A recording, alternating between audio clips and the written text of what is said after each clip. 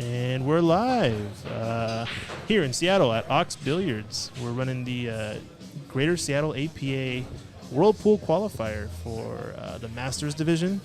Going to be happening later this year. I've got in the booth, me, Christian. We've got Scott Proud, the man, the myth, the legend. Coming all the Christian. way. How's it going, Scott? Not too shabby. We're gonna be watching some pool. Are you excited? Your team is still in the tournament, right? You guys are playing right now on a different table. We are. Right? We've got 2 games going for the hill. What table are you guys on? I believe table 5 and table 3. Okay, yeah. Let's check out table 5 real quick. Looks like Archit's playing on this table, right? Yep. And he's playing against Arvind. Is that right? Yeah. Arvind. Yeah. It looks like they're playing 8-ball. So they're on a hill match, is what you're saying? Or this is the hill match. This will decide. We're 1-0 up, and both the second and third games are going on split tables just now. But Archie, I believe, is 5-4 up in the match. Oh, nice. Okay, cool. And I think he just went a little bit too far there. Yeah. Oh, he's on the 8-ball now, right? Yeah. Well, this is Arvind, right? So Archie's gonna like the situation. Hopefully, if he gets a chance. I'll watch the scratch in the top if he's playing that with inside. He might scratch here. Yeah, playing that with inside's always dangerous. You want to come straight back up and down table just with stun shot. Yeah, playing top. All right, Archie will take it. He's rocking our official Ox jersey for sponsored players. Rapping just now. But yeah, we got an actual match here. Started on TV table 1. Looks like we got Eric from the Challengers.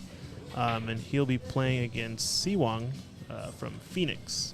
That's funny. Phoenix, I think that team has 2 teams in this qualifier, and they're both named Phoenix. So I think this is either Phoenix Fall or Phoenix Spring, based on the time that they qualified.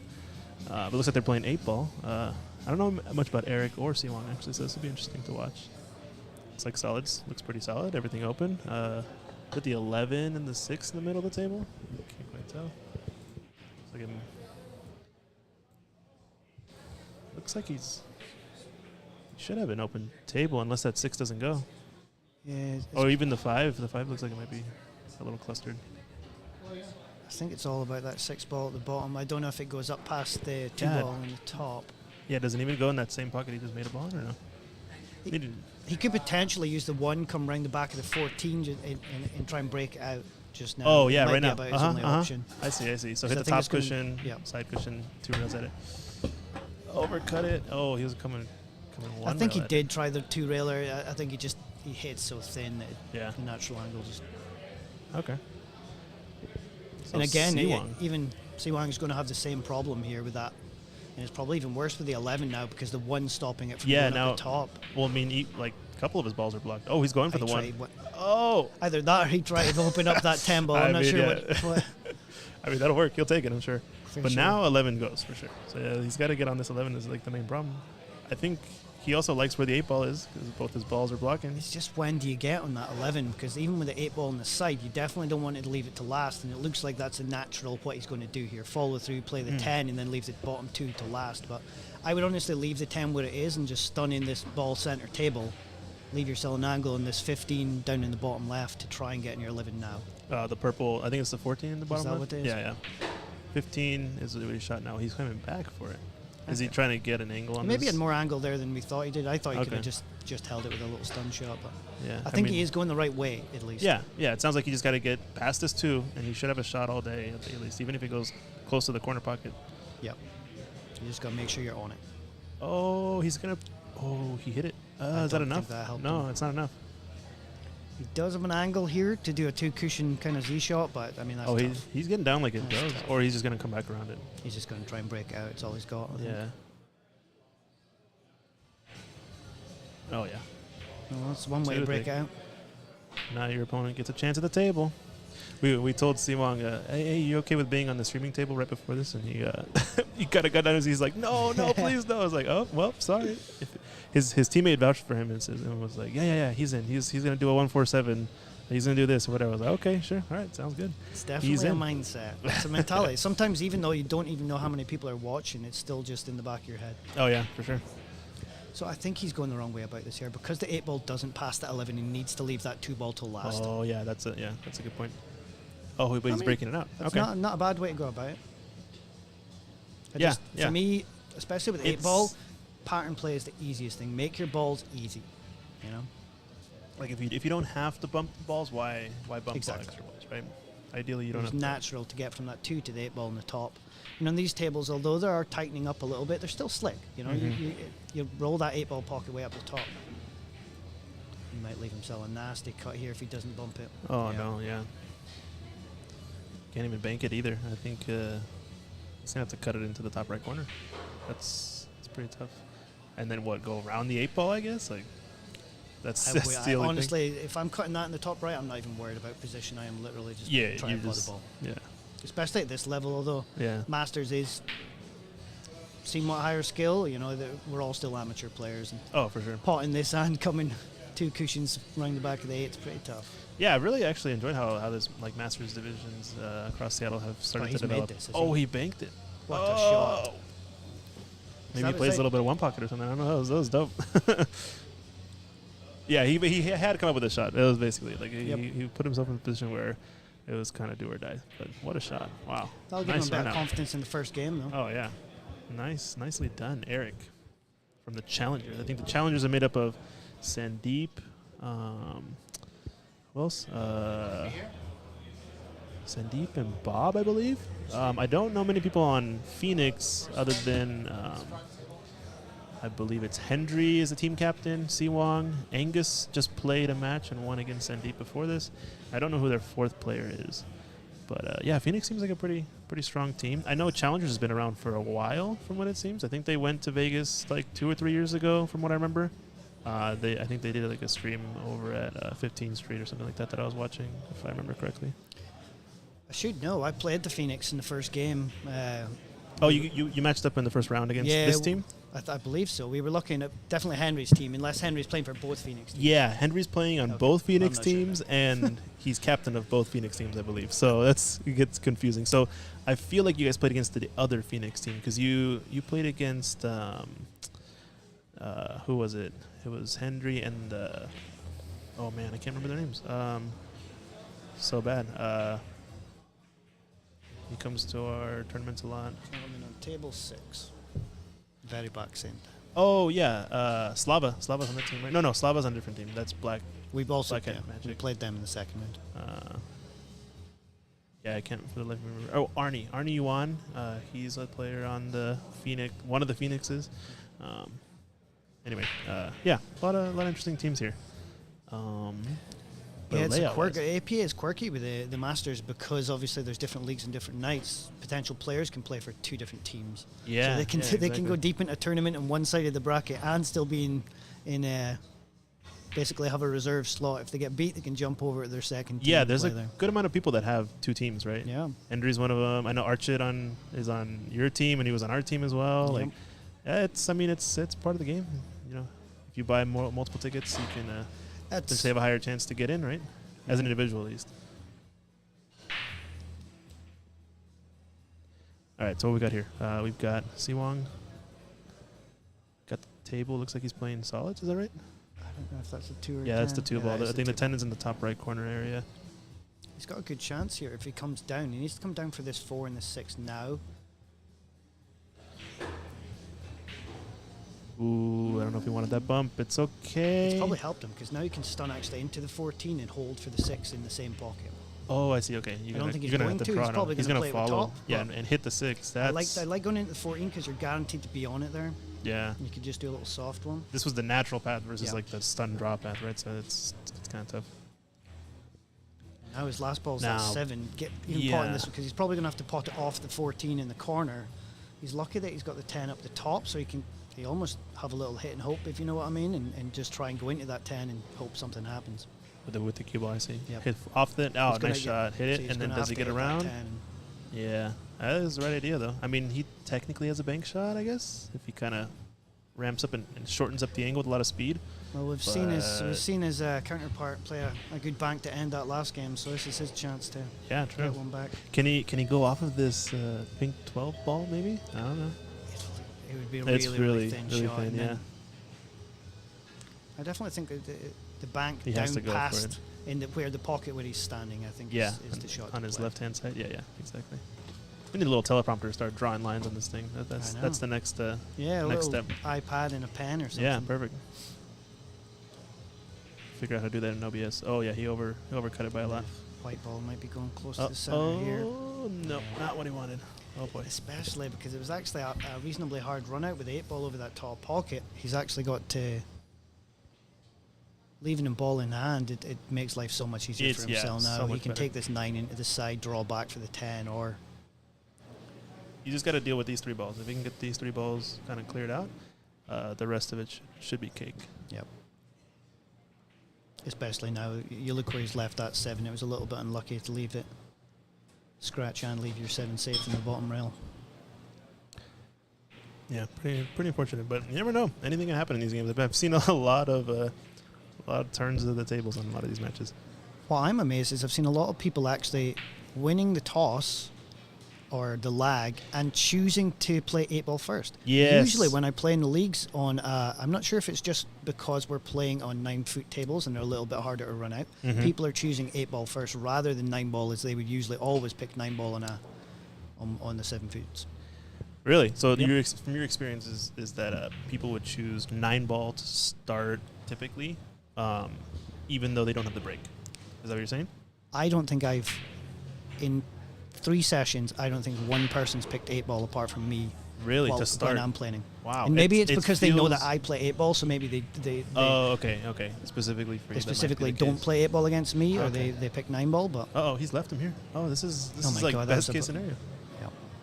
This is the thing when you try to run in these 8-ball racks, you kind of need to just it's all about pattern play. pattern play where you don't ever leave a shot, because you can definitely manipulate your pattern to just never leave a shot. He might snooker himself here behind this 10-ball. Oh, jeez. He's calling for it to stop or speed up at both times there. Oh, no. Here we go. Kick shot time. This is going to have to manipulate this ball off the rail, I don't too. even know if you can go one rail past the 10 and still kick it in, because it looks really thin that way. Okay. Yeah, super thin. I think he has to come to this bottom Might cushion. have to go just one cushion with a bit of spin. Yeah. Because the natural would be right into that 12-ball or whatever the ball is. Close Yeah, to the pink one. Oh, man, this is brutal. I mean, he could try a jump. Yeah, I think I would go for the jump shot, honestly, because if you land on the 8, you're chilling. But if you hit too short, then you're... Might accidentally get a bank here. You know? He might go in the pocket. Oh, yeah, he banked it a little bit. Yeah. Well, that's a one-pocket shot to play the bank there. You can play it a little bit shorter and try and bank it back across the table. To the other corner, kind of, if that was your pocket. Okay, yeah. Wow. Oh, no. He kind of just got down and shot it. I feel like he didn't even focus. Oh, is that going in, though? Yeah, I feel a little bit of nerves are at play, especially 1-0. Yeah, maybe. I believe this is a semi-final match, is it? Is this to get on there? It might be. I think we can check out the bracket somewhere. Let me see. I think Tom, our league operator, has the brackets up online live, from what I can tell. Yeah. But don't know if they're shared outside of the group. So let's see. The one thing I do like about starting 8-ball first, it seems like you get off with a lot more stuff. Yeah. Oh, yeah. So, going back to that point. So, I feel like it's been the opposite in this division here at Ox, like every Sunday. That's why I think 8-ball is a lot easier on 9-foot tables for amateur players. I had my match against Jay today, and Jay won the lag, and he picked 8-ball. Yep. He didn't pick the break. I was like, I mean, I think he's done that multiple times against me, maybe because he feels like I'm better at 9-ball than 8-ball. I don't know. But it's very different. Every single time you win, you take the break, the other person picks 8-ball, like almost every time. Yep. There's a couple of people who like 9-ball, but it's funny to hear that, like on the 7-footers that are outside of the city, other places, they play with different kind of standards. I guess they always go with 9-ball. That's interesting. Yeah, I just think 9-ball on a 7-foot table, like it's a much easier game than on a 9-foot table. Yeah, but you're also giving your opponent the break, is the thing. So, to choose the format means foregoing the break, which is such an interesting concept to me. I feel like I would, even against the best player, taking one break away from them is almost more valuable, I feel like, than, picking the format. Even if you feel comfortable or less comfortable, it's like you guarantee yourself more breaks in the match, That was surprising. He didn't even look like he hit that hard, but I think he just came down. It was bouncing when it hit the rack and just got a bit unlucky to jump off the table. Bit of adrenaline. Yeah. Ooh, we've got a Lee Baldwin over here. Maybe we'll try to get him on the Yeah, he's a streaming stream at master. some point. Yeah, he's got into this Houston he's with the his Friday pro. night lights. Yes, sir. He's got a tasty match coming up. Was it yesterday? Oh, Daniel and is that next week? yeah, I think it's one. Hey, Lee Baldwin. Okay, you can't hear me. But I think it's coming up either next week or the week after that, where it's Daniel versus Damian Punkpanic, I believe. yeah, they're both So about two- 700 in the Fargo rating. That'll be a pretty that'll be a high tasty 600s. match. Yeah, that'll be really nice. Hey, Lee. When is your Friday Night Lights featuring Daniel and Damian? Next Friday. It's going to be next Friday, 6 o'clock. We're going to have 2 matches. We're going to have the headlining match is going to start first because we don't want to. They're driving way far away, and they got to get home at a decent hour. So, yeah, Daniel Sardancelio versus Damian Pongpanic. Race to 15 for $1,000 in the middle. And then Ed Caulfield versus Stephen Ells after that. So it's gonna. Hopefully we get the guys to commentate the second match. You get to hear from Damian and all that. It'll be a blast. Nice one. Nice. Awesome to hear from Lee Baldwin, our local Seattle Friday night, or not Seattle necessarily, but he lives over in Bremerton area. But he runs Friday Night Lights. Go check out his live stream. He runs it out of his living room, basically, in his house over there. It's pretty cool. I've been on it one time, and it's a pretty interesting setup. He's got the streaming going on, the streaming booth outside in a little covered up area with the microphones and everything, and direct line to the table. He's got some webcam set up for different angles. He's got the producer, I believe, I forget his name, over in the kitchen running all the stream and everything. Pretty fun setup. Yeah, he's got a good production there with a couple of moves his camera's about and shows you the best angles, and he's always usually got some good knowledgeable folk there in the mic. He's been screaming to get me up, and I feel bad for him because I keep declining because I'm not playing enough pool to warrant the drive. Yeah, you feel like you want to show up if you're going to be on, right? But okay, so you're lucky if I play once a month just now, so it's not enough to play some of these monsters in a 1,000-pound a man. Gotcha. Okay, that's my colleague coming up, just telling me that we won our match, so we'll be heading on to the nice over here on table waiting 5. for the semi-final match. Yep. Yeah, it looks like they're shooting some practice shots. Yep. There you go. Alrighty, well, congrats on that move. So we got the bracket now, I believe. We're looking at this match. I believe this match is actually a quarterfinal at this point. Okay. Yeah, so winner of this match goes on to the semis, and then that semifinal will determine the one of the finals. So in this division, there are two qualifying teams out of the Seattle Greater Seattle area that are going to be winning in this tournament from Greater Seattle APA. So the way this bracket is set up is there's basically going to be 2 top teams that move on. And so these guys are playing to get into the semis for one of those spots. Meanwhile, you got an entirely separate bracket with everybody else fighting for the other spot, which is pretty cool. I think you guys might actually meet up with them at some point if they continue to win, right? What did you guys? Yeah, we're in the bracket with the other Phoenix team, so the winner of the game that you're watching on, not on stream, the other Phoenix game, in the losers bracket will play us, I believe, in Nice. the semis. Asian Sugar, it looks like. Yeah. Oh, okay. Which is Asian the other team Sugar, we've I already think beat earlier That's in the what. tournament. That's table 6. Is that right? I think it's over here. Yeah, this Yes. looks like Slava Min here. Let's see if we can get a camera to focus. Yeah, Slava is playing the other Phoenix team. Yeah, this is the match. You'll find out who you get to play based on the winner of this one. So yeah, that's awesome. So it looks like also Lee Baldwin, his team is still in it. It looks like we got a lot of different tables, a lot of different action going on. Let's see, we got table 7 over here. Looks like Jose Santiago playing on this table. You see Leroy in the left part of your screen, just chilling on his phone, wearing his kilt, showing off. How's it going, Leroy? Looks like a little bit upset with his break, I guess, maybe. But Jose looks like he's got a good layout. I don't know. I don't see a big issue.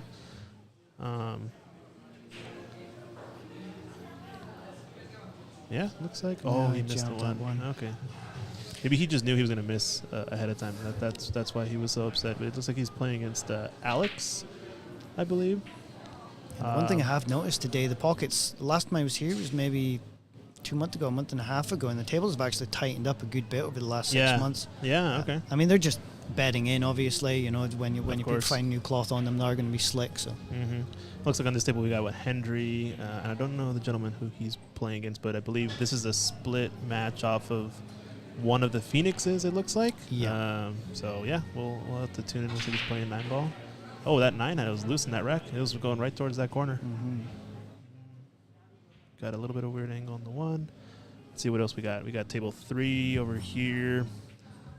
Don't think there's any action going on. You can see Ben Cruz and I think Luca Baradell hanging out on the other table, waiting for their match to start. And we got table 2 over here. Can't quite tell who's playing on this table. Also, shout out to Lemon Lights, if you can see, strategically placed in our line of sight on this camera angle for table 2. What a guy! Best lights in the business. They are beautiful, especially mixed with these Racing tables there. Yeah, you gotta have a good platform to You're let not going to shine. find much better conditions, especially in the Northwest. Yeah, I've heard of another billiard club over in Beaverton or Oregon area called Legends Billiards. Seems like that place is pretty awesome. They were also a sponsor for the Western BCA Chinook Winds Open, I believe. BCA event that we had along with Ox. Hey, Sophia Tran in the chat. How's it going, Sophia? This is awesome. Oh, thanks. Yeah, shout out. She's shouting out Mike Littman from Littman Lights. As we were saying, I think I think he's also from the Oregon area. So we got Legends over there. We got us Ox Billiards up here in the Seattle area. So a lot of good pool. I'm excited for the Northwest Cup coming up this year because I think they're going to be hosting it at Legends. Sophia, prepping for Mother's Day. Yeah, everybody make sure you don't forget, call your mothers tomorrow for Mother's Day. I'm lucky. I'm from the UK. My mum, she's still back in Scotland, so we had Mother's Day maybe a month or 2 ago. Oh, is it a different holiday for folks Yeah, in you know, Scotland? you Americans, you always take some traditional stuff and maybe move it about just to I see. Americanize it. We like to, shift the goalpost, as some would say. Okay, that makes sense. I like it. But, okay, looks like I think Eric got the second rack because Siwang was racking that. We kind of stepped away a bit. So, looks like 2-1 so far. Seems like Eric has got some really good shot-making ability, but sometimes can be inconsistent, it looks like. And looks like Siwang's got a bit of a different rounded type of game, but nice break here. Looks like he's decent got a couple of spread. each, or one of each. Yeah. Okay. So in APA 8-ball, the rules are that you have to take what you make on the break, unless you make one of each. Then you can have an open table and actually choose. Hey, Sophia Tran, thanks. Says thanks to Ox Billiards for the sponsorship for the Western BCA 25th Annual 8-Ball Championships that got done last week. Hey, no problem. We're happy to support billiards in the Northwest. It's part of our mission is to, improve the standard of billiards in the Northwest and beyond. So, of course, we're always here and excited for the next one. I believe the next Western BCA event will be in the fall, and it'll be 9-ball instead. Which I think I'm going to be going this year. I'm pretty sure. I just got to plan it out, but should be a lot of fun.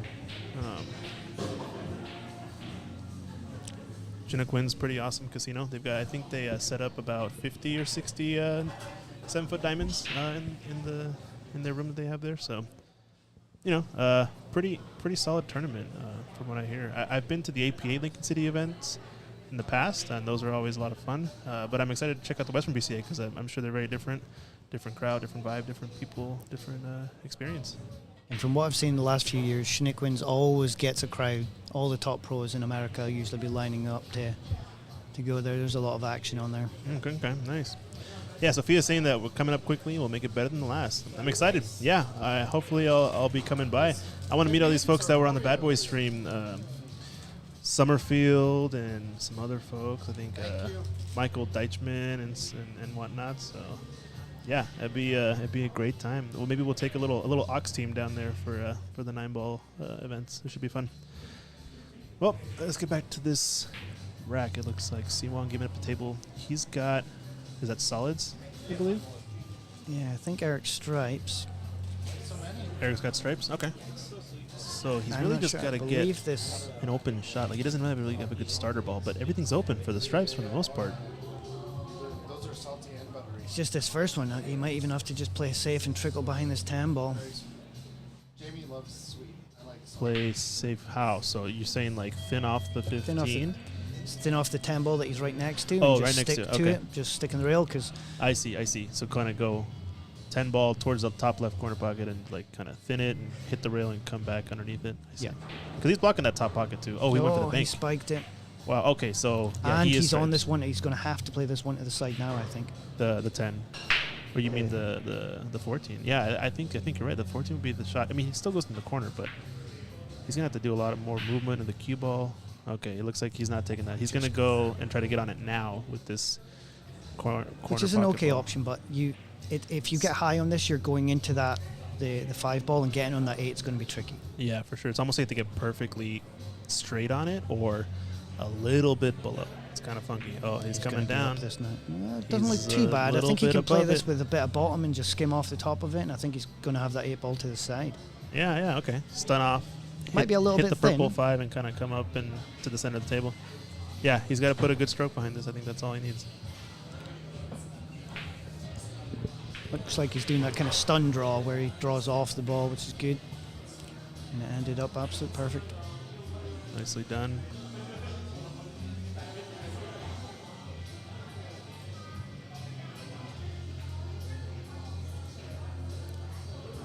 And clears it out. Eric from Challengers getting another win on the board.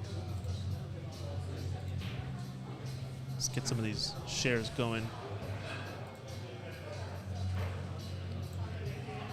Mr. Tom Mackle coming over here to say hi. How's it going, Tom? How's the sound system doing? How's the sound system doing? That's pretty good. Not bad, not bad, not bad. Working out?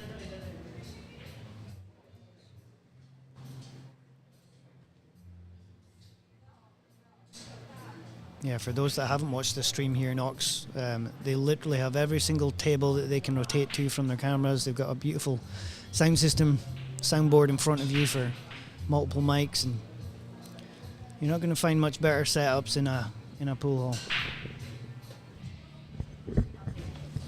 So that was Tom, ladies and gentlemen, our illustrious APA league operator, helping set all this stuff up, running this tournament for us. We appreciate him.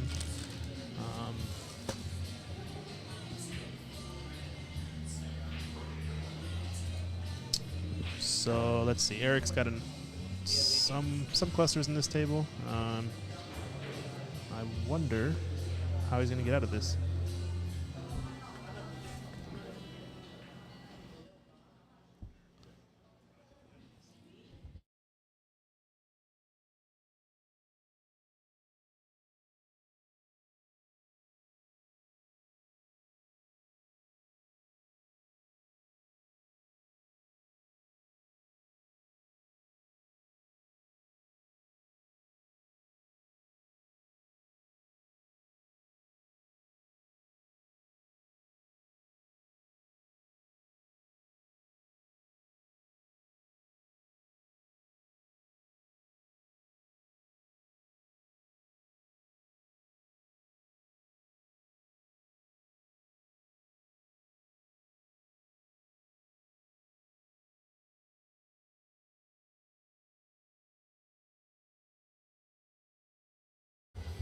It takes a village to share a video.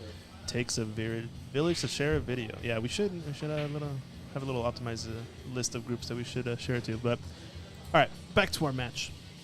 Eric still at the table. He's kind of committed now, right? He is, and that Oh, does he get on this that ball? green 14 looks like it's going to be a I mean, he very got tricky last ball to get onto. If he's on the 9 He's- right now, he's just going to have to roll it in dead weight to be on that ball at the top. Don't know if he's on the 9, but he's on this 10 ball for sure. Oh, is that 10? Sorry, yeah, I yeah, thought on it the was a left. 2 Yeah, ball. yeah. So he almost might want to play He for can the just 14. draw it back and play Drive the back. 14 inside. Yeah. Oh, he's stunned. I had a little bit more angle. That's perfect. But it passes. Absolutely perfect. Yeah.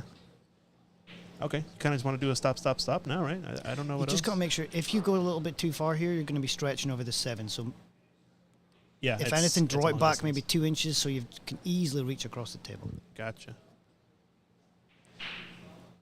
Oh, nice shot. That was an awesome shot. You get to see the stripe kind of staying in line with that ball roll. That was Yeah, pretty but cool. let's see, because I do think he's stretching and he's going to be quite straight. Yeah, this is on going to the be a ball bridge. here, so a he's bridge probably going shot. to be with the bridge here. But it's just a stop shot, realistically. I mean, you can stun a little bit, but you're going to be okay as long as you keep the cue ball in that area.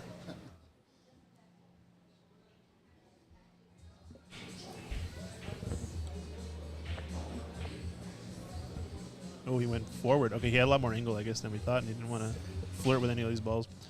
Looks good on this 8 ball. Well, let's see. I mean, he's got 3 frames under his belt, so he should be feeling a little bit more confident compared to the Phoenix. Yeah, I fancy him to make this. He's just taking his time.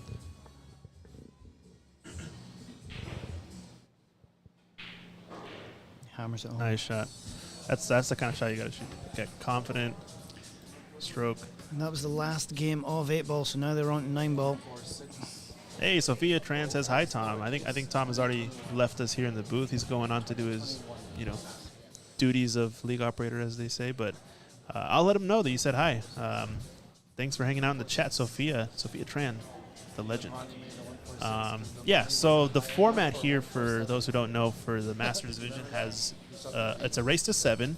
There's no handicap, whereas most APA divisions are known for having handicaps, but this division specifically is called the Masters. There's no handicap, and they play a mix of 8 and 9 ball. And so the first set that's chosen by either the winner of the lag or the other person, I guess. So you lag up the ball, you lag the balls. You decide as the winner of the lag whether you want to take the break or you want to pick the format. And once you pick a format, or take the break, the other person gets the opposite choice, and then you play through the entire set of that format before moving on to the next set. So in a race to 7, it's a best of 13. So if you start with 8 ball, you play 5 racks of 8 ball, and then you switch to 9 ball, and you play 8 racks of 9 ball maximum. Whereas if you start with 9 ball, it's just the opposite. So 8 racks of 9 ball, 5 racks of 8 ball. So pretty straightforward, and it's a lot of fun because you get to play multiple kind of games typically in the same match, which is it's pretty interesting. Normally you just play like one set of 8 ball, one set of 9 ball or something, but yeah, there's a kind of a mix, which is pretty cool. Yeah, the non-handicap format where you get to play both 8 ball and 9 ball on a night is really good. The only thing is, you do play as 8 frames of 9 ball, so depending on your skill level, sometimes you might not even get onto 8 ball if you do pick 9 ball first. I've noticed that in the That's last true. few Yeah, weeks. if it goes 7-0 or 7-1, you don't even get a chance to play 8 ball because Yeah. there's 8 racks you have to play through in that 9 ball set. So that makes a lot of sense. But Eric missed his thin cut on the side. Oh, he's going for the bank. Wow. I mean, it's kind of a 2-way, but I don't think he would have wanted this shot anyway. So it seemed like he was kind of playing safe for the most part. He's got a relatively easy safety off the bottom cushion here. You probably can easily... this is all about pace. You just don't want to hit too hard that the white's going to come back up the table as well after hitting the bottom rail. I see. Yeah, you want to hit the one full in the face. What you're trying to say, right? Like hit the bottom around the 1 diamond. Yeah, the try and get bottom a pace where the 1's going to go just back up above that 3 ball, so you Yeah. potentially have the 9, 3, and the 2 as blockers, so you've got a lot of margin for error in this kick. Yeah, he's going for that shot. you Oh, go. he actually cut it a lot more than He played it but- a little bit faster than you would usually play it. As I've seen, the 1 ends up yeah, coming he across got, table he there, got a but nice he got blocker he there. got a roll on it. It's not bad. It's a be interesting to see the dynamic between these two players because it seemed like Eric was a lot more comfortable with 8 ball for sure, but 9 ball we saw him miss, shot the side. We'll see if Singwon can bring it back on this 9 ball set. I believe this is going to be for the match too. They've split the first 2 matches 1-1, and the way this format works is race to 7. You've got 3 players on your team that play each match. You can have a backup on your team as well, but for this specific qualifier, you have to win the matches in order to advance. So best 2 out of 3 in terms of wins advances onto the next round. So it looks like this is a hill match technically. Yeah, and honestly, Phoenix don't seem to be getting much of a chance right now. Even when they are in, the balls look a little bit tricky. So Yeah. not getting a chance to get a couple of frames under his belt to get a bit of confidence. Yeah, exactly. So that's what I've learned is that a lot of, especially at the amateur level, a lot of it just has to do with confidence. If you just out-confidence the other player, you're almost going to guarantee a win no matter how well you play. It's kind of weird how that works. He might take a swipe at this 9. Yeah, you think he's going to go for it? It looks like he's lining it up. He's gonna just hit this with pace and make the 9-ball move and see where it lands. He let it move. He had a good 3-ball. He's not leaving too easy of a shot. Siwon getting down. The thing is, if he does get on that 4-ball, if he can cut this in the side and get on that 4, the 4 will sail past that 7. Oh, he big hit the pocket. point on the way in. Oh, that's unfortunate. Yeah, not yet. They're mixing the balls. So we got Mike, owner here at Ox Billiards, main owner, talking about we have an event coming up actually. Ricky Walden, professional snooker player, coming to America. It's coming to Seattle specifically. If you guys are interested in meeting a pro snooker player and getting a lesson from him or getting to play him in an exhibition and a dinner, there's gonna be some tickets online at oxbilliards.com if you want to play him. Probably a lot to learn. I mean, Ricky's one of those players who's kind of on that fringe of the top 16 in the world, and he had a breakout season this year. I feel like he had a lot of big wins. So we're excited to have him here, and stay tuned for other possible events coming up at Ox Billiards in the snooker and pool world. Should be a lot of fun. Yeah, and honestly, Oh, the bank shot fires it in. I believe it's in the Thursday or the Friday night with Ricky. You're getting 3 hours of coaching and then a dinner for $75. I mean, I don't think Yeah, you can that's find better awesome. value than That's that. insane. I even spoke to Archie and one of my colleagues earlier, and we're probably both going to jump at that. Yeah, it sounds awesome. I need to buy my ticket too. Holy smokes, it's almost too good of a deal. It really is. Yeah, and even get to play him.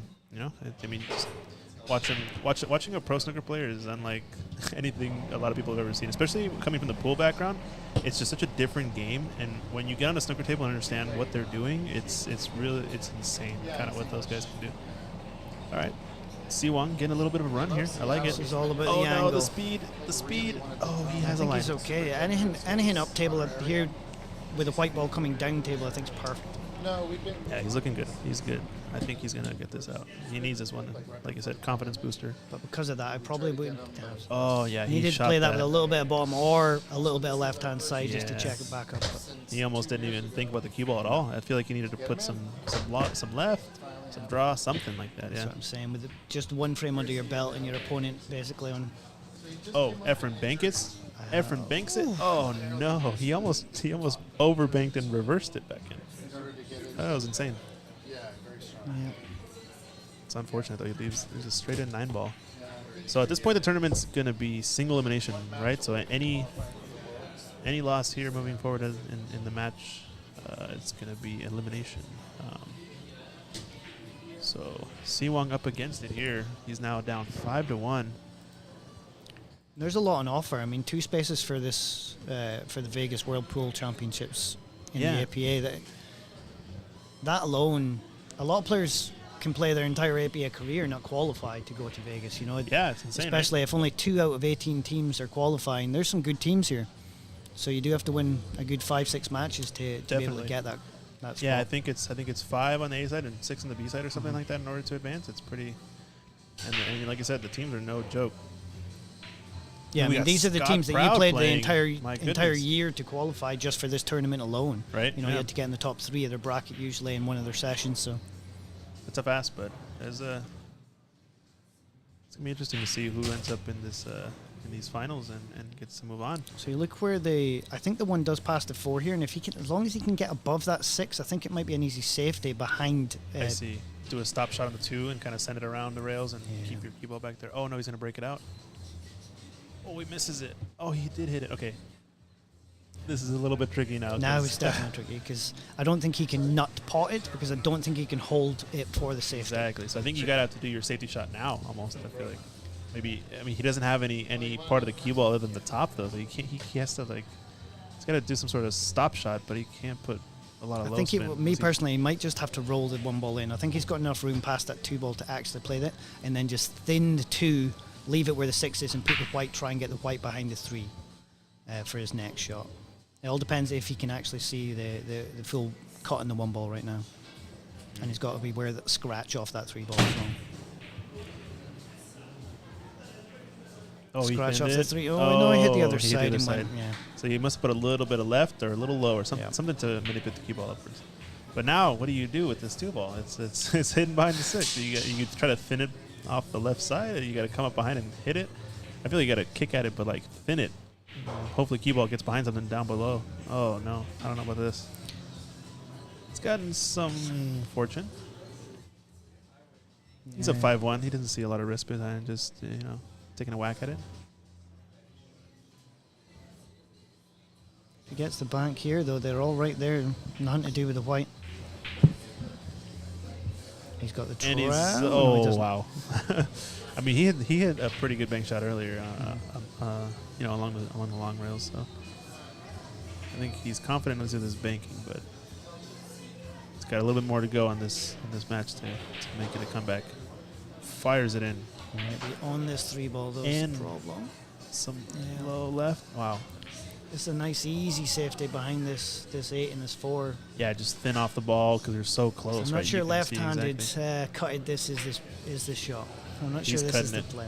Yeah, I think he's cutting at it. He's a right-handed player too, right? So he's trying to Yeah. go for it. I think. Put some right spin. No, he played No, the he was safe. playing safe. I thought safety the other side of it is like skiffing it thin and playing a Z, because then you're getting You're the white coming down the bottom rail past this 4, and you've got 4 or 5 balls there that you might get lucky and get a I blocker see. on it. I see. You hit the top rail, left rail, right side rail, and then come back in between. Okay. And now he's going for the cut. Oh, does he have it? Wow, what a What a thin shot. cut. That was awesome. Well done, Simon. But One now good shot here. He's just got to stun it. Probably a little bit of left. He'll have natural left-hand side because he's cutting it back. he's cutting to the back left. to It looks like. Is he? Maybe. No, he's kind of in your Yeah. direction. You're right. Yeah, that was kind of the shot of the match. If he can get on this 5 ball Yep. straight in, he's gonna be sitting pretty. But tough shot to kind of get back in line. Well, the natural angle here is probably to go into that 7 or the 6 off the 2 railers. So he'd play it a little bit more pace just to make sure you can get out there. Oh no! And the Yeah. magic rack comes into play. Oh Has my it? goodness! How do you not pull the rack early? Oh no! And the thing is, He he's hit- jumping it on it, so he would have to remove it. Otherwise, I think it'll slide through the rack. Yeah, I I'm don't not know. sure. I've never It's jumped gonna- it while it's sat on the rack, so I'm not sure if that's the he's, way. He's going with a masse or something. This is gonna be wild. I've never seen a masse on the magic rack. They're like- He hit it. Wow. Okay, that worked out. He must have had a lot more ball of the ball than we Yeah. thought, because it looked a little funky there. He does have a cut at this.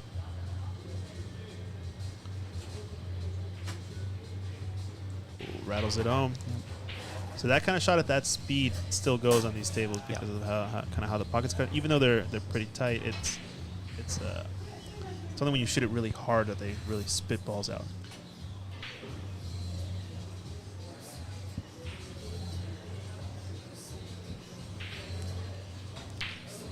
We're gonna get Shu Cheng in the booth at some point. He's taking pictures of us, some candid camera action.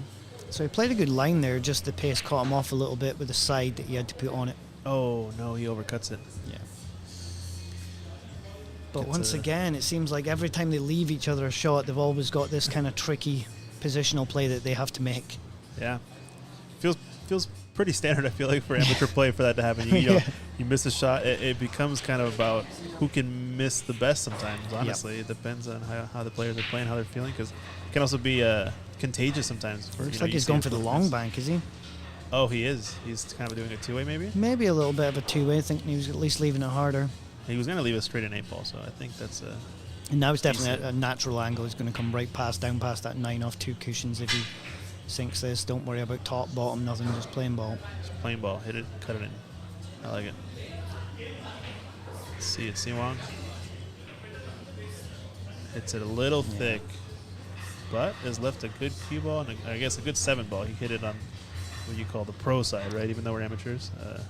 The thing is, On that side, yeah, if you, the pace that you're playing at, if you do hit that thin, it'll often come back across the other side. The fact that jawed a little bit, it slowed the 7 I down a see. little bit. I think it would have had enough pace to go back across. Oh, now a tough shot by Eric, but we've seen him fire bank shots in like no problem with full table. So can he get this one in? It's going the It's other going the way. opposite pocket. Oh, he overcut it. Wow, that's. And he's got the hook Interesting. again. Oh, how would they not move this magic rack out of the way? My goodness, I feel like I would have gone crazy at this point. At least like I would Come have on. taken it off the table Yeah. like 6 shots ago, I think. even if the 9's on it, just put a chalk up against it, or a Mhm. marker, and take it off and put the ball back. Because So now he probably will jump because I think the jump is probably his biggest percentage to make the ball. And I think at this point, yeah, he's got the jump cue out. yeah.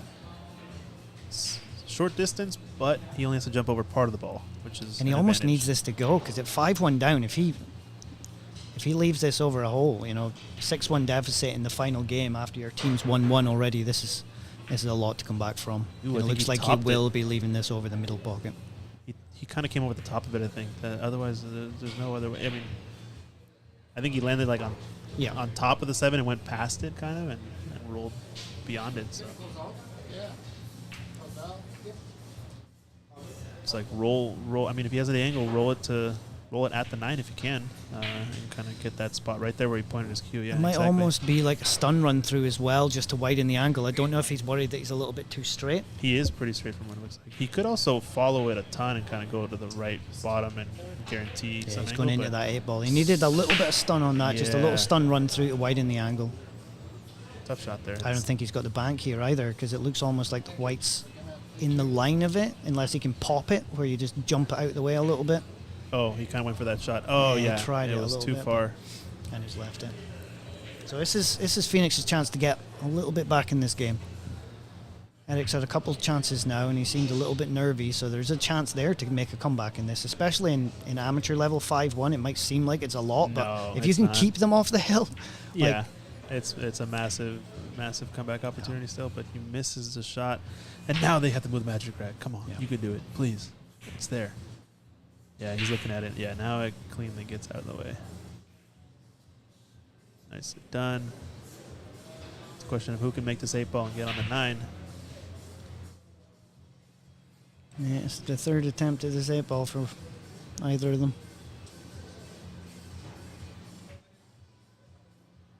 Cuts it, overcuts it. It's a too thin, leaves it over the pocket. All right. He kind of hit at that speed where it was do or die. He had to make it, or he was going to leave. Pretty easy shot. Yeah, there's so much options in this shot. If you play it to the side, or do you go off 2 cushions and 3 cushions potentially same pocket? Yeah, I find that's one of the most difficult shots for amateurs to learn is Yeah. when the ball's in the pocket or has a little bit of angle in the pocket. It's one of the toughest shots to get really good. And he's made it. Nice shot from Simon. All right, Phoenix back, making a bit of a comeback, 5-2, on the board in 8 ball, on the board in 9 ball. Now it's time for the comeback. Let's check and see what else we got on some of these tables. It looks like table 6. We have Arnie shooting here. The other Phoenix team, it looks like, and I think he's playing against Cliff. Is that right? Misses the one. Yeah, he's playing against Cliff here in the corner. So So they must This be on the is- hill. They must, or not. Their teams must, because they played 2 games already on table 6 and table 4. So this must be the 3rd game in their match. So whoever it must wins be this the game hill. is yeah. Out in more ways. Phoenix Losers out. versus Asian Sugar, I believe, is the other team that they're on. And they're going to be moving on to one of the semifinals. It looks like so. Yep. Winner gets the privilege of playing me. Yeah, there we go. Let's go. That's gonna be fun. You got Jose Santiago. Oh no, you guys' team advance? Oh, they got unfortunately. It's just how it goes sometimes. Made a good showing though. Jose, I think was playing on table 7 earlier. Great shooter, good team. Hopefully we'll have him back next year. And yeah, should be a fun time. What else we got in terms of action? Looks like we got table 4. Christian, I think he's just practicing. I don't think he's playing against anybody. We got table 5. Looks like Lee Baldwin famous Lee Baldwin, Friday Night Lights. Is he playing an actual match here, or I is he believe just so. shooting around? Who's his opponent? I can't quite. I'm not sure. tell. Must be the guy sitting down over on the right with the white pants.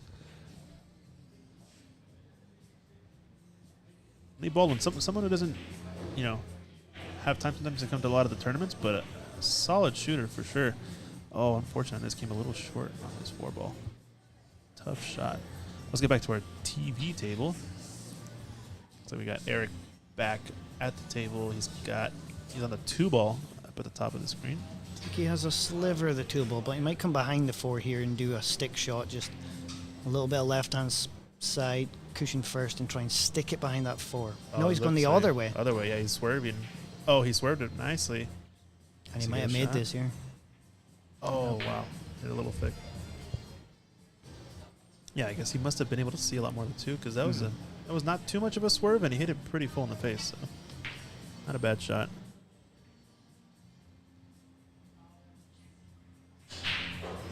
Nice cut there. Oh no!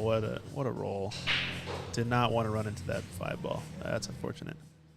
And with that shot as well, the only way to avoid it is to play with inside or outside, and both that shots make the tough shot so much harder. And he gets the hit. Where's his key ball going to end up?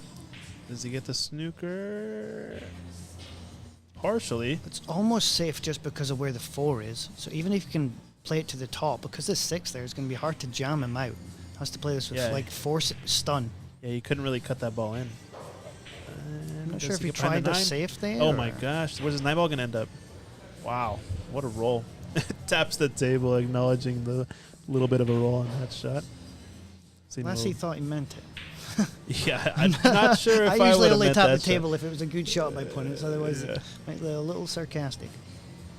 I think a little bit of sarcasm was involved there. But nice hit on this 3. He came back. Didn't leave too much of a He shot. has left the angle, though, if he wants to take this bank on to come off around 2-3 cushions and play the Play the 4-ball four. in the top left-hand pocket. Yeah. And we've seen him bank pretty well. He was pretty close in that long table bank. How good are his short rail banks? Or long rail banks? Oh, he sinks it. He's Just feeling the pace of he's the feeling table it. there. That Yeah, it took needed off. to play that with a pace just to be on the 4. Because your 3-ball was always reaching the hole, so you play all-out position there. Yeah, definitely. Because if you make the ball, then you want to be on your ball. Because you're basically selling out. Because if you don't make the ball there, then they're going to be on the 3. But if you don't make the ball, you want to make sure you don't leave your opponent the shot, right? So it's the best shots are always those 2 ways where you can. I don't think he could have played a 2-way there No, he because he couldn't had to have, play yeah. on the 4. He was always going to leave the 3. Oh my gosh! What the heck? He did a little bit of a banana. force follow banana off the 8-ball. He had a force follow, but the 8-ball stopped it, and then it followed in off the ball. That was insane. I don't think I've ever seen one of those before. That's awesome.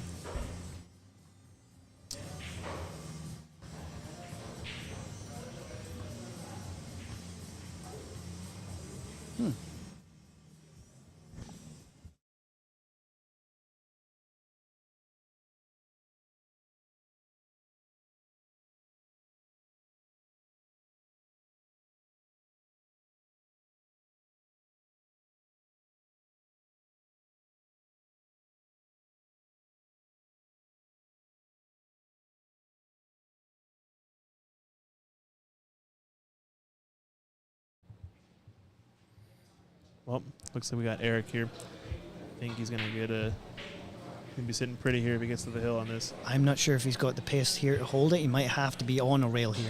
No, he doesn't. He's Pace to rolling it. hold it. Nicely done. Straight in on the 9. Just focus on a good stroke. That's all you gotta do. Yeah, good shot. Well done, Eric from the Challengers, making this to the hill. Race to 7, APA Masters Whirlpool Qualifier. We're going to have 2 teams going to Vegas, representing Seattle area. We're here at Ox Billiards, hanging out with Scott Proud in the booth. What a legend. Let's go check out a different table. We got Lee over here. Looks like he's playing 9-ball, I believe. Yeah, shooting on the 1. This game's been on for a good 20 minutes, 30 minutes, so there must be a few frames in at least. Yeah, they must have started with 9-ball too, right? don't think they've been playing long enough to get through an entire. Well, he's a set of 9-ball 8-ball. player. Can't imagine him ever picking 8-ball. Yeah, So for it was sure. either the break or it was 9-ball. Unless he knows who he's playing. Yeah. Depends. If you know a certain player does not do well with 8-ball and you're confident, you sometimes want to pick that. It'll be a good tactic sometimes. Right, I think our feature match just broke off. So with Eric on the hill, and remember the challengers and Phoenix are tied at 1 apiece in their actual match. So this is a big game. Loser does go out of the tournament. What was the other one? Yep. Single elimination from here on out. He's Once- left the bank shot, I guess, right? Yeah. Eric likes his bank shots on these tables. Are you going to go for it? He's playing the safe. The fact that he was standing up there, I think he was trying the safe, try to cut it and come behind the 7 and the 4, but He just missed the ball though completely, right? the 7 and the 5, is it? Is it purple or 5? Yeah, ball in It hand. was actually Yeah, I think he was trying to come thin off of it. Maybe put it behind the 4 on the top rail and then bring the cue ball around this little cluster on the right hand side. But So let's see if Siwang actually got some confidence from his frame, let's see what because we got. there is a run out there for him. You know, Yeah, if the 5 passes the 7, I mean, it looks like they all go. it's a run out, but this getting to this 3 ball is going to be kind of tough. We're going to see how good his stroke is. Oh, hit it a little thick and it rattled it. That's the thing. If you hit it at that speed, these pockets are not friendly for sure. president. And you can see he's down in confidence a little bit because he's just jamming them. He's following through very, very fast, Yeah, not exactly. smooth. And The transition right from back to front is a little bit jittery, a little bit quick.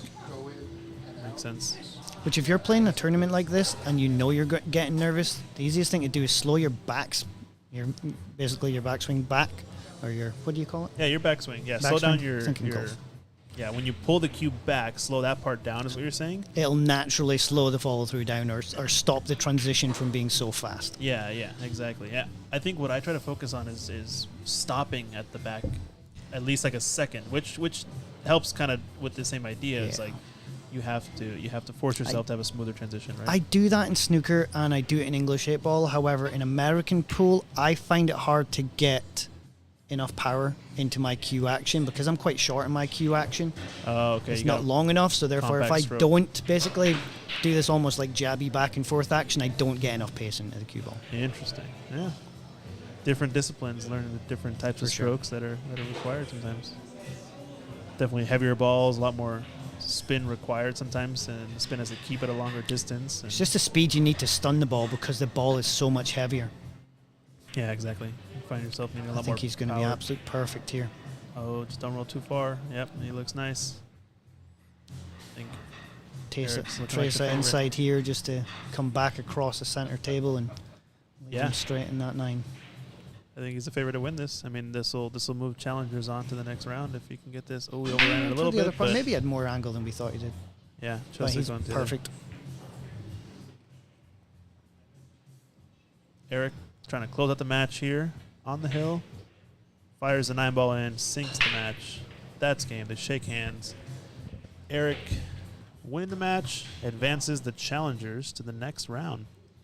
Now, I believe this team will be into the semifinals of one of the qualifying spots, from what it looks like. Yeah, we're getting down to the business end.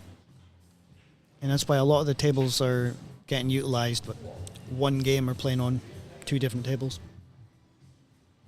Yeah, I think we're going to start splitting here soon because a lot more teams have gotten eliminated, and we're starting to put in. Yeah, we must only have More about matches. eight teams left in the tournament now. So it looks like they're going to be playing against Amigos in the next round, and that's the first semifinal that's been set other than Arrowheads and Taking Care of Business. Let's see what other action we have. I think Taking Care of Business and Arrowhead have started on this match, it looks like. I think, yeah, it's definitely Taking Care of Business. I don't know if there's actually started practicing. Snooker table 3. I mean, the snooker camera table 3.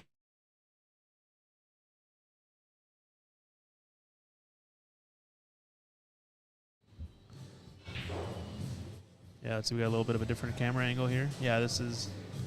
I think they might just be practicing on this table. I don't think there's any action going on here. Yeah, it looks like it's just table 5 and table 6 that have games actually going on. Laura's maybe. got to practice. Yeah, table 5. Now we'll check out Lee Baldwin's game, see how he's doing. And you said what, table 6? Yeah, table 6, we know that's Yeah, we know that this is Asian Sugar versus the other Phoenix team. The other Phoenix. Yeah, so both Phoenix teams up against it in this round right here. I think it's Cliff shooting at this table. He's on the 9. Don't know what the score is. See, maybe we'll be able to get a score update here, but Cliff, from what I've seen today, was maybe the first time I've seen him in a proper 9-foot table, and he's a steady player. He played Archie, and I think he won maybe 7-2, and he did not miss much balls in that match, maybe 3 or 4 in the entire match. nice shot there. Closes out that rack against Arnie from Phoenix. So maybe we'll try to get a score update in a bit if we can. Get Tom over here to give us a score, but I think we're going to get another TV table match going as well.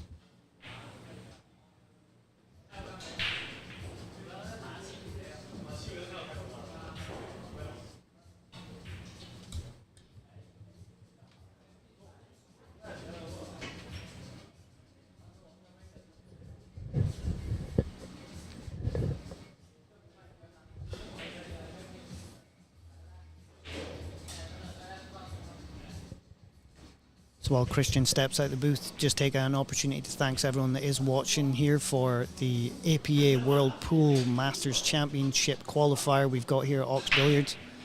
We had 18 teams enter. We're down to about 6. It's a split bracket, so you've got a top bracket playing for one winner's qualification, and you've got another bracket playing for the second qualification. Right now we do have about 8 teams left. We're just waiting for an extreme table to be on. I believe that'll be a semi-final game on the lower bracket. So if you do go into the Ox Billiards page or one of the APA Seattle pages, you'll probably see the bracket link there. If not, I will ask someone to maybe link it in chat if they can.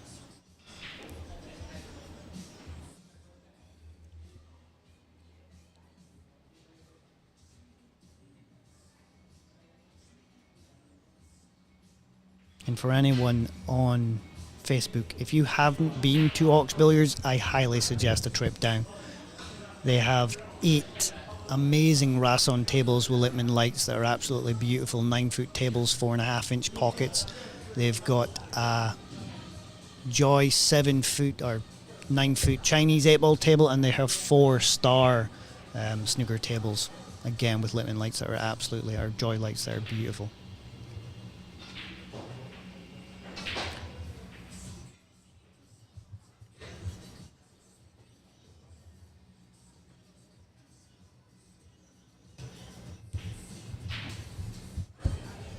All right, we're back. Looks like score update is that Cliff is up 3-1 against Arnie here on table 6, it looks like. And then our other table, I believe, is, Taking Care of Business versus Arrowheads. And I think this match is tied up 3-3. Lee Baldwin playing against Hans. They're on table 5. Yeah, and they're tied up, I think 3-3 was the score update there. And that must just be their first game, is it, or are they playing a split table? Oh, he flukes it in. No, this is their first game, I think. I'm not sure if they're split quite yet, or this could be might be their last game. I mean, this is one of the semifinals, so I don't think they have to split necessarily yet. Looks like also we have another semifinal started, I think, on table 8. We can't quite get the best view of table 8. It's his little pillars in the way, but I think it's Luca against Greg, I believe. They are Stickit versus Terry's Kitchen. So I think Greg has Leroy on his team and somebody else, I believe, and Luca, Jay, and Ben, I believe, are on Stick It. You can see Greg in our corner here. So taking a shot. Luca with the bridge, showing off his skills. So we got a lot of action going on here. I think we might have an update on this table. Are these guys just practicing? I think they're actually playing another match.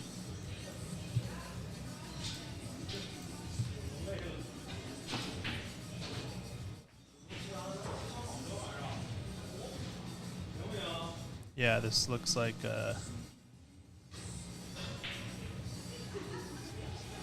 it's Amigos and Challengers playing here. I think the match is between Bob and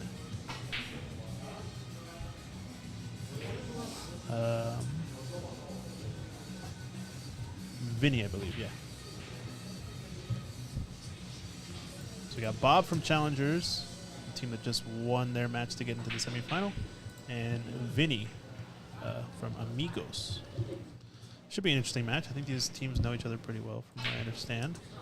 Might both be playing in the same division or have played in the past before. At least Challengers coming off the same table, so they'll be a little bit more used to it. Yeah, definitely. Not that I honestly don't think at this level it It matters matters. too much. Yeah, you know, we're so, once we get so used to the tables, everybody starts to shoot such lights out and Yeah, everything. they Yeah. start running out everything. Yeah, exactly. You know, let's see, what we got here. Lee is kicking out a ball. Gives a ball in hand in his match, so he's tied up. Han's trying to get the run out over here. So we got a lot of action going on here at Ox. A lot of interesting matches. Oh, I believe this match is at 0-0. I think it just started with 8-ball. So yeah, again, another match that starts with 8-ball as the option. Not sure exactly who broke off and who got to choose, but yeah, it seems like at least on the big tables, people are picking 8-ball to start. Pretty common. I certainly do. I mean, you can even look at that table split, and look, there's hardly a ball touching. Yeah, especially when you're breaking with these magic racks, you can get a pretty good spread if you hit them head on. Well, that's the thing. I have noticed some people still trying the cut break with a magic rack, which I just don't think is the play on these specific tables. Yeah. And that's 7-foot players playing on a 9-foot table, because in a 7-foot you play the cut break all day long. But on a 9-foot table, I think you have to get a little bit more pace into it just to get a good spread up table. Yeah, get a good spread is the main thing, because it's so much easier to get that spread when the table's 40% larger or whatever.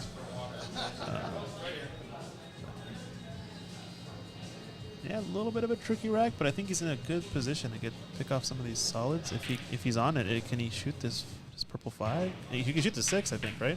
Passes. I think it can shoot both. Yeah, he's playing it with top here though, which I'm not sure I like that Yeah, call. what's the deal with that? I guess he's 'Cause going to play the back, 3. but getting back on that 5 ball is going to be tough now. I thought if he could just stun that or draw it in and then play the 5 in the side after, he was going to have a much easier run out and pattern. Right now, he's probably going to have to play this with top and inside. And try to get around. Oh, I thought he was get taking the some 3 area. ball. But Oh, he's taking the 3 in the side, I guess. I did not see that one. I mean, this all depends on the angle. If he can stun it in, then he's going to be on the 5. But it looks like he has a tiny angle to come to the 7 ball here. Yeah, he's playing the 7. He's not quite there. I don't think he's going to be happy with this. no. Again, that's just 8 ball and pattern play. Even though the balls are in the middle of the table, they do have 4 or 5 pockets to go. If you go the wrong way about a finish, it makes it exceptionally difficult to run out. Yeah, he's going to play the thin off the ball and try to play it safe, I think. Oh, he almost hit the 8 ball there. If this covers this ball, this is a really... Oh, he might might not have block done that it. intentionally, but that's... He does have a good has- shot here, but he can probably just nestle onto the 7. So play this 15 down the bottom left and come off 2 cushions and just go into that 7. You're bound to be on that 9 in the side, and then obviously you're Or the 12 up table. the 12. The 12 up is, table. is the real problem, I guess, because the 9 has a lot more pockets to shoot. You have to hit the 7 here. He's hitting it slow. He's playing it safe. Okay, he's banking that, Bob's not going to be able to make anything of this 7 work, and then he'll open up his pocket for the 12, hopefully. But again, you give your opponent back at the table. Well, maybe he's just thinking first game of the match, Yeah, play a little He just conservative. doesn't want to. I mean, obviously we don't know his game as well. Mike Longpotting, if it's not his forte, playing on a 9-foot table, that was probably a tougher shot than usual. decent safety attempt, but he's left this. Left him a 15 shot to straight nothing in, here, yeah. straight up the top. You could just stop shot this, and you're Yep. gonna be safe regardless. It's the easiest two-way ever. Yep. You're gonna have the 9 if you make it, or the 12. Yeah, I don't know. Yeah, I'm assuming that 9 sails past the 12 into the side, so he's basically got a free go of the run out here. Oh, it sails. I'm pretty sure it does. Looks like it's in the other match. I think Lee has gotten. He looks nervous here. I'm not sure if he's one. I would not want to go cross table and play this one slow in the side. The top. Oh, he's taking on. Oh, he's thinking about it. Yeah, taking on the pink 12. No, I think you're right. You gotta take this. You gotta take this 15. Just do Especially a because stop it's shot, free. This and shot it's free. cross table into the side pocket is one of the toughest things. You're leaving him on that kind of tough ball to get on if you miss this. He's shooting the 9. I Shooting think. the 9. Wow. Shooting the 9, and it sails. He called it. But, yeah, not sure if that's the safest option necessarily. It definitely 'cause- wasn't. But the fact that it did sail, he basically had a free stop shot where there was nothing that could go wrong. Exactly. Maybe he wants to run. He doesn't want to give his opponent another chance at the table. Who knows? We'll have to ask him later and see. Yeah, he definitely doesn't. He's just got to make sure with the angle here, he might actually have to give himself more angle than he wants. Little stun run through, not bad. He's got a shot, but this it's is a just nervy as shot. tough as earlier. Like you said, it's not the shot you want to be shooting Yeah. and giving your opponent. I mean, if he was going to take this, he might have just taken it first, because now he's drawn dead if he doesn't make this, because it's going to leave something pretty easy, I think. Yeah, he's going to try to end up with the cue ball there, but he's going to leave the 7. He's going to leave I don't know. It's a tough situation to be in. I guess on this shot, I would just like to be a lot closer is all. 100%. Whereas Because you either have to play a shot here where you play it with a little bit of top and a little bit of left to come in between, off the cushion and in Yeah. between the 5 and the 8 for the 8 in the same pocket, or you slow roll it, which in the first game of a match, in a It's semi-final of a tournament, it's a nervy. nervy match to play. So Yeah. I definitely like to stroke this home. stroking it. There's a shot. Well, he played He underneath played it. on I the like to other play a little side. bit of inside, because look at the shot he's left now. Yeah. He's on the cushion, cutting the 8 back. Even this can be missed. But still opting out for the stroke shot as opposed to the slow roll. I think it's a good option, especially like you said in the first match. Yep. Stakes are high. This is semifinals to qualify for going to Vegas. Represent Seattle in the Masters division. Cuts it home. Nicely done by Vinny. Repping Yeah. the UW swag. He must be a graduate. I'm not sure. We'll have to And ask even though him. he wasn't in position, I don't think for any of that pots, that'll definitely give him some confidence after the first game, taking out a nice little finish. Yeah, definitely. So I think going back to table 5, I believe right now it's Lee Baldwin up 4-3, and Hans has a chance at this 9 ball to tie up the match. And now they're gonna have to switch to 8 ball, I believe. And Hans sinks it. Where's his cue ball end up? It's not out He to doesn't look that speed. worried. I was worried. I was worried. Yeah, holy smokes! Another couple inches, I might have actually gone in. Looks like now I think they're switching gears, hopefully, to 8 ball. I think it's tied up 4-4, from what I can tell. Not exactly sure the update over here with Cliff and Arnie. Last we checked, Cliff was up 3-1, so maybe 1 or 2 racks have gone on there, but not exactly sure what's going on. Yeah, I think I've seen Cliff's roll a 9 ball in, so maybe it's 4-1. Maybe it's 4-1, yeah. A little bit of a lead there. We got back to our TB table. Vinny with the break. Looks like he made something. Make us one of each. I think he maybe? made a solid. He's got 7 stripes up, so I think there's 6 solids available. Yeah, I think he made the purple 5 ball. We've got the Aramith black set here, so the 5 is purple, the 4 is pink. Purple 5 is off the table, so I think he's solids. And in this format, it's take what you make. Nicely done. Good little long pot there. Sinks it home. He wants to pick off the 7, I guess, sooner, right? Because there's not a lot of balls to get back. I guess the 4 is a good ball to get back to it, but might as well take one half of the table out, take off the other half of the table next, and get on the 8. The single ball potting definitely seems to be Vinny's strong point, so as long as he can play to that strength and just keep potting. Yeah. Like, take the Confidence. shots on if they're there. Yeah, nice shot there again. I think he comes from a snooker background, Is that from what what I it is? remember, so Yeah. I think he's definitely got a keen eye That for probably shows spotting you where the balls. pattern play quite wasn't there, but as long as you've got a strong enough cue action, you're going to make the balls in these table. If they're there, you can still get them. Yeah. And especially 8 ball when you have multiple options. 9 ball, if your pattern play is not quite there, then you're not going to be on the ball very often. Gets a little bit more tricky. Well, I think this 8-ball is going to be the only problem, really. I mean, where do you play it? You try to get to the the right side rail and like the 2-diamond area to cut it into this corner. It's kind of tough to get there. I guess you could use the 4 as your key ball. Kind of go 3 rails around. That's Try to get there. your paced play. That's gonna be perfect, though, right? You have to be the second diamond on the cushion on the right. Yeah, that's. Like it's tough. super I mean, tough, it's but the only shot he's left himself with. So, because I don't even think the 8-ball banks in either side, in the side or the bottom. Yeah. Can he break it out here though? Maybe. That's gonna be a tough shot. He's gonna have to. He's gonna play back, but he's gonna get too straight on this 4 ball. So I'm not too sure what he's gonna leave himself with. Yep. Maybe he's trying to bank the 8-ball out of there into I don't know where, but This is just, again, he's a really good potter. Pattern play is just so big in 8-ball. Because if you leave this 8-ball on the table, it doesn't matter if you're playing a 400 or a 700. It's going to be really hard to get another shot once you're down to 1 ball and you do miss that. yeah, you all of a sudden have a lot more blockers as the other team. Like the other person, even though they have all their balls on the table, it actually has the advantage. It's massive, right? The only shot I can see is 8-ball off the 10 in the side. Oh yeah. Okay, he went for something special.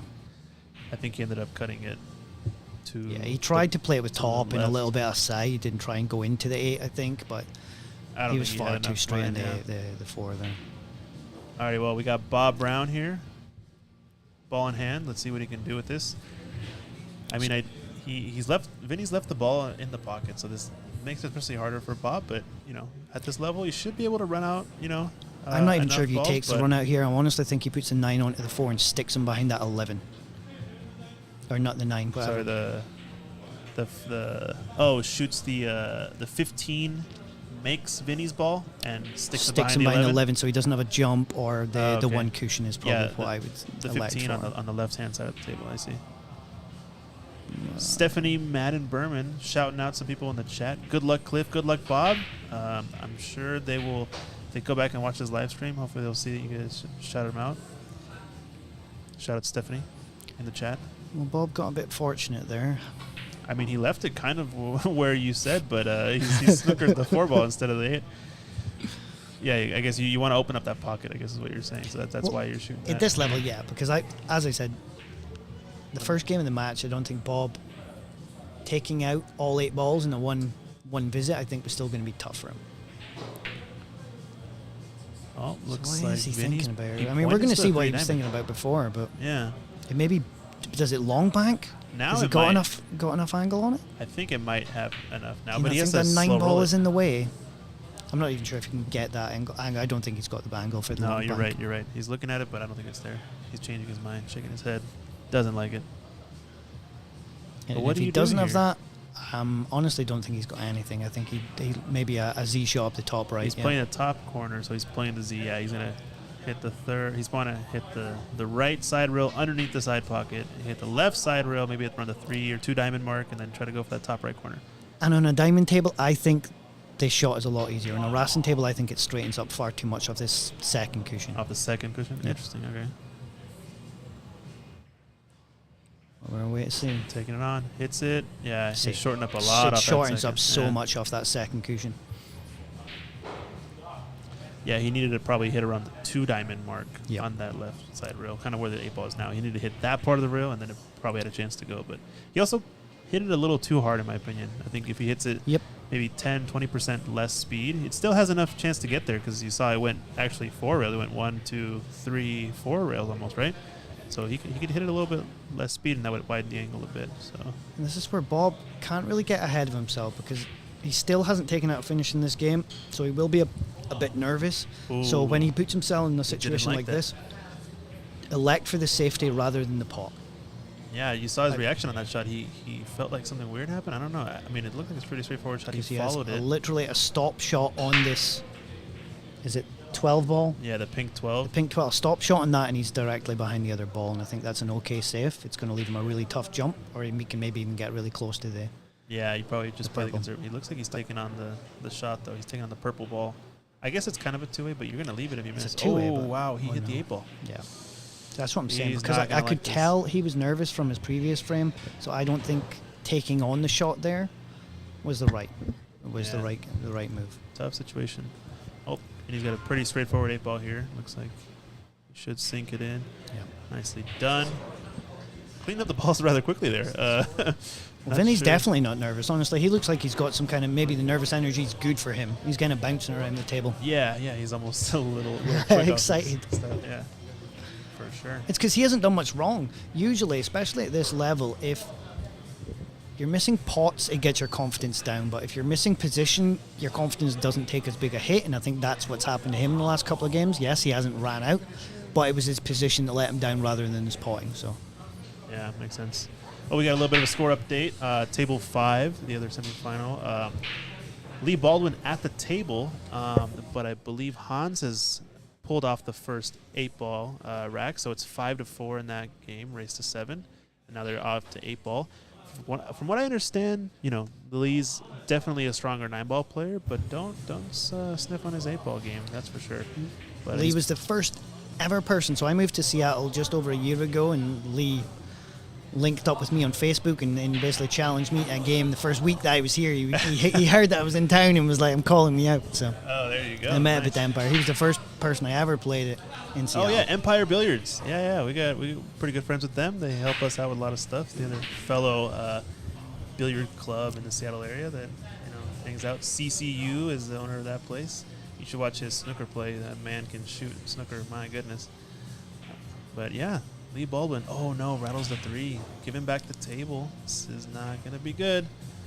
And what Oh. you've seen with Lee there is he stood up. He was up on his shot. Like, I'm not meaning he jumped up on his shot, but he's trying actively to stay down on his shot to get his head closer to his cue. And I think he was about 8 to 12 inches off his cue there with his head. So I think he took that shot for granted and maybe didn't give it the respect it deserved. The respect. Put respect on that ball's name.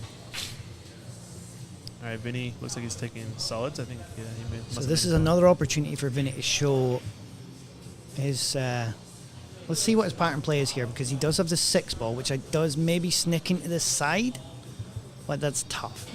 And he's maybe got an angle on right now on the 1 to play for it if you can play through the gap Yeah. of that 15. Yeah, the 6-ball. So that the blue in the middle of the table, that's actually the 10. That's a stripe. I don't think that's his ball. So he's got to clear this 1, this purple 5, and the The 6. green 6. And I think, yeah. the bottom left 2 solids are pretty. I think he can just play a little, almost like stun run through on this 1 ball to get on the 6 in the side. Yeah, he was playing for the 3. I don't think he was going for the 6. Yeah. He needs to play that 6 at some point. And that's, yeah, again, in the last 2 frames, you've seen him leave his hard ball to last. Let's see what he Yeah. does here. He's gonna have to go 3-7-6, right? But maybe he goes 3. Oh, ran too far. That was a stop shot. He needed a stop shot there. Just rolled 1 revolution too far. Now what do you do? I mean, yeah, he's jumping up and down. He wanted to be right there, exactly. He's like, what the heck? My goodness. So if he does elect to cut this 7, he could potentially go into the 15 on the underside of the 15 and still hit his 6 or scratch in the side. Oh, I see. You're talking about running into the bunch of balls, hitting the 6 out, maybe something crazy. I don't think he's going to happens. get the My 6 out, but I think knowing Vinny, he'll probably still take the shot on, unless he's is he on the 6 he can just see now? the 6. Yeah, he's shooting it. He might need to get on the 4 ball here. So the nestle on side? this 15. Yeah, decided. I don't think it was the shot. I think he had to go in the corner. But that was tough. A little bit of animation there from Vinny. He's excited. He wants to get this He match does it. underway. He loves to jump up. Yeah.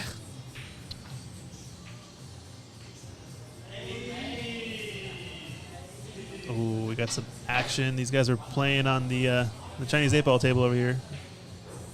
Having a lot of fun. And for those that haven't played on that table, it is brutal. It is such a hard game. Yeah, those corner pockets. You can kind of see it in the corners. I think it's 3.3-inch pockets, I believe, and they're rounded. So pretty tough table. You should come check it out if you've never been. It's definitely a good practice table, especially for 8-ball. Yeah. And a lot of pattern play is very, very important in that game. All right, Bob, let's see what you got. Trying to clear the stripes. Ooh, rattles it. That's the speed. He hit it. He hit it at the speed where it's going to be not nice if you don't hit it clean. Yep. That's what I've noticed earlier, because my first few frames of the day, I had almost like a jabby stroke, and balls like that were hanging. You've just got to try and smooth things in. So he's got a natural type angle if you play this with left-hand side. So you just come naturally off 2 cushions up past that, the middle, and play the 6 on the side. You Nice shot just play it with there. straight top and go, but he got a little bit lucky there. Yeah, I don't know if he wanted to hit that 6, No. but I think it's pretty fortunate now. He's got a nice line. Just to stop. Well, now he's stun got shot. another tough shot because he has to probably hold off that 15 or 10 ball. Yeah, this is kind for of the like one of four. those drag stun shots almost, right? You got to like perform a stun shot, but drag the ball so it slows down enough by the time it gets to the 6. It's a very touchy shot, right? The thing is, if he drags this in with not enough pace, he's going to be bridging over that 10 and 15. So you Yeah. have to play this at a little pace to knock them out the way. Oh, I see. Run into them. Okay. Run straight into them and just give yourself a bit of room. See what I mean? Oh, he rolled it. He tried to roll it. He got past. He's good. He's got the shot. Yep. And he Nicely might done. even have a little angle where he can just stun it back and still take the 8 ball down in this bottom left-hand pocket. I'm not sure if He he'll have looks enough pretty room past straight the to 10 me, ball though. there. Oh, there's a ball in this bottom right-hand corner pocket. It's not his ball though. Yeah. I mean, can in see this the bottom. pocket. Oh, the bottom left. Like if pocket. he can Okay. just play a little stun shot, just Can- maybe go two inches to the left, I think he will have the 8 ball. Looks like he's following. He must have more angle than we see. Yeah, you can. Oh, my God, he moved no, the 2 balls he to moved there, all so the even balls. that's a foul. I Even mean, in APA, if you move 2 balls, that's going to be a foul shot. So hopefully they They're- all know the rules. nobody's calling him on it. Because even in APA, you would have to put these back. Yeah, 2 balls. I mean, they weren't technically involved with the shot, but what do you do? Unless people in chat can correct me, but I'm sure it's similar to BCA rules. It's 2 ball fouls. So if 2 balls moving the shot, it would be a foul in that case. Even if they don't impact the route of the 1. Oh, looks like he's putting him back. So I don't know if they're if they're in agreement with that rule.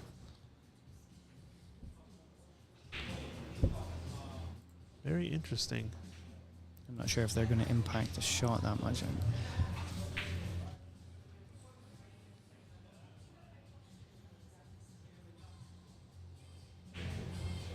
So JT Tran in the chat mentioning yes, and you move them back. So with 2 balls even, you move them back. So Okay. interesting. So they're a little bit off, but for the most So it must be part, they're only in if area. if it impedes where the white ball would have went, maybe. Yeah, I think so. I think if the white ball would have gone where that cluster was, it would have been a foul because then that would have affected the path of the cue ball, and that's essentially a foul because you're touching the cue ball's path. Mhm. But because the cue ball didn't really travel down that path, I think he was fine. Yeah, my apologies. I've been a but- BCA player for a good while now, so this is Yeah. my first. I've only played 2 sessions of APAs. In BCA, the rule is if you move 2 or more, it's automatically foul. Doesn't Yep. matter how or what or when. It's always a foul. Okay, gotcha.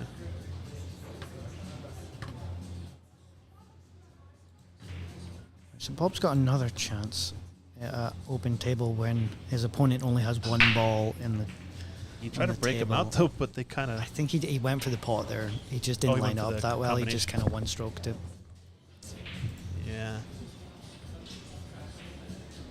So thanks for correcting me, JT.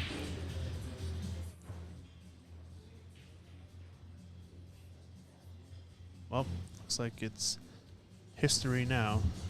Vinny's looks like he's gonna try to maybe cross bank this into the top left corner pocket, full table. It's a mighty active shot. He's looking at that line to bank it. He doesn't Full have table. much that's going to get near a pocket is the problem. And the cue ball is gonna be moving a lot. Is the thing too. Oh, he can actually get the bank. Yeah, he can see the edge Ah, of okay. it, or the right edge of that. Can he hit it hard enough and avoid the scratch on the cue ball? Because a scratch in Play a little bit of left-hand spin. I think he's going to easily avoid that. does he have enough? Does he have enough? A little more left. Doesn't twist enough, I don't think. He Right. had Bob it. really needs to take his time and settle. He's putting a couple of 1-strokes, and that's purely just nerves in the situation. So Another 1 stroke, but he sinks that one. you might get lucky because there's a ball over the pocket here, but I don't need. I Oh, think he's no. blocked it. Yeah, he's clustered these balls up. This is Yeah. not good. This is tough. I don't even know what you do here because And there's not much. you're gonna run into the 11 if you hit the 9. You're not gonna be find a safe place in the table. You Really, might even want to go 1 rail and just try and go at this This the ball 14 in the pocket. in the pocket. If you yeah. can't plant anything onto it, I'm not sure what else you can do. Yeah, he's going for the kick. That's all he has. Yep. This is rough. Is it Oh, it's gonna not a shorten too hard much? kick. Oh, Oh, he might get off with this.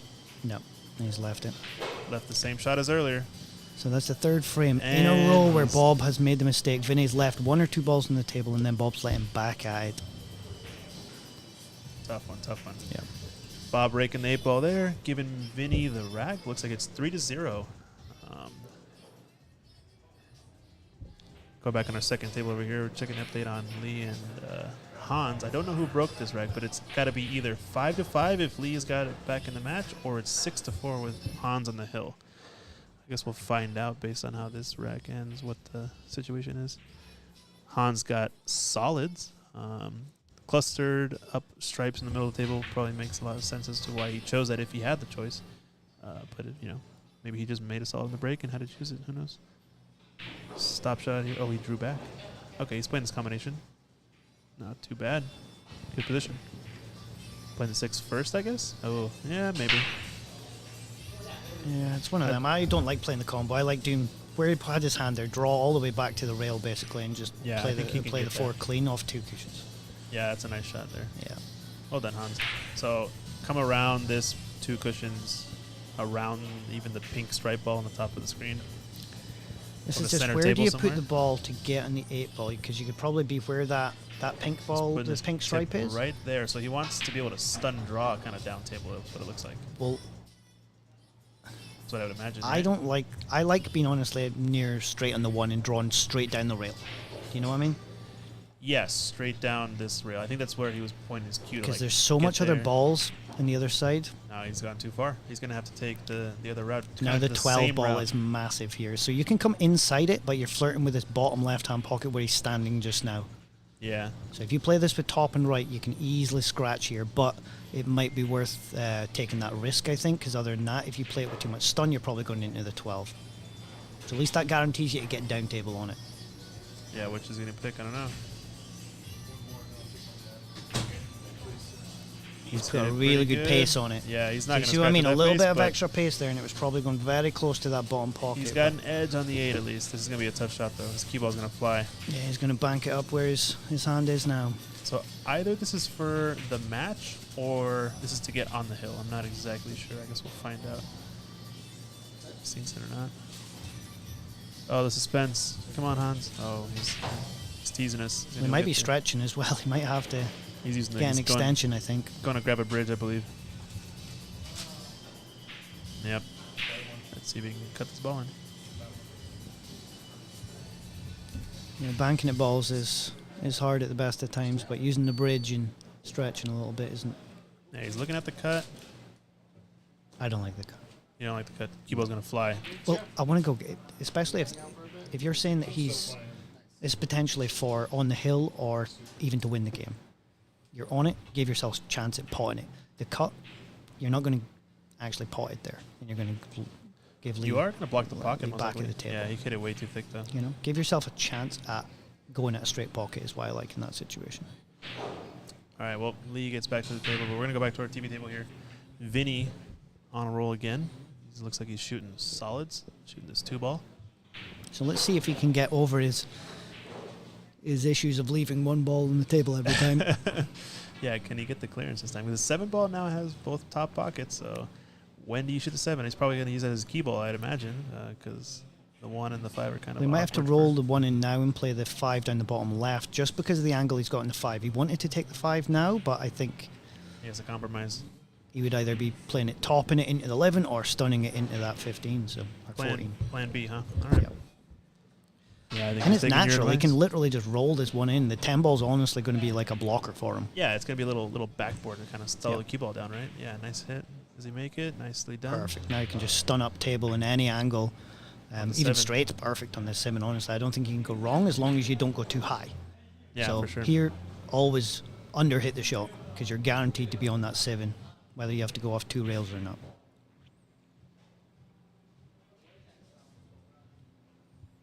But we have seen people miss this type of shots where they're trying to do too much. If he elevates too much, then it makes the shot much, much harder. He's looking at the 7 now, too. No, he's gonna do your shot.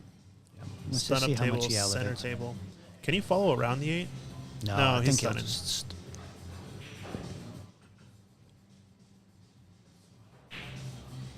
There you go. Yeah. As soon as you elevate in a shot like that, it makes it 50 times, or 50% more harder, I think. Well, he's gotten a good roll, though. He's blocked this bottom corner for the 10, so Bob's still got a lot of work to do to get out of this wreck. Right, But come on, Bob. I want to see Bob get into this game. I think all he needs is one finish just to get a bit of confidence. That's all his stroke looks like it needs. Vinny did get a tiny bit lucky with blocking that 10 ball. Vinny's looking over here knowing that we're making fun of him for missing this shot.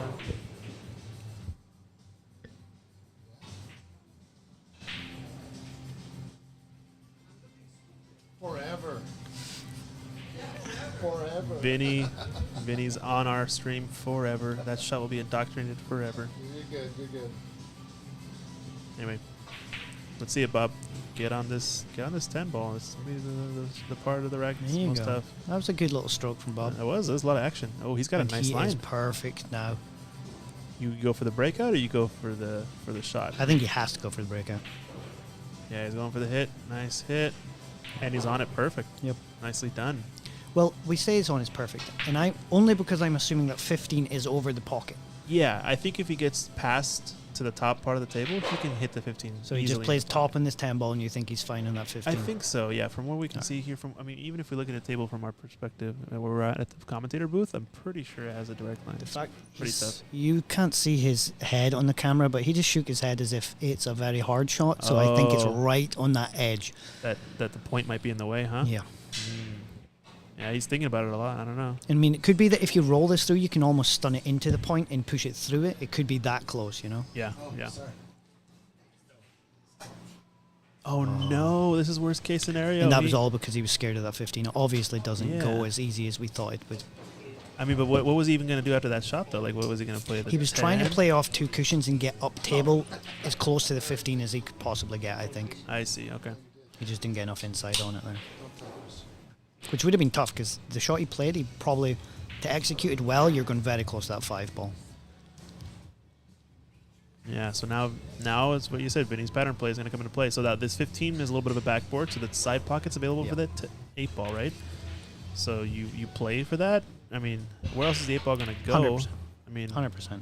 It's a guaranteed shot. All he's got to do is get any angle in this 5 either side. yeah, he's looking at a stop shot, and yeah, it looks pretty straightforward. Yeah. Just get a stop shot on the 5, kind of roll forward 2 rails.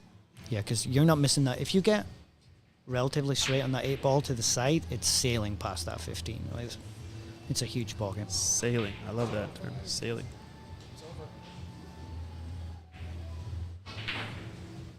And looks like the update on table 5, Hans was on the hill, and he takes down Lee Baldwin on table 5. Nicely done by Hans Columbus.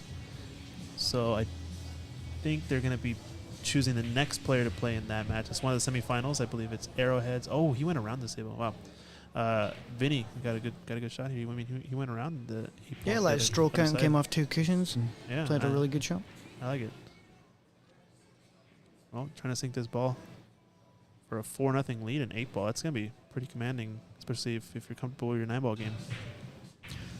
And honestly, at the moment, it's hard to see how Bob's going to get back into the match. I think Vinny's going to have to make a few more mistakes because he's really only making one every rack.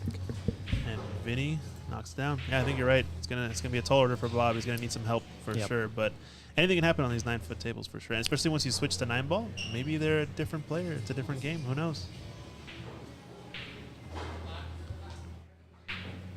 And you never know what pressure does to people. The closer Vinny gets to the winning line, he might make more than one mistake a rack. So it looks like Christian Zarate is up next on this semifinal. It looks like So table 6 must be close to ending with Jeff. Table 6. Oh, Arnie and Cliff. You mean? Yeah. Is it Jeff or Cliff? Cliff. Yeah, he's the one sitting. Yeah, on this the match right-hand must part be of the screen. close to ending. Yeah, I think when we first checked in on it, it was 3-1 to Cliff, and they're in 8 ball now. So, yeah, Cliff could be getting close if he's won a lot more than 9 ball racks in the past. So I guess you're waiting on this match to finish so you can start your next match, right? You'll be playing the winner. Your team will be playing the winner of this. Yeah, and I'll most likely be up first or last in that match, so I might be in the booth for a little bit more. Yeah, not too bad. Good to have you here, Scott. Excellent player at the game. Wealth of knowledge. A lot of Yeah, interesting just don't things to play learn nowhere about. near enough. Yeah, just don't play enough these days, but you never know. Might ramp it up at some point soon.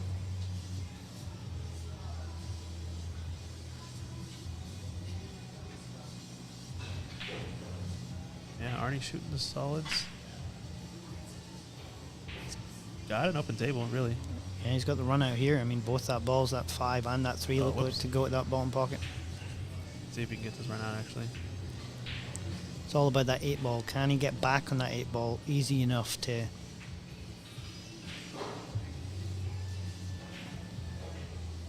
make it a relatively easy shot? He needs a little stun, not too much. He wants people to draw back off the 3 and get 8 ball in the same pocket. All 3 of these balls. Oh, no. And he was just thinking about the angle in the 3 ball to Yeah. make sure you get on that 8. Too focused on that. Well, match is getting close. Back to our TV table match. Then he putting the chalk down again, seeing where he wants to put the cue ball after this shot. A little bit of a marker to test your position play. think I you got would it do pretty that, but spot. I would be so Perfect. far away from it every time it would embarrass me. So He's got the solids, and I think the 6 ball is going to be the real problem for him to try to solve. Oh, overcuts it. I mean, this is still okay. Bob's got a lot of work to do to really run this out. yeah, if I'm Vinny there, I'm actually happy. You miss, right? Yeah. I mean, Bob's got a really tough finish out. And I still think he'll try and go game here. But it's exceptionally difficult. Vinny does not want to see this 3 ball go in. If it sits, damn. that was Vinny's key ball to actually break out that 6.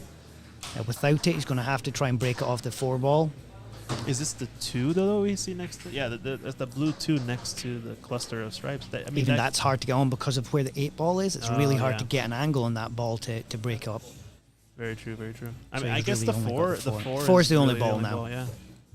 But that 3 ball was perfect because he was playing the 6 up table because you would have had to hit it from the bottom cushion. But now it's been taken away. He's got to have to hit down, so it's going to be hard to get on a ball after you break open After that you break 6. out. Yeah, you don't have that insurance ball, you Yep. would say, after the breakout, right? That's a pretty classic way of breaking balls out. But it might not matter because Bob, as I said, he's probably still going to go game and keep potting balls here, even though I think He should stop. he should. Well, I'm assuming his ultimate plan is the 11 onto the 6 onto the 9, but he's got to play this 11. hard Oh, to he get did it. his balls out. See where that 11 is. You yeah. need to smash that if you're going to So- play it, just to make sure you get your balls as far away from that pocket as you can. Yeah, tough situation there. And now he's Now you really have struggling. He's to- probably going to have to roll this in, get the 7 out of the way, and play the bank on the 11. Or you take the bank on now. I mean, those balls are a backboard. Your insurance is your 12. Yeah, maybe. So maybe you take the bank there because the angle's going to be easier, but he's going all out.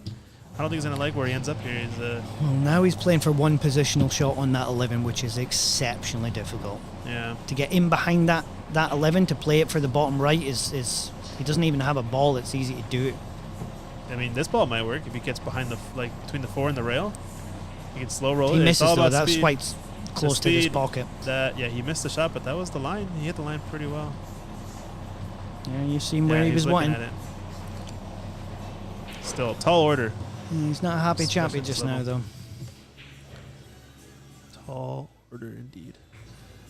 Now, Vinny's at least got to be feeling like he can kind of out-tactic this match out because his balls are in the better position. Well, if he did want to out-tactic it, he might start thinking about getting that 14 off the table with that 5.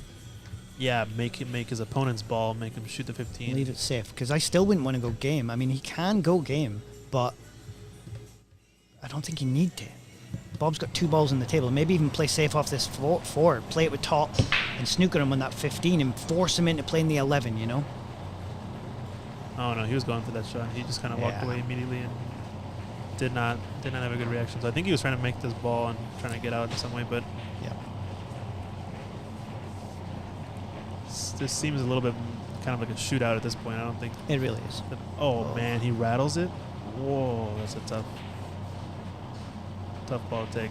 I mean, even then, it's still not the end of the world. Neither player can really run out. So every ball that stays up is an advantage against your opponent if you're not going to get the run out this turn. And this is So- actually harder for Vinny now because he doesn't have an easy 6. I think wherever you can- leave the ball here, you might leave an angle. Get into the 11 is the problem. What about running underneath? I guess, yeah, running underneath the 2 and the 6, you risk, getting in I'm that not area. sure if you do. But Do you do risk anything? Because the 11, I don't even think goes up to the top. It doesn't go into the right-hand side. so can you use this 7 ball at the bottom rail and Yeah, just kind of roll I across? think that's the shot here. kind of try to glue to the back of the 2. Anywhere bottom table. Yeah. You got the 8 balls a blocker there as He's well. going for the Ooh, shot. That's risky. Wow, he almost scratched. Right now, play safe off the 7. I don't think he has any other option here. Yep. I'm not sure. I'm not sure what he's thinking. I think he's going to try to keep firing. We'll see. Quite animated is Vinny, huh, at the table. He likes to let us know what he's thinking. Yeah, he's playing it safe. How's your speed? Oh, he might have left something. No, it doesn't go. It doesn't go. It's a tough You side almost didn't pocket. want to bump the 2 there because his 2 actually went and it opened it up if he could get on it. He's made things a little bit easier for Bob. At least Bob can kind of Well, not just that, Bob can actually play a stop shot here, and I don't think he leaves anything. Just get his 11 out, and as long as he basically I would put the 11 on the 4 ball here and just leave it.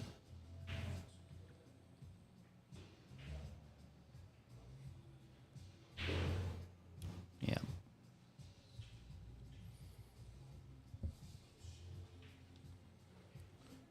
Bob might have to play safe here himself. Yeah. Yep, pretty classic. Just force Vinny. Vinny's going to keep trying to pot and stuff. So maybe forcing is Yeah, let the him- wave. Let him go for this breakout. Hopefully break out the balls for you and miss. And It's this a pretty is common. exceptionally hard shot. He's looking at it though. He's looking at trying to cut the 7. Yeah, in, get break the it out. clip master ready here because this could be on the highlight reel. I mean, he's a snooker player, so I wouldn't put it past him. We've seen his potting today. He is actually a really, really good single ball potter. He needs to be able to get stun on this ball though. It's Yep. a lot of distance. Oh, he's hitting it too soft. Oh, he might. Oh, he almost left the 11. That would have been disastrous. Because if he leaves that 11 to the corner, it's just an easy, stun up to the top table. What is he thinking, Bob? Is he playing behind the 7? Oh, he's disturbing the cluster. Freeze him. It's not bad. Not bad. I don't think he it got passed. anything out of that, though. I think if you're going to play that shot, get the 11 out of there. I thought he could have At least hit played it and then put the harder. white underneath the 2 here. I see. Like come off the other side of the 11 and stun it off 2 cushions and just play under the 2. But I mean, Vinny might try to play for that same area that you're talking about, the bottom rail. he has to. Now. I think he has to play underneath this 2 ball here. Yeah, he's pointing to But the bottom now rail. I think the 11 does pass the 4, so you've got to be careful. Don't leave the cut up to the top. Ooh, he's left on this side. Okay. Well, I don't even think the bank's there anymore because it's so close to the 6. So that was maybe a good shot from Vinny. And it gives him a ball that he can now, he's got an angle. He's got a 7. potential angles to get into that To try to break it 2 out. and that 6. Yeah, that's true. Or even roll forward and just get on the left rail. Bob's going to play the other safe as the same as earlier, but he's left this 7 straight in. So if Vinny can get this speed perfect, he can roll forward. This 11 doesn't go. I don't think there's any anymore. danger to this shot either, is there? Yeah, he's just got to get on this 2 ball. If he can get below the 2 slightly, be able to cut into the corner and bust out the 6. He has the 4 as insurance. And even if you don't get on it, You're not it's leaving it. such an easy safety on that 2 to weld him to the 6. Yeah. Oh, he's looking to break it out in this He's shot. looking at playing with top and spinning off the 2 cushions, Oh, or man. spinning off 1 cushion at least. Unless, yeah. Tough shot coming up. It's going to be a... Is he going Definitely direct not. at the 6 here? Oh, he is. Oh my god. Where's the 8 ball going to go? Oh, my goodness. What kind of shot was If that? I was in BCA, we'd have to call that. I'm not even sure what pocket or ball Yeah, he what was was- trying to pot there. I'm not sure either. Maybe he was trying to do the combination, the 6-2 I think he combination. must have. Yeah, maybe he could see more of the 2 ball than we thought he could, and he thought he Yeah. could maybe plant the balls. Interesting. Well, Bob's got a chance here to get on the get one on the board. He's off the rail a bit. He just has to avoid this 7 ball. It's a kind of a Even big if ball. you do, though, this is going to be a tough 8 ball. He's Even if gonna he roll gets it. this pocket. He's just rolling it forward. Yep. Good shot. Nice That was and about done. as well as he could have played that to leave that a decent angle. And All right, let's see. Bob let's see about. trying to get on the board. Let's see it. Make a match out of this.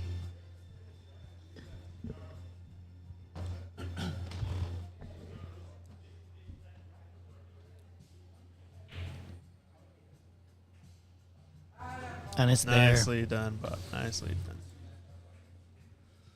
That'll do his 4-1. confidence a world of good. Yeah, now they're moving to 9-ball too, so it'll be a big changer. So we got a really good match over here too. We got B-Joy playing against Shucheng Chow. This should be a little bit of a banger of a match for sure. I believe both players made it into the U.S. Amateur Qualifier along with me and Prathamesh last year, and I believe B-Joy made it to the top 7, and Shucheng made it into the top 9, I believe, was the ranking. So both players represented Seattle area well at the U.S. Amateurs last year or this year, this past season, in basically the same format. U.S. Amateur is basically the same format as Masters. Race of 7, set of 5, set of 8, 5 or 8 and 9 ball. But it's just at the amateur level, and you run a qualifier in different areas, and then you're able to play it here.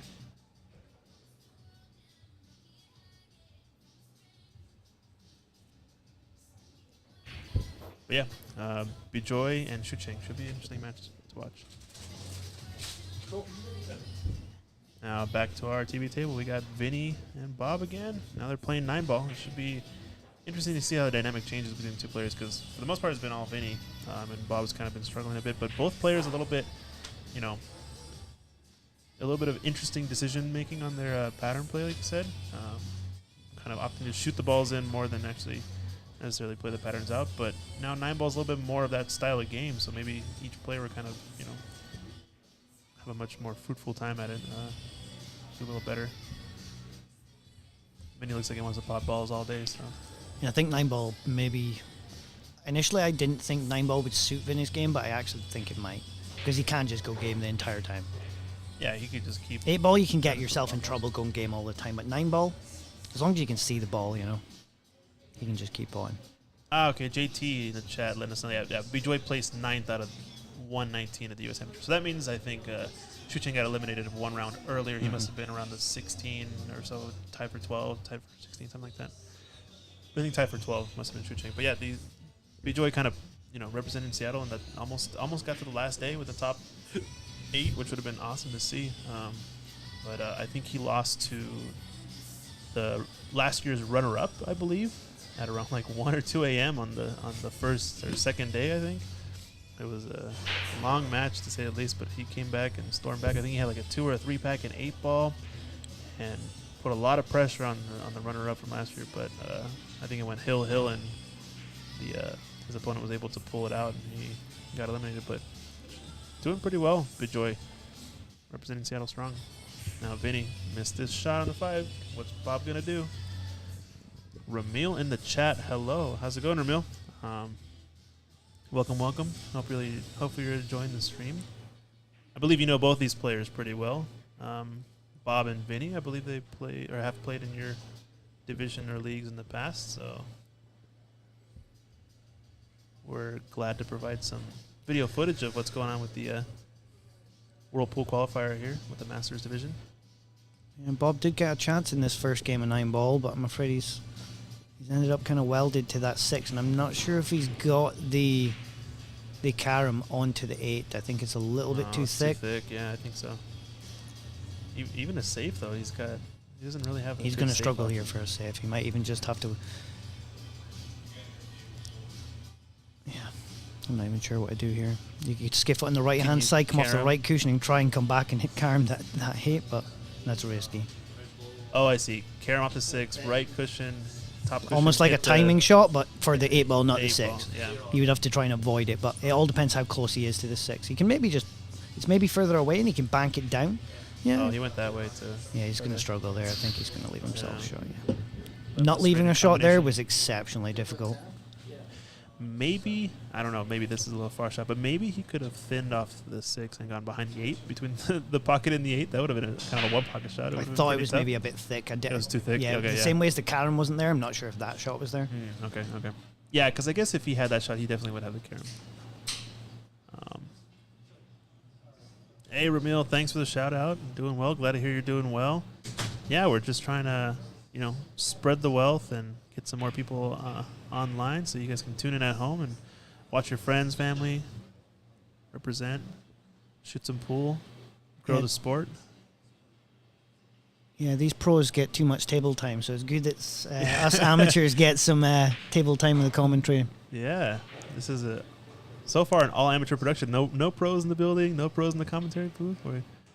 And honestly, for family and friends, it's lovely for people to go and be able to watch their family, because I don't know if my wife's been sitting at home, and she has been for years as I go to these pool tournaments, and she never gets an opportunity to watch me because all the streaming tables, it's always the pros. Yeah. So in tournaments like this, for APA and amateur qualifiers and things like that, it's an amazing opportunity for your family to get involved and watch you play.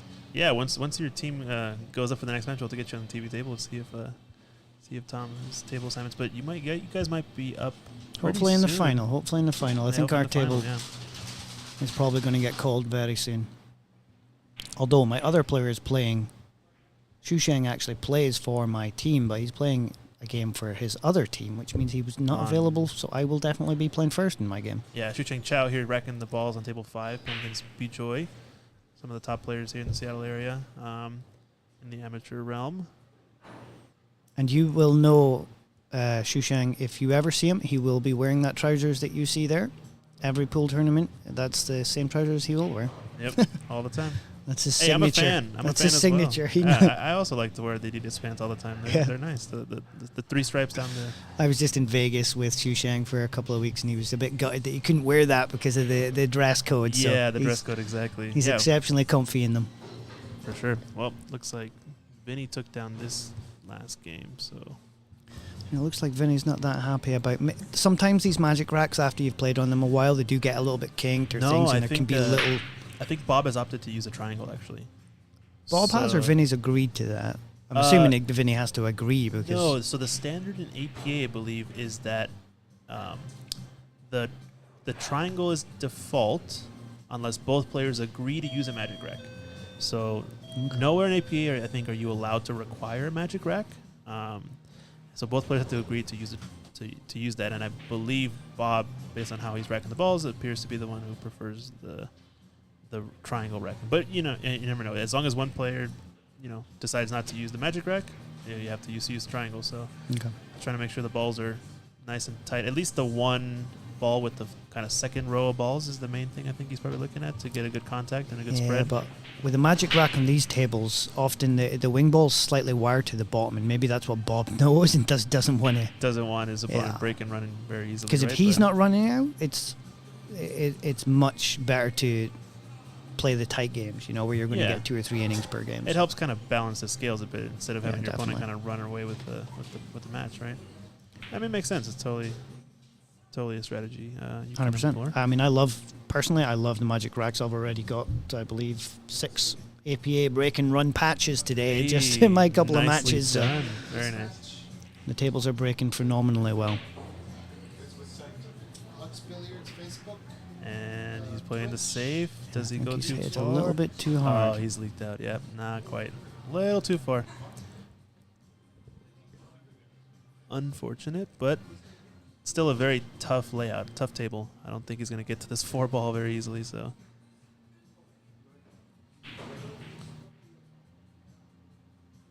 Put a lot of juice on that ball. Made a very good effort at it, though. I don't know. It could just be a safety behind this 8 ball, but that was a really good shot from Bob. Oh, he's shooting a 3 next, though, right? Oh, my bad. Yeah. Sorry, I thought he was on the 4. So now he's going to still have to come up with a shot to kind of to get back to the same area of the table, probably. So that way he can play I don't think he can. Safety. I think he's going to have to come the other side of the table. But it might actually pot if he gets to the right side of the table, no? Does it goes past that 5? I don't think so. Not sure. Oh, he played a safe now. So Bob's definitely switched up his game, because earlier in the match when we was playing 8 ball, he would not play safe. I don't know if you noticed it. Yeah, he was going for everything. Yep. Even though his opponent only had 1 ball left, he was taking on the shots. And now, even when he's got pots on, maybe that shows that his knowledge of the game is more 9 ball than 8 ball. 9 ball specific. Yeah, that makes sense. I mean, it's typically easier, I find, to play a safe in 9 ball because you're only guarding against 1 ball. Whereas if you're playing an 8 ball, you got to guard against, up to 7 of your opponent's balls, and that makes it a lot more difficult to actually play safe. I find 8 ball games are one person run out attempts, the other person responds and runs out instead, or Yeah.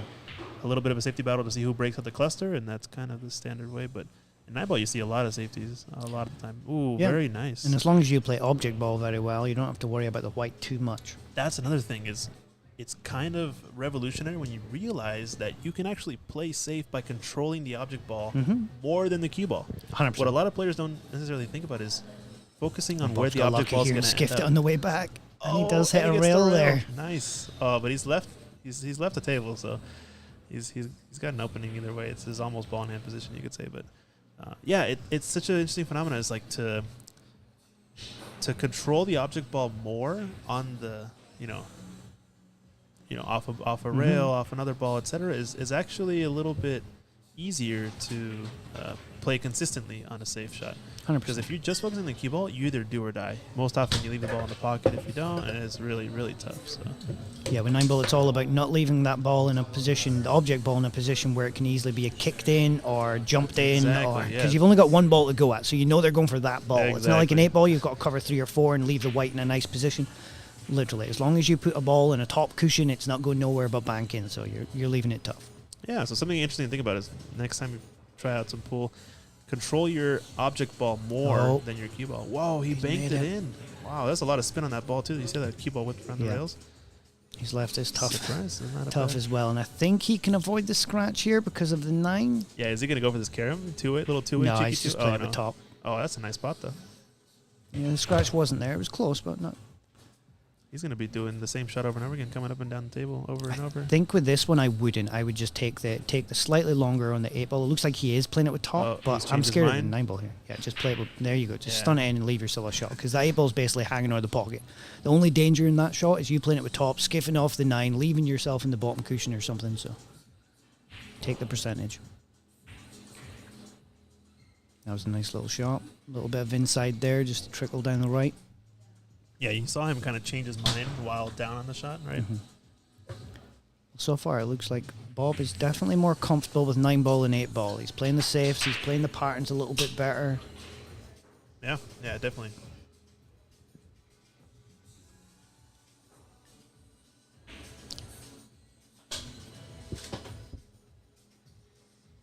Right, Christian, I do believe I'm going to have to leave you because I think that is my game up. Oh, here we go. It looks like, Looks like Jeff won there. Jeff think. won there. No, Cliff. Cliff. Yeah, Cliff's, yeah. Yep. Tom's pointing around this table, that table.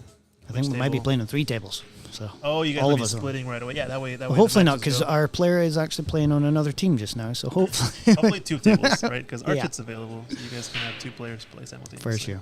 But it was an absolute pleasure, Christian. Appreciate. Yeah, Thanks thanks again, for Alex having. Billiards, for hosting the event.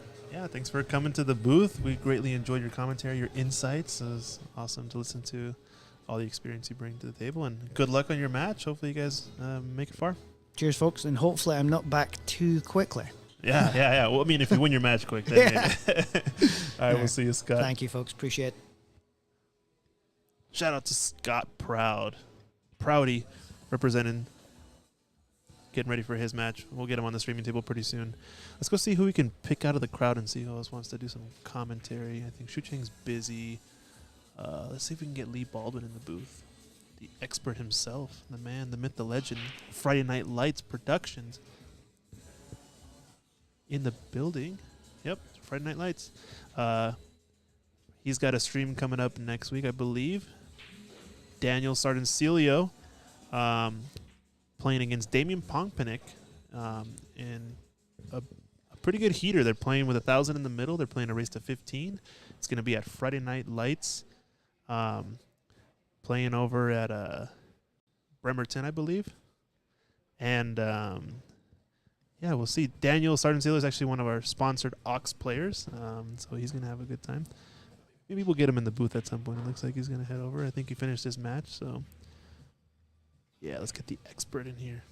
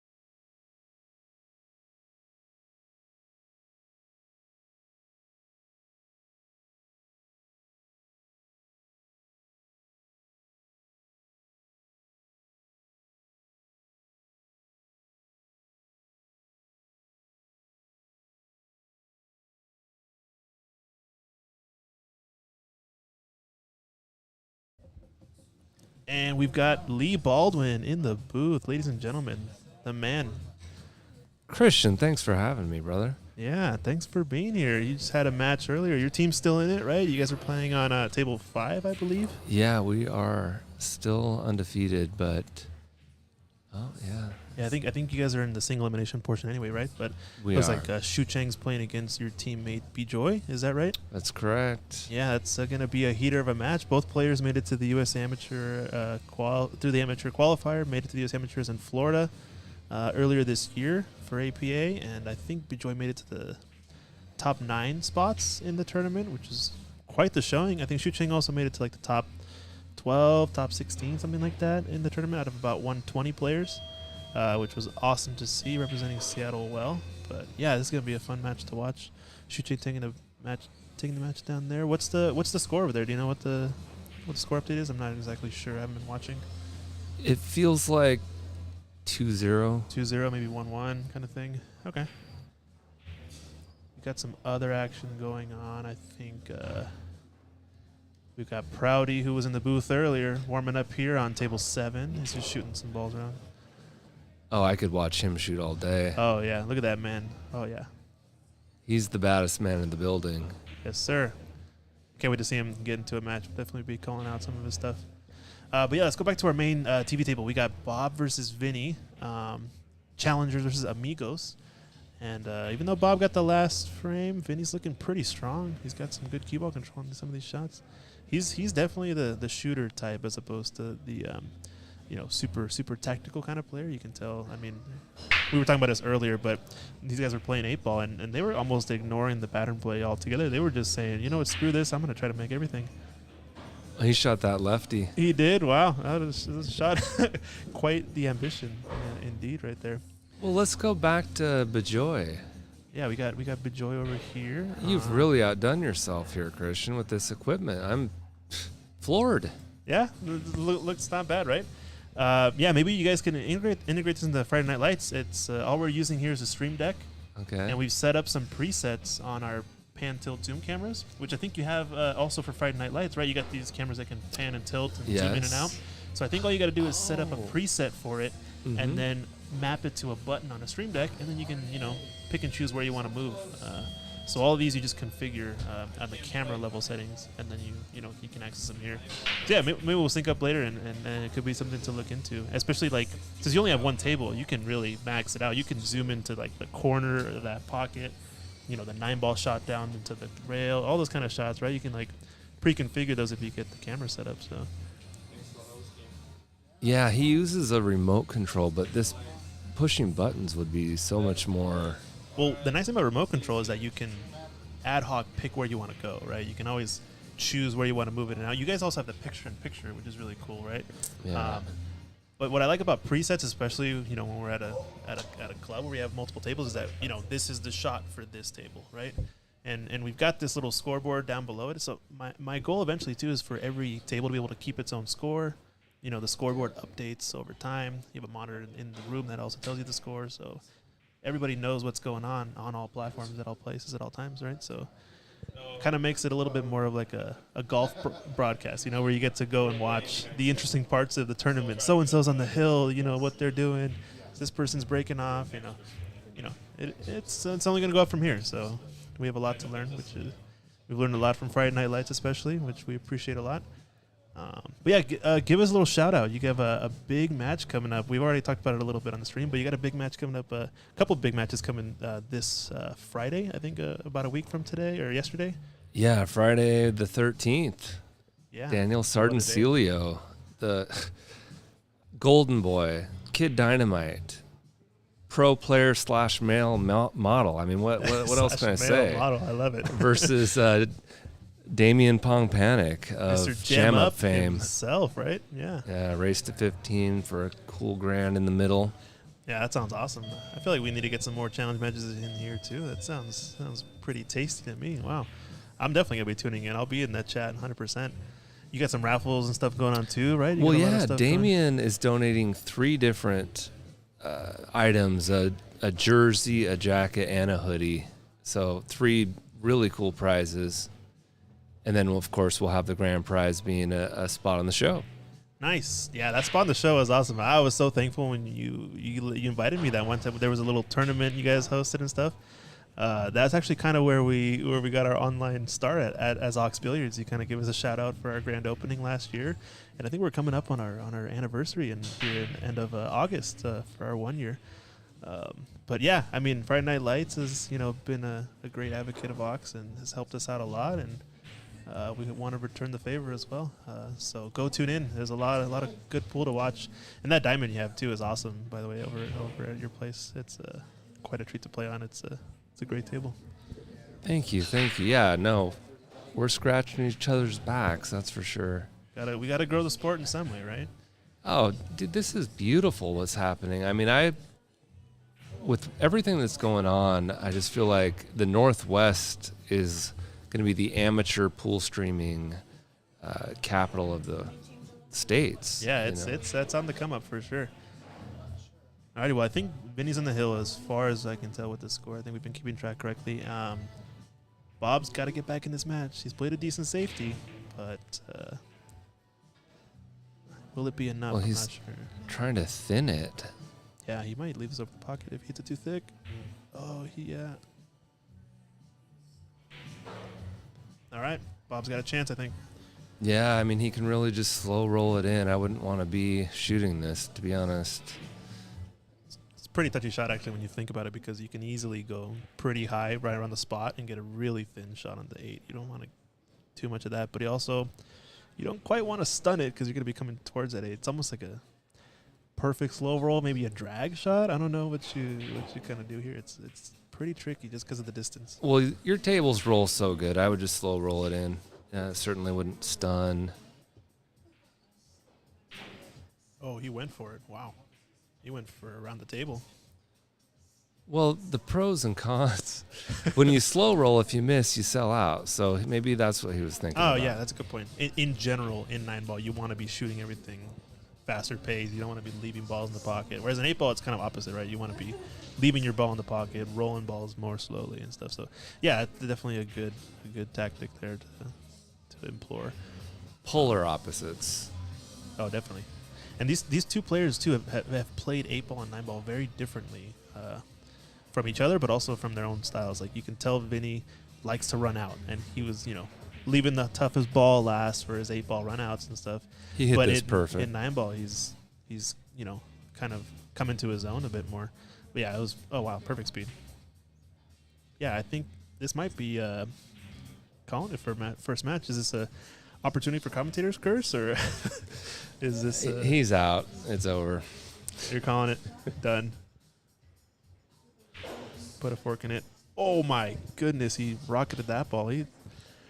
One thing I like about Vinny so far is that he's let us know what he's thinking a lot at the table. You could tell he grabs his head, he's a little animated. He puts the chalk where he thought he should have left the cue ball and stuff. And I think he's going to be a little frantic about the shot, but he's still got a chance. Yeah, I felt like just following it, smooth, forward roll, 2 rails with maybe a touch of inside would have been more controlled. But especially when you're amped up, about to win the match, doing that stun can lead to victory. Sinks it. Nicely done. Handshake there. Vinny winning the match. That puts Amigos 1 up in the overall team match. So in this APA Masters format, we've got 3 players playing on each team. It's a best of 3 in terms of the overall matches, and each match is race to 7, and they mix 8 and 9-ball and play a set of 8 or a set of 9-ball first, depending on who wins the lag, who gets the break. And yeah, let's go tune into our other match real quick while they switch gears here to the next player. Bijoy at the table. Oh, This is one that I definitely want to tune into. I gotta get a scoreboard up on this one because I want to see what the score is here. I don't know if we can get a little bit of a score update, but Bijoy showing his guts on this 8-ball. So we've seen Bijoy get 1 8-ball at least. Shuchen get at least one 8-ball. So they've got to be at least maybe 2-2, 3-2. Maybe they finished 8-ball or. I can text Christian and ask him what the score is. He'd tell me right away. Okay. But yeah, I could just see you having a big tournament with a bunch of, top shelf players and going, like you said, the golf thing. Yeah. Just, I mean, it'd be super cool to have like a dashboard view where you can see all the scores at all the tables. You know, oh, you got Sky Woodward on table X. He's on the hill playing against so and so. Or you got this other player, whatever. And so it'd be super cool to like catch all the really juicy bits out of all the tables, because I feel like, especially when you're watching a lot of the pro events, and you get to see a good amount of action on the main table, maybe a secondary table with a secondary stream, but you don't always get like a good shot of every single table all the time. If you want to see your friends and family, it's nice to be able to see all the tables at some point in the match. We also have like this. There's a snooker side. Sorry, we got this. This little bit of an angle, you can see kind of all the tables in the room on this side, but it's not.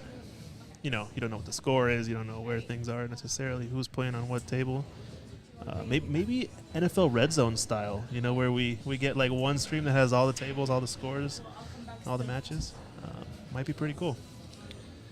Okay, so it's 2-1. He didn't say who's ahead though. Oh, okay. So we saw Shu Cheng make one. We saw Bejoy get one. So I think, I don't know. Who would you have to guess? Like 2-1. Maybe he's put. I mean, he's talking about your teammates. So. You guys are on the same team, so maybe 2 is your team, right? That makes sense. He might have said 1-2 if you guys were down. So that's proper etiquette. Proper etiquette there.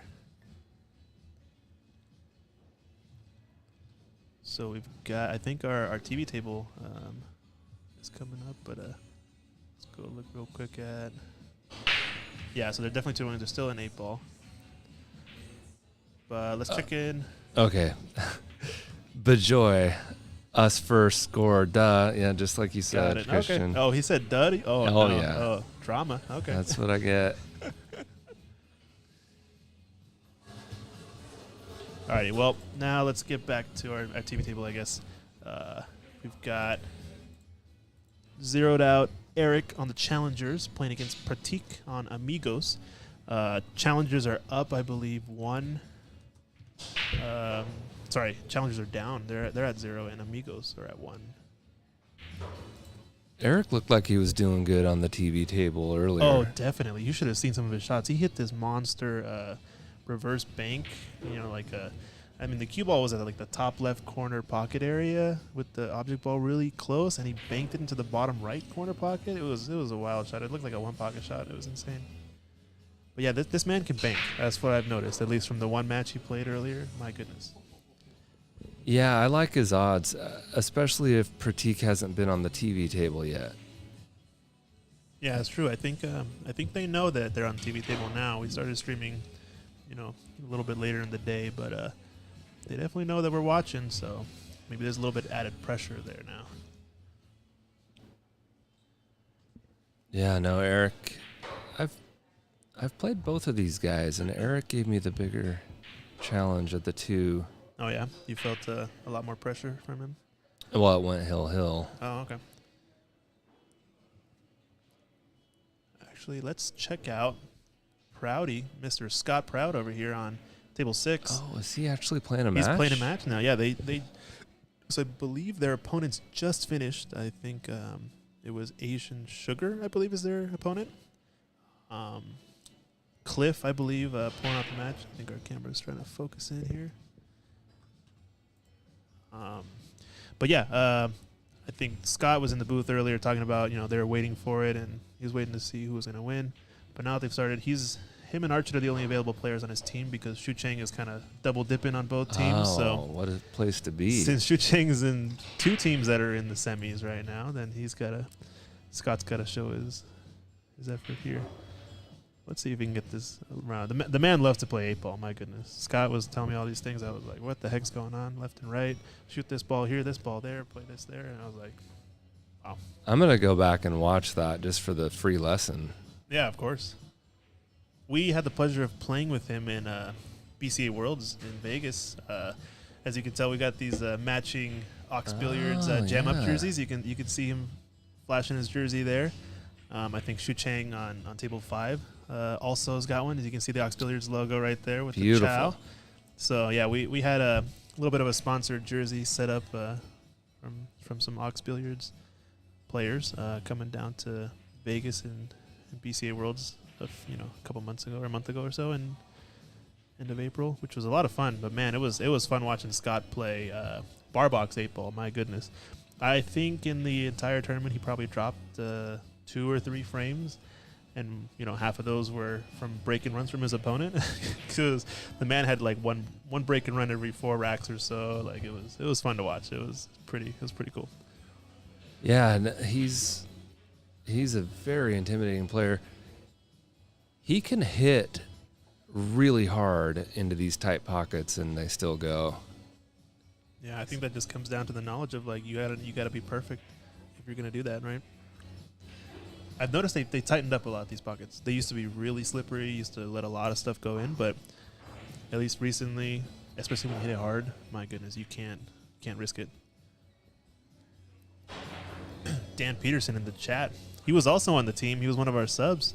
But yeah, Proudy's well known in Vegas. He came from the Texas, Houston area, I believe. Knows a lot of the players there, and played a lot of one pocket from what I heard up there, or down there, I guess, from here. And yeah, we met some of the players that he used to play with in the Houston area, etc. Pretty cool.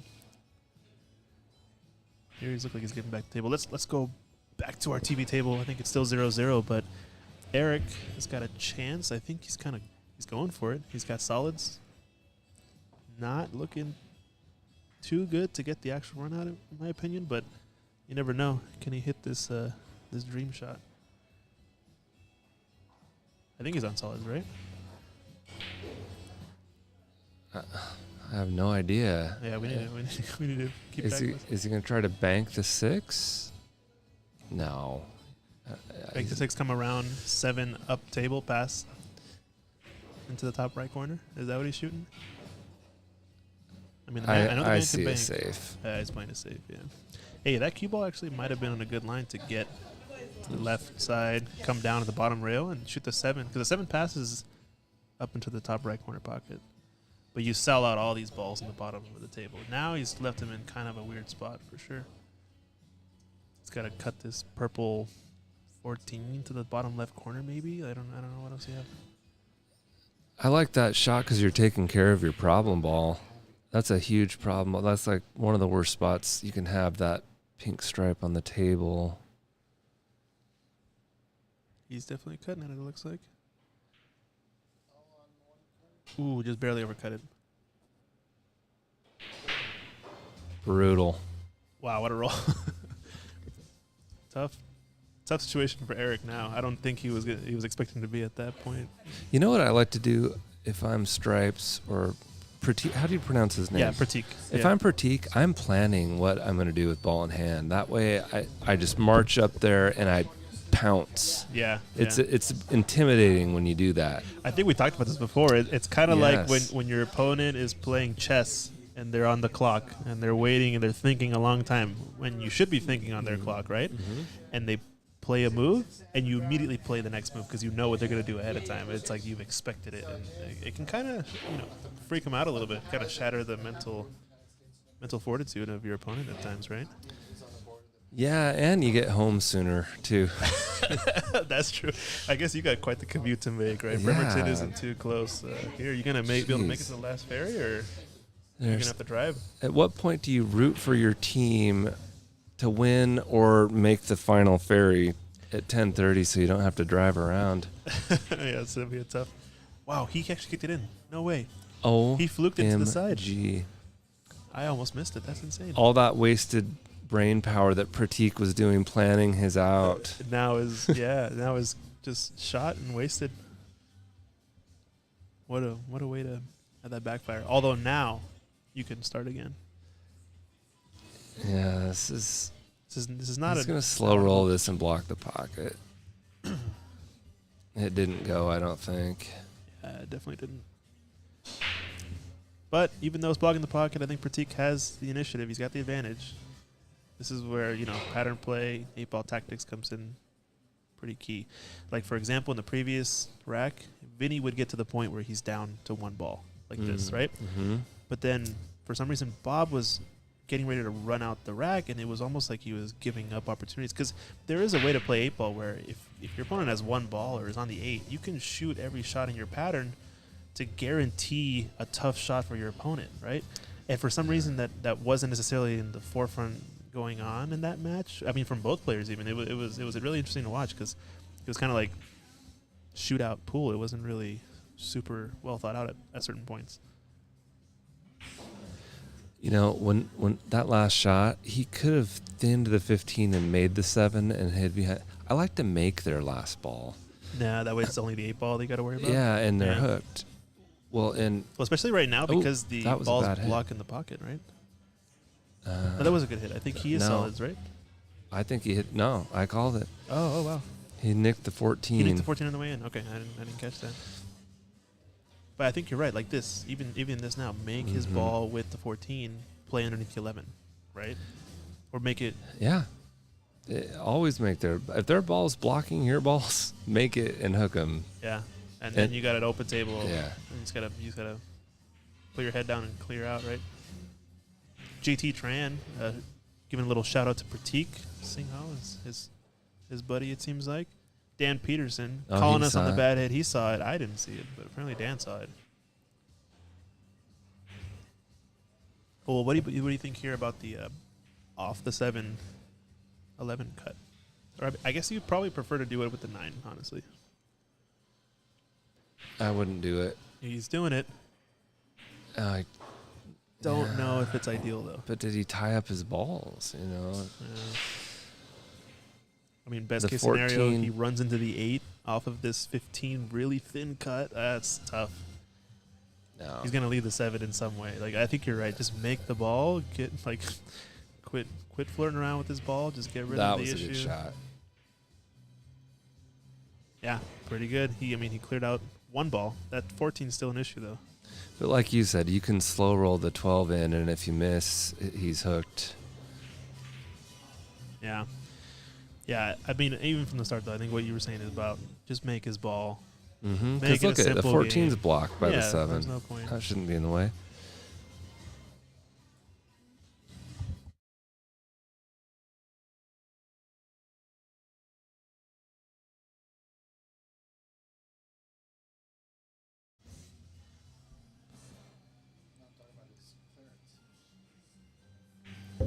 Oh, you're saying it's a break and run or what? I think Shuching had a little bit of a run here on table 5. It's got to be at least 2-2 now, right? Because they're still playing 8-ball. Are we still muted? No, we're not. We're good.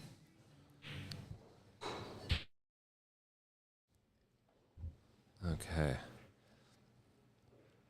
So it looks like they're still playing 8-ball, so it must be 2-2 over on table 5 with Shuching and Bijoy. Oh, Pratik's trying to get behind this 14, but he overruled like too far. 6 inches too far, yeah. Yeah, it's pretty insane how much easier this rack would have been if he just pockets his opponent's ball, plays it safe. It's such a simple concept, but also not something that's intuitively always thought about up front. But that kind of distinguishes kind of like the top players sometimes. It just comes to you naturally, that assumption of like you just have to make their ball. That's it. Like there's no question of it.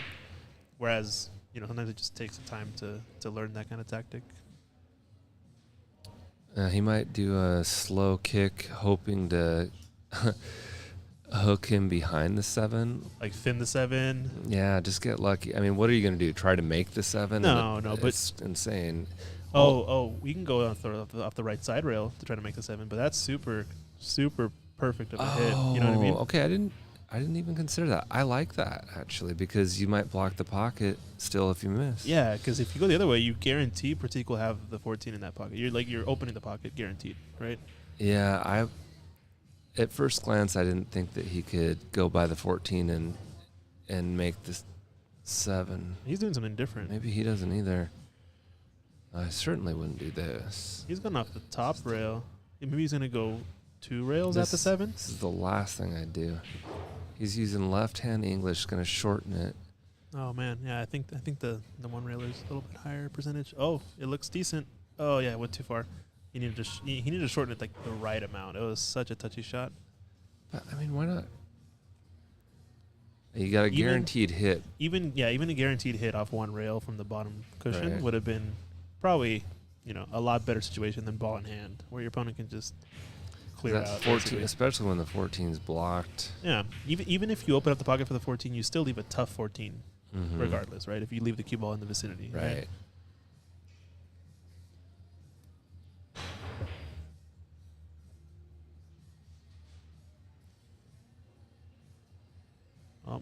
I expect Pratik to.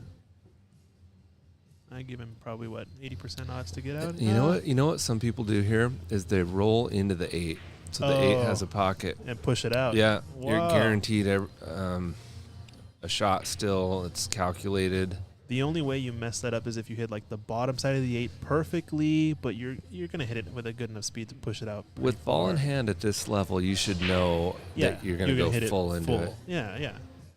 But- Yeah, But that's still, I'm not. He's a lot closer than I would have been had I bumped into the 8. So yeah. Maybe he's of the school of thought where you bump least balls possible.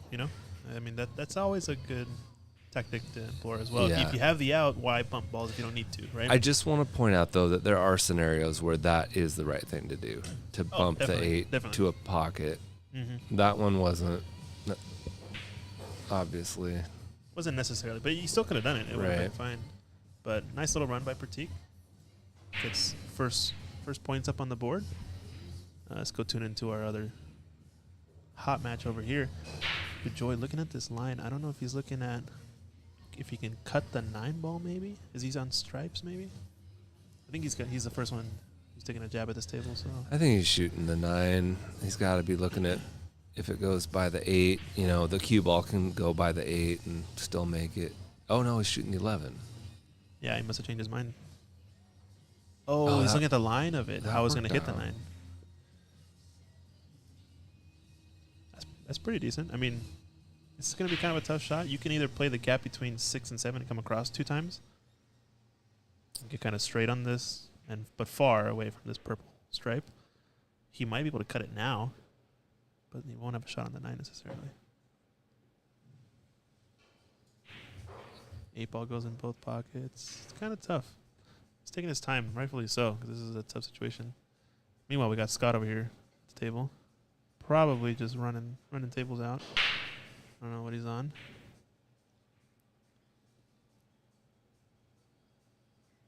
What kind of tables were you guys playing on in Vegas?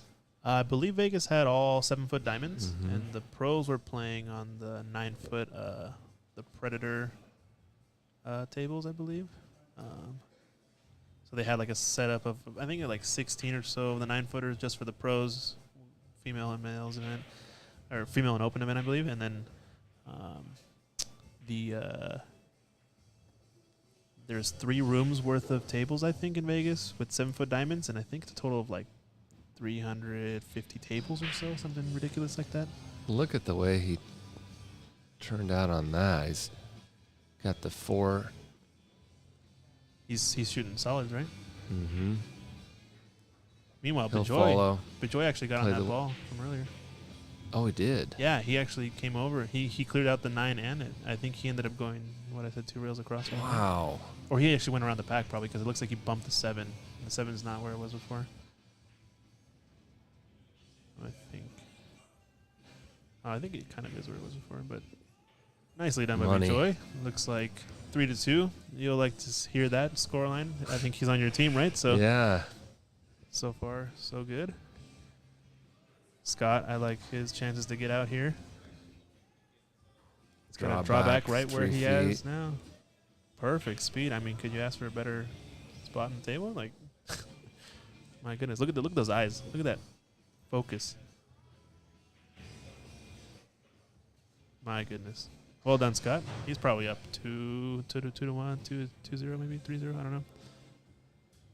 Let's go back to our main table, though. It seems like they broke off. Pratik broke. I don't think he's here from the break. It looks like they've been flirting around with some balls. Looks like he's stripes. I guess he's shooting at the 9 ball, I'm pretty sure.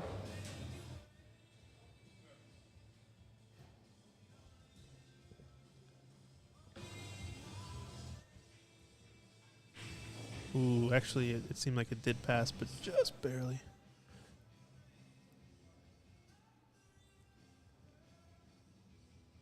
So someone else is keeping score? No, we're keeping score in this case. Okay. But the goal is to eventually, have the players keep score. Have like a tablet at each table. Players score themselves. That shows up on our scoreboards everywhere, and then maybe have a little monitor above each light that shows the room what the score is at this table with the Well, players, that's right? just wow. Which would be awesome. I mean, so I got a little bit of this inspiration or this idea from BCA Worlds when we went to Vegas. The pro event basically had this kind of setup, at least for in the room. So you could see every table where the pros were playing. The side tables had one of those Kindle Kids Edition tablets with like the big old blue bumpers on them to protect from drop spills and all that stuff. I'm familiar. Yeah, and so each player would go to that tablet, update their score, and there's a little monitor above the table that shows name, score of each player. And if it was, the Alpha Open, for example, they were playing 2 sets race to 4, and then a shootout if it was tied, and it kept track of like each set and what the score was in each set. And then when you play the Predator World 10 ball, it was just races to 8, right? Races to, I think, 11 later on in the tournament, right? So it was pretty interesting to see. I didn't quite get the info on how to do that yet, but, there's a little bit more research to be done. But stay tuned. We might have some innovations coming out at Ox Billiards. It should be pretty cool. And, hopefully more cameras in the future as well. And just, it only gets better from here, Really impressed. So proud of you. I mean, you helped inspire a lot of what you see here, because I definitely picked your brain a lot when it came to a lot of these questions. I learned a lot from you. I learned a lot from Ra Hanna, for example, when he was in town. Great commentator as well. He's insane. He brings his whole setup with him on the road. It's wild. He has all these suitcases and stuff. It was awesome. It was quite the treat watching him set everything up. I helped him, do some of the setup, etc. For example, the soundboard, same mixer he uses, and all these type of things. So definitely gained a lot of inspiration from a lot of people around us. I think another shout out goes to, what's the stream? Aaron's Pool Parlor, who does streaming out of I've seen Sacramento. I believe it's Hard Times in Northern California area. He's I think that's Oscar Dominguez's pool hall, I believe. Yes. And Aaron he had the heart rate thing going. Yeah, he had the heart rate thing going. He also talked about a speed gun he had at the table. That's gauging right. the speed. So yeah, there's some stuff that I took notes on from that, which, I think that's, a little bit farther in the future. I think at this point we're just trying to get, more coverage, more tables, different setup. But these pan cameras are awesome. You can just like switch areas. You can look at this table, that table. It's pretty sweet. Are they the same ones I told you about? Little bit different. Same idea, but the Okay. different brand, different altogether. I think the ones you talked about were webcams. These are actually IP cameras, like security cameras, and they're Oh. actually connected to the IP network, right? Got it. So we can access the feed just from logging into the right camera with the right password, etc. Well, it's super high def. Yeah, it's pretty good. It's HD, I think. HD 60 frames per second. I think we're streaming at 720 right now, though. I think we have to increase our bit rate in order to actually stream at 1080 on like YouTube and Twitch, for example. I think Facebook by default is 720 unless you become a partner. Yeah. You can bump it. You guys normally stream at 720 or 1080? It depends on the camera, maybe, or I don't know. the mastermind is not here behind the production, Yeah. I guess. Mike, the producer. would Mike, the know. producer, yeah. What a guy. Oh, man. Hit the point on the way in. See, now that shot goes on a snooker table because that point is not quite out that far, right? He hit that point on the way in the first. It's a common way to miss in the side, right? Where you hit the point on the way in because the center of the pocket is what you're aiming at as opposed to the center of the opening, I got to play on the snooker table for the first time today. Oh, yeah? What'd you think? Oh my gosh, it was such a new experience. The speed, it's like air hockey. Yeah, the ball just flies, right? Yeah, Well, the slate is heated, right? I did know that. It's insane. It just makes the ball it feels like it's floating almost. It's pretty incredible snooker, honestly. Quite the game, especially when you played it like on these tables, for example. Like this is the same tables you see in the World Championships that have recently been played, right? all these guys, Ronnie O'Sullivan, that are hitting 147s left and right, and all these crazy century breaks and all this stuff. And when you get down to these tables and you actually play on it, and you're like, these guys are clearing and running out the table. Is you serious? Like, it's same insane. brand table. Same brand. I mean, the Star Ching Pai is like this the common professional snooker tour, but there's some events that have Rasan. Some events have these. I think the World Championships always has these, but it's all depends on which tournament's running it, which contract, who's getting what, etc. So, yeah, it is, I guess, the pro standard. Just like the Rassans are kind of the pro standard for like Mosconi Cup, for example, right? Like this table we're watching on is basically the same table Mosconi Cup was on for the past 3-4 years, roughly. I imagine they're going to switch to the 4-inch pockets pretty soon for the Mosconi. I mean, have you seen the Whirlpool Masters, for example? I've been watching it, and that's been pretty fire. I mean, we were streaming it here earlier in the club too, and it was watching the players play on the 4-inch pockets from 4 1/4 inch. It's a pretty massive difference in terms of like, how many runouts you see. I mean, getting a 5-pack on 4 1/4 inch pockets, Rasson tables is not unusual for a lot of these pro players, right? But Copigny had a 5-pack, I think, in his match earlier, and that was in the 4-inch pockets, and man, that was impressive. I saw that. But I just encourage, any pool players out there, come down to Ox Billiards, Capitol Hill, Seattle. Play some snooker. I mean, even if you're just going to shoot, like I was shooting long straight ins, like 11-foot straight ins, and it was, when you pocket a ball from that distance, it's like you're, when I was a kid, I used to have a dream where I was playing on like a 60-foot pool table, and it's really a euphoric experience. Come on down, play a little snooker, then get on the Rassons, whatever you want. Oh yeah, such a good time. And nicely done, little clearance there by Eric. I think ties it up at 1-1. Let's go check over here. It looks like Shucheng and Bijoy are now on 8-ball. I'm not sure, or sorry, 9-ball. I don't know who closed out the last 8-ball rack, but it must be 3-2 in either direction. Left an open table though, kind of sold out a bit. Left it for Bijoy to clear these 3 balls out. Well, yeah, a 9-ball tournament would be a lot easier to go to different tables because you don't have to, you don't need to know who is what. Who is what, exactly, yeah.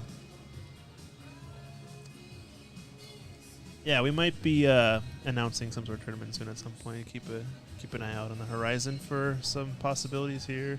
Got a lot of events. We announced recently Ricky Walden is coming to Seattle, professional snooker player. He just outside the top 16, almost got his way in. He had a breakout season this year.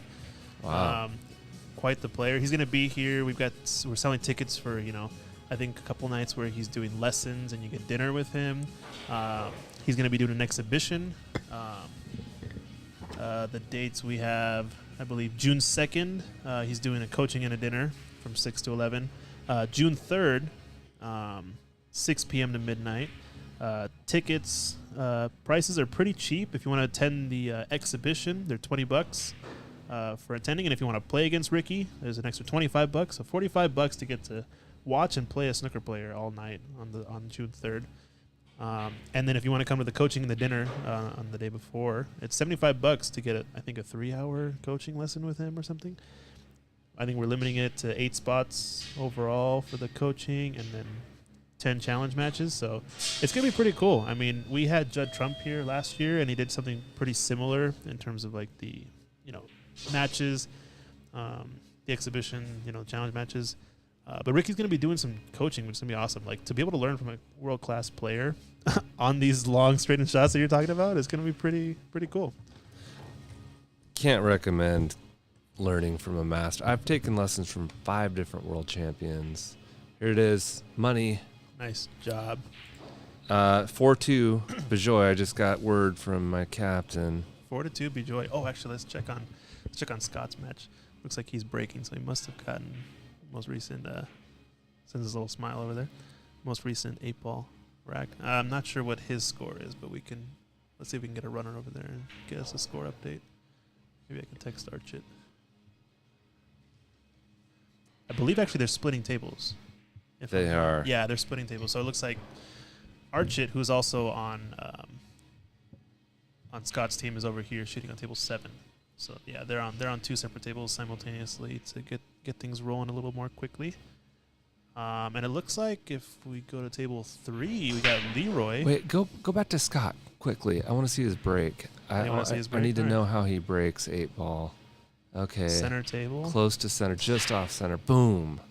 Look at the side pockets. Both Yep. balls in the side pocket. That's how the you break. break. Yeah. So I was talking to him about this actually, and he says on a bar box, he's second ball breaking all day. Mm-hmm. It's just too easy to make a ball and get something open, right? But on these tables with the Magic Rack, 100% he's shooting the center table because look at the spread. I mean, Yeah. look at these balls. If you're a player and you're making both balls in the side pockets, this is money. This is easy. Yeah, no, I recently watched an instructional video where they said the second ball break is terrible on a 9-footer. On a Just 9-footer specifically? horrible. Yeah. And we were talking about this earlier. It's like some players today are shooting the second ball break with the template on a 9-footer, which I feel like is even maybe more atrocious, you could say, or obscene, or I don't know, inaccurate in terms of what you can do. Because I mean, with the Magic Rack. Oh, Dan Peterson shouting out Prouty, Scott Proud here. He actually got Prouty, I think, on the back of his jersey. If we get a look at He it, did. yeah, it's pretty solid. But yeah, he's a bar box genius for sure. He loves that, team pool style where you play one rack at a time, team based scoring, etc.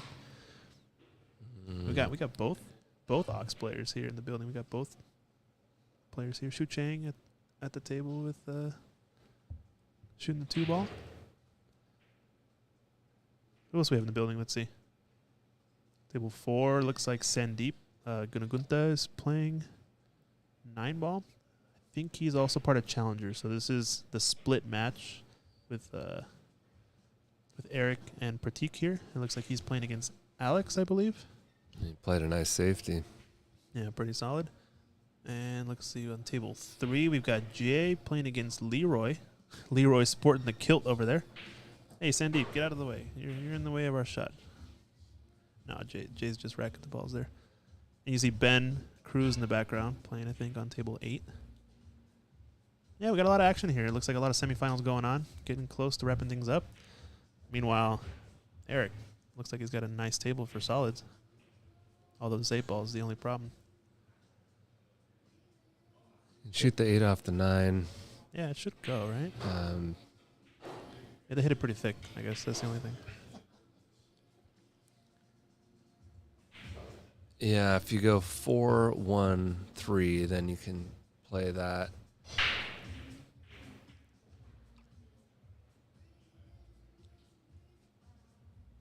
Yeah, he's got a perfect angle for this.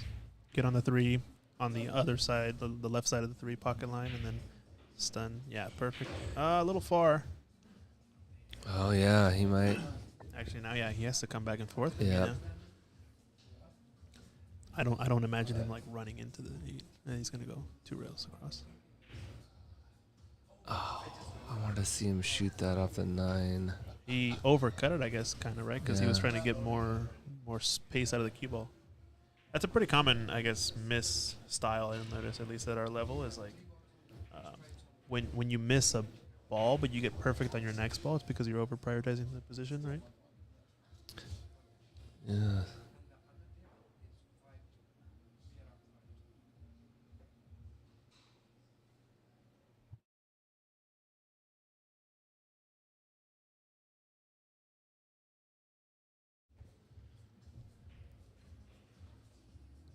Yeah, you want to shoot this 14 and with right hand English to get close to straight on the 9. And then you can draw off the 9 and shoot the 12. Or play safe. That's probably smarter. Yeah, straightforward safe, I'd say. I didn't really look at that. Oh, no, he left it. He didn't get there. Actually, yeah, I thought he was playing safe on the 8 for some reason. He was blocking the 3. I didn't even notice it there. He had to hug his cue ball to the right rail to play safe on that 3. I like Eric to make this. Wow, he missed the ball completely. That's surprising. Okay, quick. What do you do with ball in hand? I take bottom left ball. No, I take middle ball in the middle of the table. Yep. Bottom left ball, 9 ball. Yes. Something like that. Correct. Okay. Bottom left ball. What is this? The purple. Shoot the pink Shoot in the the pink. side with follow to get like straight in, yeah. or he's like right there, Right kind of there. straight, but get closer. Only- he's left. No, he's right-handed, so he wants to be a little farther away. Get as close as you can, and then you only have to draw back a foot Yeah. or 2 feet. Yeah, true. Yeah, just get to this left rail, Mm-hmm. right where he's putting his cue on. Anywhere on that line, even if you do a stop shot, honestly, and the 9 is pretty makeable, Oh, yeah. and you'll get on the 8. But the straighter you are, the easier the 8's going to be. And I saw a pro. She was actually, it was Zhao Ting Pan. She's short, and she tested how far she could reach on the table comfortably before she shot her ball in hand shot to get as close as possible without Okay. being out of reach. That's kind of what Pratik was doing, right? He was kind of lining Mhm. up right where his hands were, right there, seeing what line he preferred to be on, so you can aim for that part of the thing with ball in hand. So it's a lot of forethought, I guess. right. Nice shot there. You played your out. That's pretty solid because, I mean, the higher he gets up table, the closer he can get to the 8 on this shot. But more angle, farther from the 8. Still okay. That's a nice out. So Pratik, up 2-1. What other tables we got going on? Looks like Bejoy is here, playing 9 ball. Gonna go real first on this 4, right? Yeah. That was the speed. Gets a friendly bump on the 9, but it's too thick. You can see an edge maybe of this purple 5, but I don't think you can cut it. It's going to be tough. What do we got on table 6? Looks like Scott Proud has given up the table. The opponents they're playing 9 ball, it looks like. Scott must have taken it 3-1, 3-2, 4-1, I'd imagine. I think we're gonna get a score update soon though.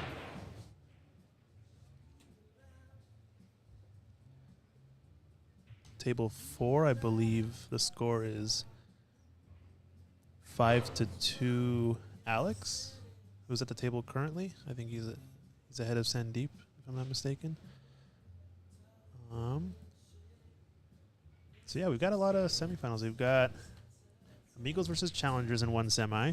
Stick It versus Terry's Kitchen. They're on the other tables.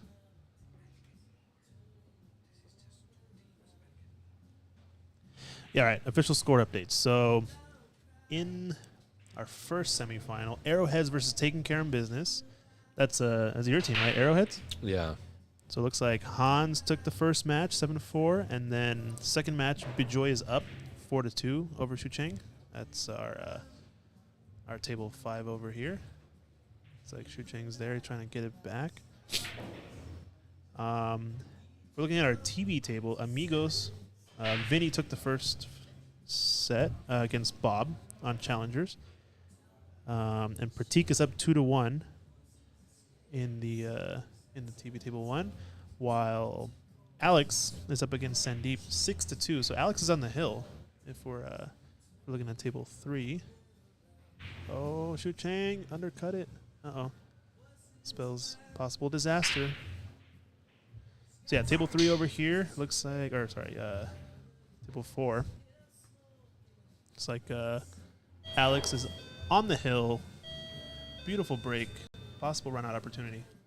Let's see where this gets to, because he can close out this match. If Alex wins this, then our TV table 1 is done, because that means Amigos has gotten two matches out of 3. So we could be ending our TV match early, possibly.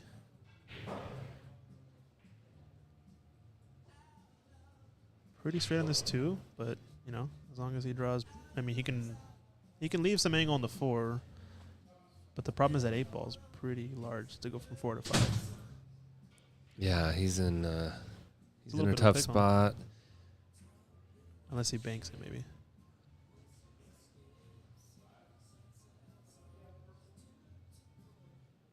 And Alex is playing with a snooker cue, I believe. Looks like it. Yeah. Pretty solid player from what I've heard. I've yet to have the pleasure of playing. Oh, but he drew back perfect that side pocket area, so he has a little bit more of the cue ball to work with. He was aiming for that. Yeah, that was awesome. Because That's now a he pro can draw. move. Now he can actually avoid this 8. Oh, but he missed the shot. He was so focused on the position that he ended up missing the pot. A little bit of a heater here then. That's Amigos and Challengers. So this rack proves pretty pivotal in this matchup because challengers are up against it. I mean, if Pratik is able to win his match, or if Alex wins another rack, it spells game over for challengers. Sandeep kind of sold out a bit here. I don't imagine he enjoys hitting the point off of that. Shooting lefty. Gotta slow roll this. It's a nice shot.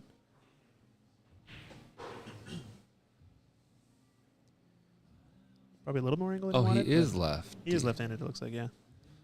I think he shoots pretty rigid standing up. Like he has his head high above the ball, kind of like a Willie Mosconi style, old school, straight pool players that would. Fats did that too. Yeah, Minnesota Fats. Yeah, very very classic style of play. But I feel like that's a little bit more old school, right? A lot of the players now have adopted more of like what Sandeep is doing, where the chin is really close, or if not touching the cue, right? No one stands up anymore. No one that's in the top 100. We all sit down.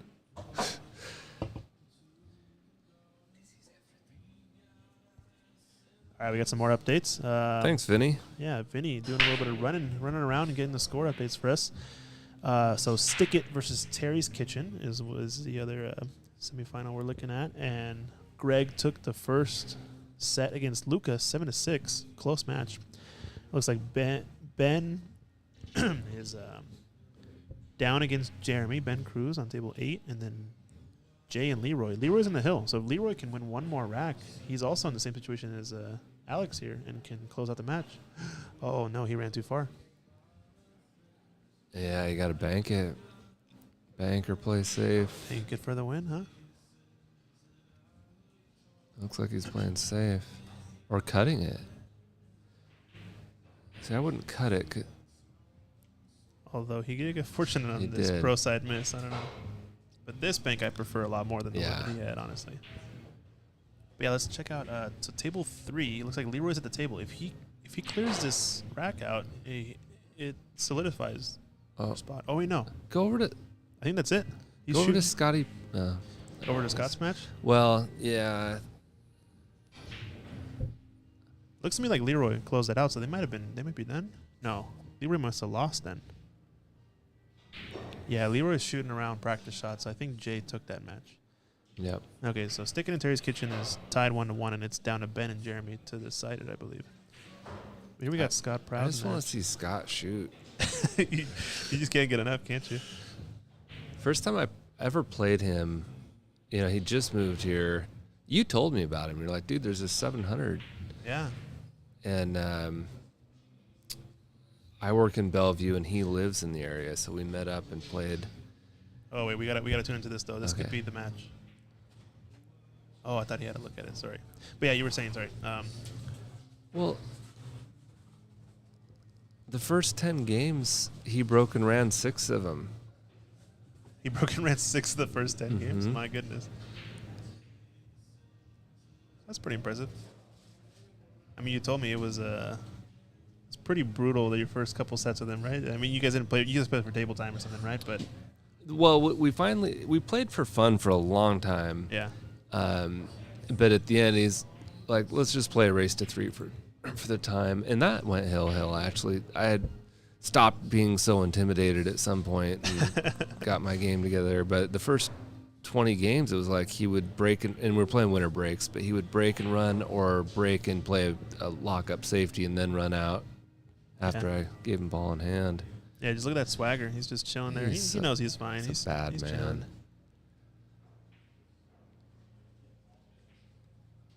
Scott looks like he's 4-2 up against Sean in that match. So Okay. This one to bring him more level at 4-3 or. So I believe Scott went undefeated in their Masters division. I think that he played at either Terry's Kitchen this season. Oh, there's Sophia Tran. Yeah, Sophia Tran in the chat. Is she talking about Scott? I bet Yeah. she is. She's a regular over on the Friday Night Light stream, if that's not mistaken, right? Yeah, no, Sophia's a huge asset to the show. We love it whenever she can come out. She's as high. Yeah, I think he went undefeated. I mean, It was I think at Terry's Kitchen they played at, which is 7-foot diamond bar boxes, and I think that's his favorite when it comes to bar boxes. The 7-footers are pretty fun. It's still tight enough pockets, but not too far away at least, so you can get a lot of good runouts. But it forces you to be precise still. Nice bank there from Scott. My goodness. I think he's a favorite to get this out. Meanwhile, Shu Cheng's in our line of sight. Speaking of getting down low, Look at that stance. Yeah, he's got kind of an adapted snooker stance to pool. It's kind of weird. It's a very compact. It's like too compact to be a snooker stance almost. It's very different. but he's got that back leg locked like snooker players do. But he doesn't put his foot out far left as far. Like he doesn't put it out as far. Like he has It more is of like a compact. gunslinger pool shot in a sense. It's kind of interesting, but clears that one, so it goes up 5-2 in that semifinal. He's looking solid there. I think Archit is playing on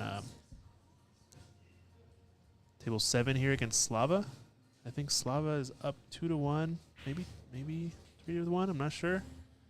It's looking a little dire there, but let's go back to table 4. So this match is at risk of ending if Alex can close out one more rack, right?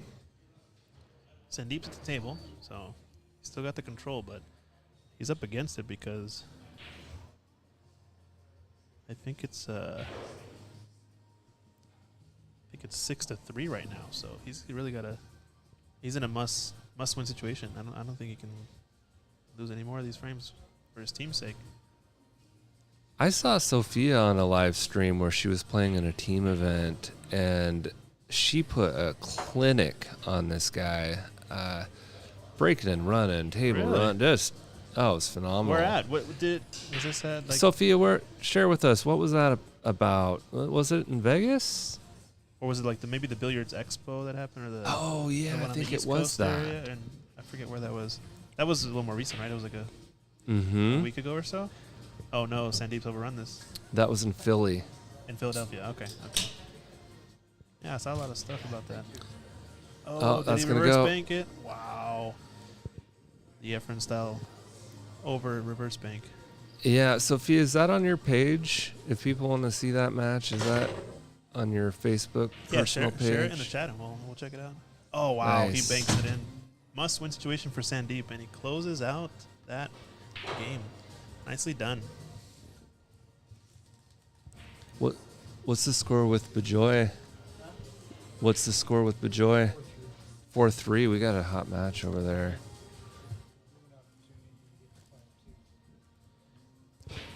4-3 with Bejoy. Looks like Alex is racking. So this match is 6-4. What do we got on our table 1? It looks like 3-1 for Teak versus Eric. Might be a different score. Might be incremented by 1. I'm not sure. I think they're still on the same rack. Yeah, good job, Sophia. Really enjoyed watching that. So,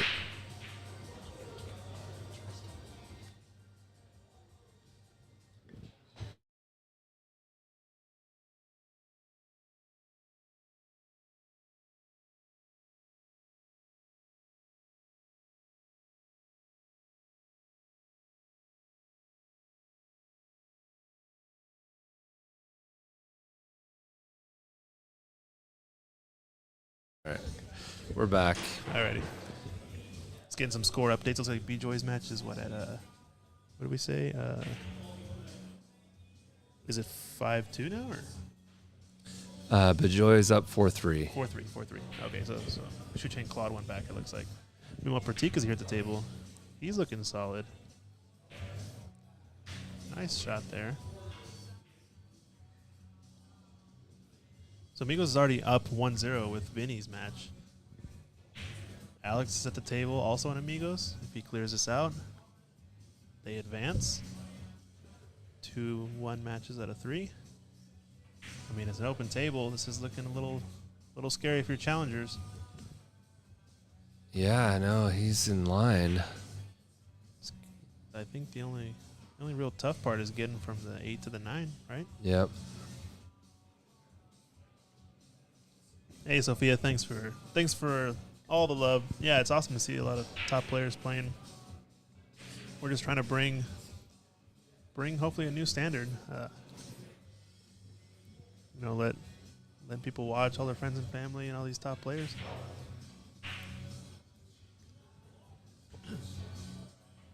Ooh, he's a little bit short on this. He wanted to be like maybe half a diamond higher.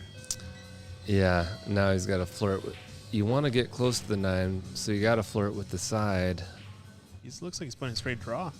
Oh, he's just stunning across. He doesn't want to risk the side. He's just going to take the long cut. That's where I would have been aiming. Yeah, just don't risk it. I mean, this is for the match, but for the team match, like he sinks this 9 ball, then that puts Amigos into the final. Oh wow, a lot of pressure. Showing off the snooker cue, stand-up style pool.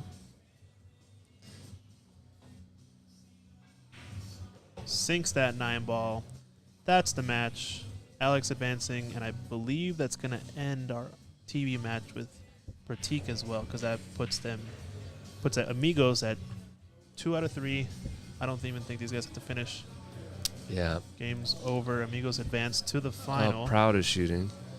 So, yeah, let's check out table 6. Check out Proudy, the man himself.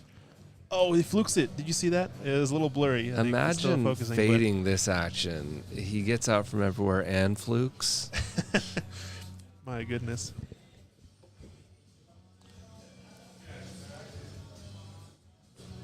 Now he just has to get past the second diamond, and he's going to be out. Oh, he rattled it. Now That's the speed. That occasional blurriness, by the way, folks, is when people walk in front of the camera. Yeah, we can blame Shucheng for that one. He's getting in our way. Yeah. Although once we have more cameras, it'll be a little bit better. You know? Right. Well, here's the thing. We were saying how these tables did used to play a lot easier. When the cloth gets a little, chalk and everything, people's hands, the oil, the balls don't slide in anymore. Again, another rattle. And what I do at my house, I've got the X1 chalk cleaner. I clean the rails in the inside of the pockets to keep them slippery, because I don't want live streams where people are missing over and over and over. Yeah, we just got an X1 actually, but our X1's putting in a lot of work because we got 8 tables that are on work at and you guys clean the scale. Rails and the insides of the pocket, yeah, we're everything? working our way around still, but yeah, we clean a lot of the balls. What we want is an X3. Yeah, we want to ask Simonis, hey Simonis, can you make us an X3? You got snooker tables. That's a 1x3 foot, piece of fab, because the X1 is like what, maybe like 6 by 6 inches or so, 8 inches at the most. 6, yeah. We want them to make one that's like 3 feet long or something, Maybe we can drag it across the whole table, because holy moly, that would be so nice. Yeah, this thing is tiny. Look at how blue it is. Yeah, that's 6. Yeah. Anyway, we'll see. We'll reach out to Simonis, see if they give us anything. You have a contact to Simonis we could talk to? I don't know. I'm trying to get some traction there, because it would be amazing to have like a massive X1. That'd be awesome. Yeah. I mean, at least for pool clubs too, because I feel like it's a pretty common thing to want to clean all your tables constantly. That's like great that you got one, though. Yeah, we're experimenting. We're trying out stuff. Scott's got kind of a tough shot here. Well, it looks like he's aiming to shoot it in the corner, because that's more predictable. Yeah, he's coming back.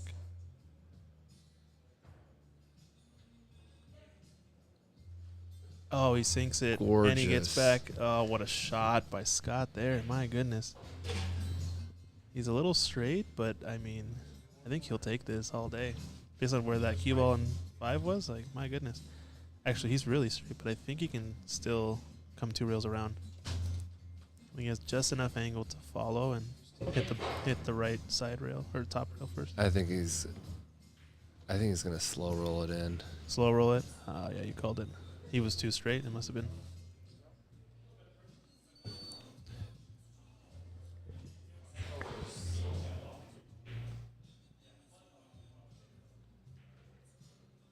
He always keeps his cue as level as possible, though.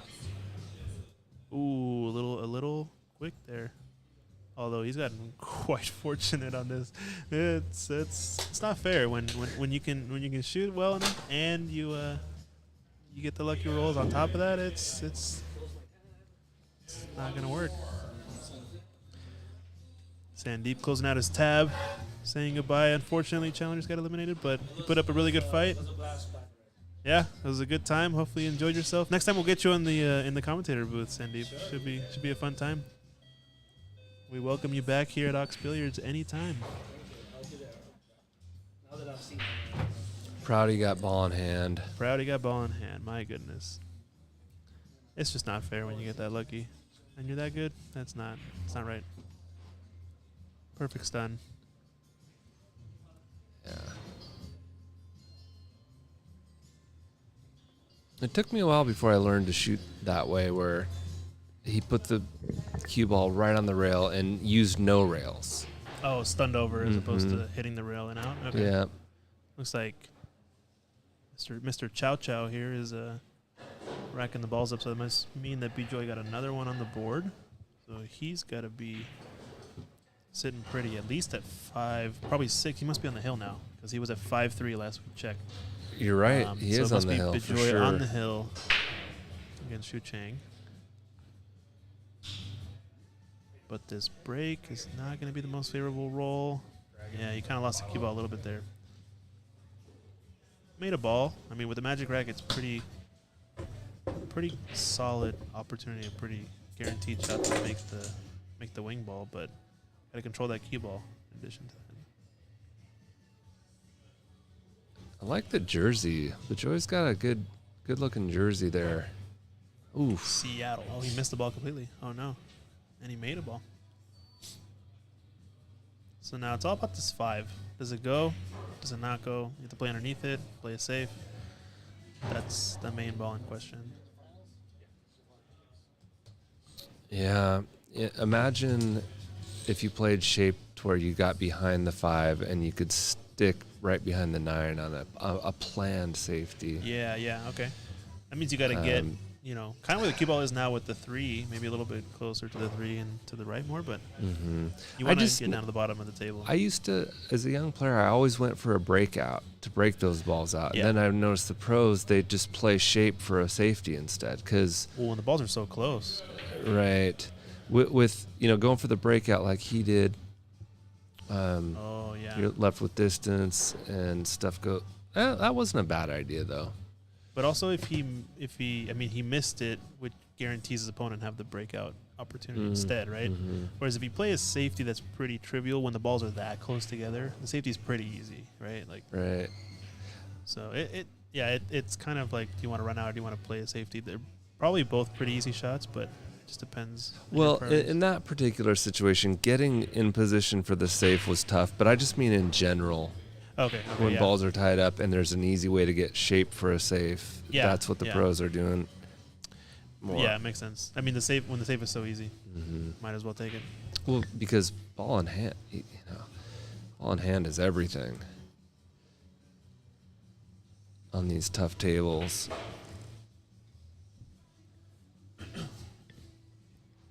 So it looks like he can draw back. He's got like a tiny angle. Yeah, maybe a little bit going towards the 5. Oh, He's going to go forward. Yep. He overcut it, tried to get more angle. Didn't leave much, though. Meanwhile, we got Scott over here. Table 6. Got Scott breaking 9 ball. I think he must have gotten the last one. So he must be either on the hill or at 5-2 right now. He must be on the hill. You got to get Scotty back in here. 5-2, 6-2, something like that. I guess we'll find out soon if he can run. He really knows what he's talking about. And I love the accent, too. So good. Did you guys talk about how he used to play with Jason Shaw in Scotland? They're both from Scotland, right? So I think he was on the come up when Jason was up and coming as a player. I guess acquaintances, you could say, know of each other, but we were sweating the match when we were in Vegas between Jason Shaw and I think it was Carlos was playing. No, Christopher. Gosh, he's from Peru, pro player. He's the one who got runner up in this past Predator World 10 ball against Wojciech Szewczyk. I forgot his last name, but anyway, Christopher great player. He ended up beating Jason Shaw. His break was amazing in that match. It was the Predator World 10 ball, and he was breaking and making a ball every single break he had. Meanwhile, Shaw would come over and check his spot, break from the same spot, and he'd come over into the crowd and talk to us and be like, "I'm breaking from the same spot and I can't make a ball. Like, what the heck?" Yeah, we were sweating that match. I think that was one of the most interesting pool matches I've seen in a while. And Wojciech Szewczyk from Poland, man, that guy was on fire that tournament. He ended up being the champion. And he took out Eklund Kachi, no problem, in the semifinals. It was insane.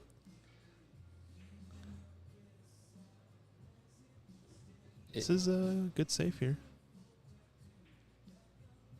Yeah, the first time I played Scott Proud, he was wearing that Moscone Cup Team Europe Team jersey. Europe, and I was yeah, like, get wow, outta I'm like, here. this guy is all kinds of cool. Do you know where you are? You're not in Europe. No, I'm just kidding. Represent. Like, yeah, that's fearless.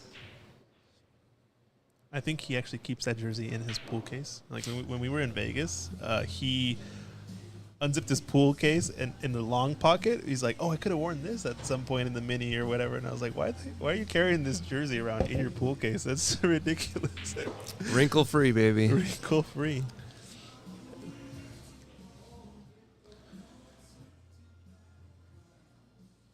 Well, I'm not getting his chances now. Oh, Christopher Tevez. That's right. Thank you, Dan. Yeah, you were sitting with us in the stands there. Christopher Tevez, man, that guy, holy smokes. His break was fire. He was hitting some shots. He was one of those, like, momentum players. He was just, when he was on, and it was rolling. Anyone that can beat Jason Shaw, yes. Totally. I mean, that was a semi, and I think Shaw lost, I think, like 11-6 or something. Pretty significant. And I mean, up until that point, Shaw was shooting straight fire out of his cue. It was insane. I just watched Shane Van Boning get upset Hill by a relatively unknown player at the World Pool Masters. Yeah, that was interesting. Almost came back. He was down like Hill. It was like race to 7, 6-3 or something, 6-4. He was down, right? Mm-hmm. Oh, I don't think Sean's gonna like this. He kind of rolled a little too far. Scott must be on the hill or one away from the hill, because the way Sean's demeanor looks is like, man, he's not liking his position right now. Well, Chow just won one. Nice safety. Okay, He just Shoot Chain got broke. one, so must be 6-4, I guess. Mhm. Shoot Chain down against B-Joy. He just broke off, so if he can get one more, he puts a lot more pressure on B-Joy, one away from the hill. Oh, he made that kick. No way. Oh, my gosh. Are you kidding me? He kicked it in. I'm telling you, if this guy gets lucky and he's making these shots, are you kidding me? Lights out. That's insane. What who are they playing in the next round if they advance? Because, I mean,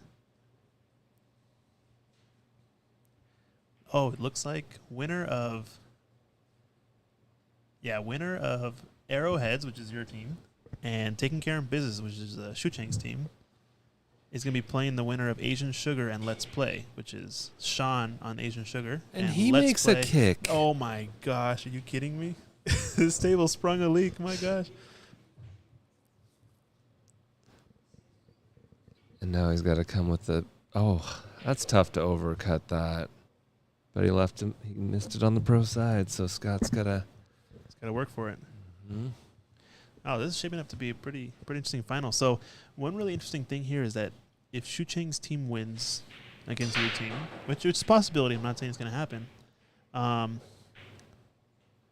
the opponent, if let's say Scott's team advances, would mean that Shu Cheng has to choose which team to play on long term. Wow. Well, I would just flip a coin. I can't have guys hating on me. I'd make them watch me flip the coin. Or I'd go to the highest bidder. Depends how broke I am that week.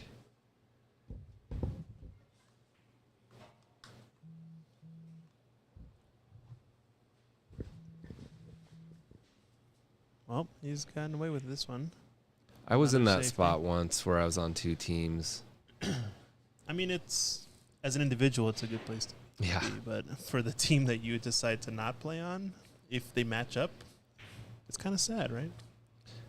Well, I was a very young player, and I was playing Samoan Motown was his name. He was, top rated in the league. Nice shot.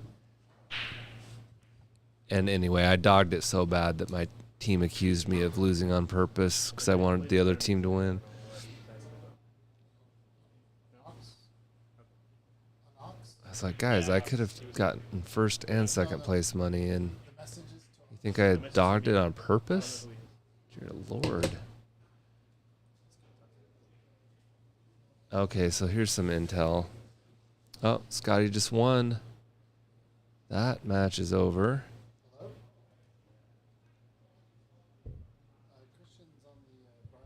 Yeah, so it looks like he must have been on the hill. Yeah, that closes out that match. So Scott's got the first one in the matchup against Asian Sugar, and so it looks like the other setup is here. Archit playing against Slava. Oh, he flukes a 3-ball in. My goodness. So if Archit can pull this out, this closes out the match between Asian Sugar and them. But the problem is that Shucheng is the third player on this team. Well, here's some intel. Oh, we from got some intel. Guillermo. Oh, one of his teams only has 3 players. Okay, yeah. So Jose in the chat's letting us know. One of the teams has 3 players, which is Scott, Archit, and Shucheng. So he would have to go with that one. Otherwise, they would have to disqualify one of their matches. So Shucheng has 2 teams he's on. One has 4 players. One has 3 players. So he either goes with the 3-player team and Go makes to it a match. Bajoy's shooting for the match. 9-ball for the match. Oh, he's on the hill, yeah. And that's it. End of Bravo. frame. Nicely done. All right, so that match is squared up now, 1-1. So winner of the last match, player match is going to decide. And now that means Shucheng is going to his other team and splitting tables to table 6 over where Scott was playing at. And it looks like he's going to be playing against Cliff. So quite the action going on. Shucheng playing on multiple teams. Wow, that's a good way to stay in stroke. Oh, yeah. I mean, if you go from one match to another, holy smokes. Scott flashing off his Twitch jersey over there. Twitch jacket. Hanging out. Maybe we'll get Scott in the booth here. Oh, with yeah. Yuli. Get Scott back in that's here. Good. Let's get Scott in here. You want I'm going to go get him. peace out? Yeah, sounds good. Lee Thanks. Baldwin, Thanks ladies so and much. gentlemen. Yeah, no problem. We had him here in the booth. It was a great time. Friday Night Lights. Check out his live stream next week. What a guy. Lee Baldwin, ladies and gentlemen.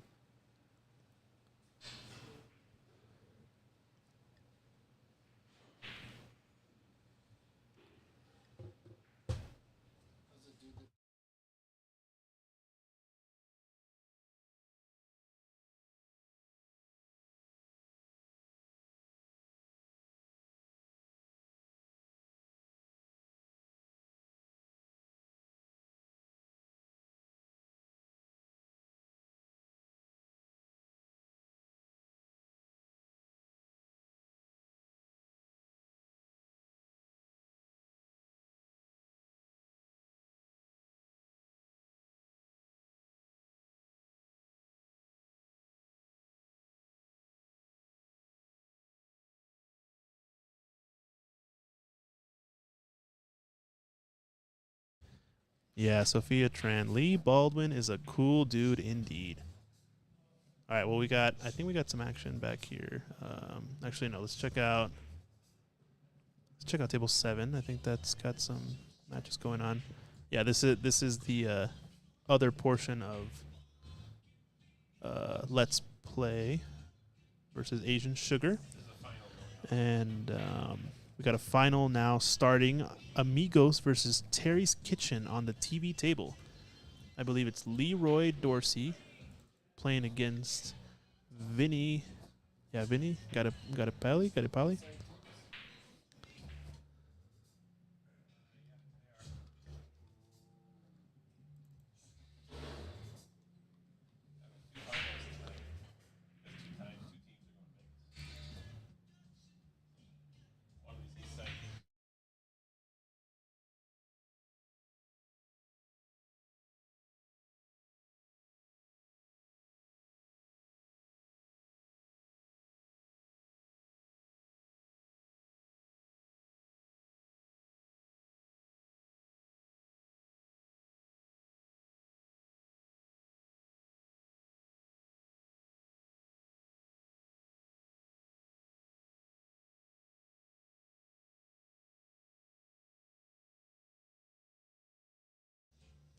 All right, yeah. So we got an update on table 1. We've got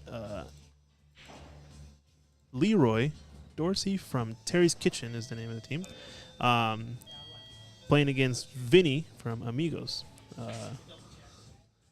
Looks like Vinny's got ball in hand here, playing 8-ball, and it looks like he's on the solids. But yeah, this is actually one of the finals to advance to the world, or this is one of the Whirlpool Qualifier finals to advance to Vegas for APA Masters Division. So if Amigos can close it out, they get to advance, go to Vegas. Meanwhile, we got 2 other semifinals wrapping up. I believe Cliff and Shucheng are playing on one match, and Archit is playing against Slava to decide one half of the other semifinal.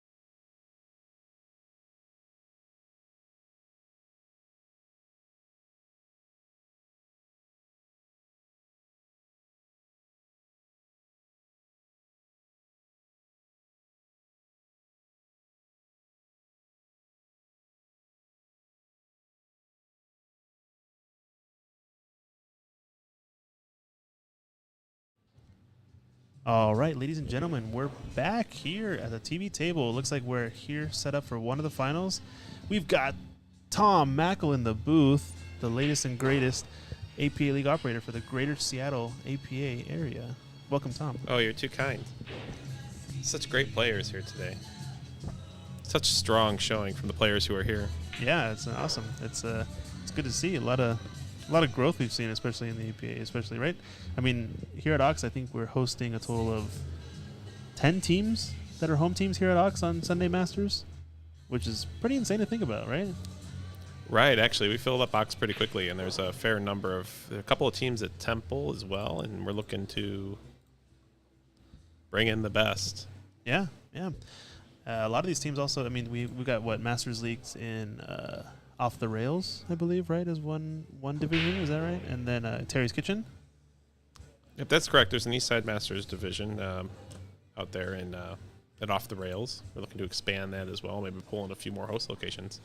Nice. Yeah, Masters, honestly, Masters is one of the most fun divisions in my opinion, especially once you get to a little bit higher level where you, not necessarily you get bored or that you don't appreciate the handicapping skill, but that you want to kind of push yourself farther and play heads up against some of the best players in the area, right? Some of the best amateur players. You get to play even race, no handicap, a little bit different rules. You can jump. There's a little bit different vibe you get, right, for playing Masters, which I really enjoy. I think it's a good flavor of APA that not a lot of leagues have, which is really fun. I know I played Masters for a long time before I was a league operator, and I had a lot of fun playing it. Yeah, we had a lot of good teams in that Masters division. That's kind of what became the Ox division eventually, right? Like that Yeah. was the Yeah, it floated around, and this is where it landed. nice. Well, yeah, I think Masters is one of the most fun match types that you can play. I've also, as I've advertised in my time, I've really enjoyed the APA 9-ball handicap races. yeah, okay.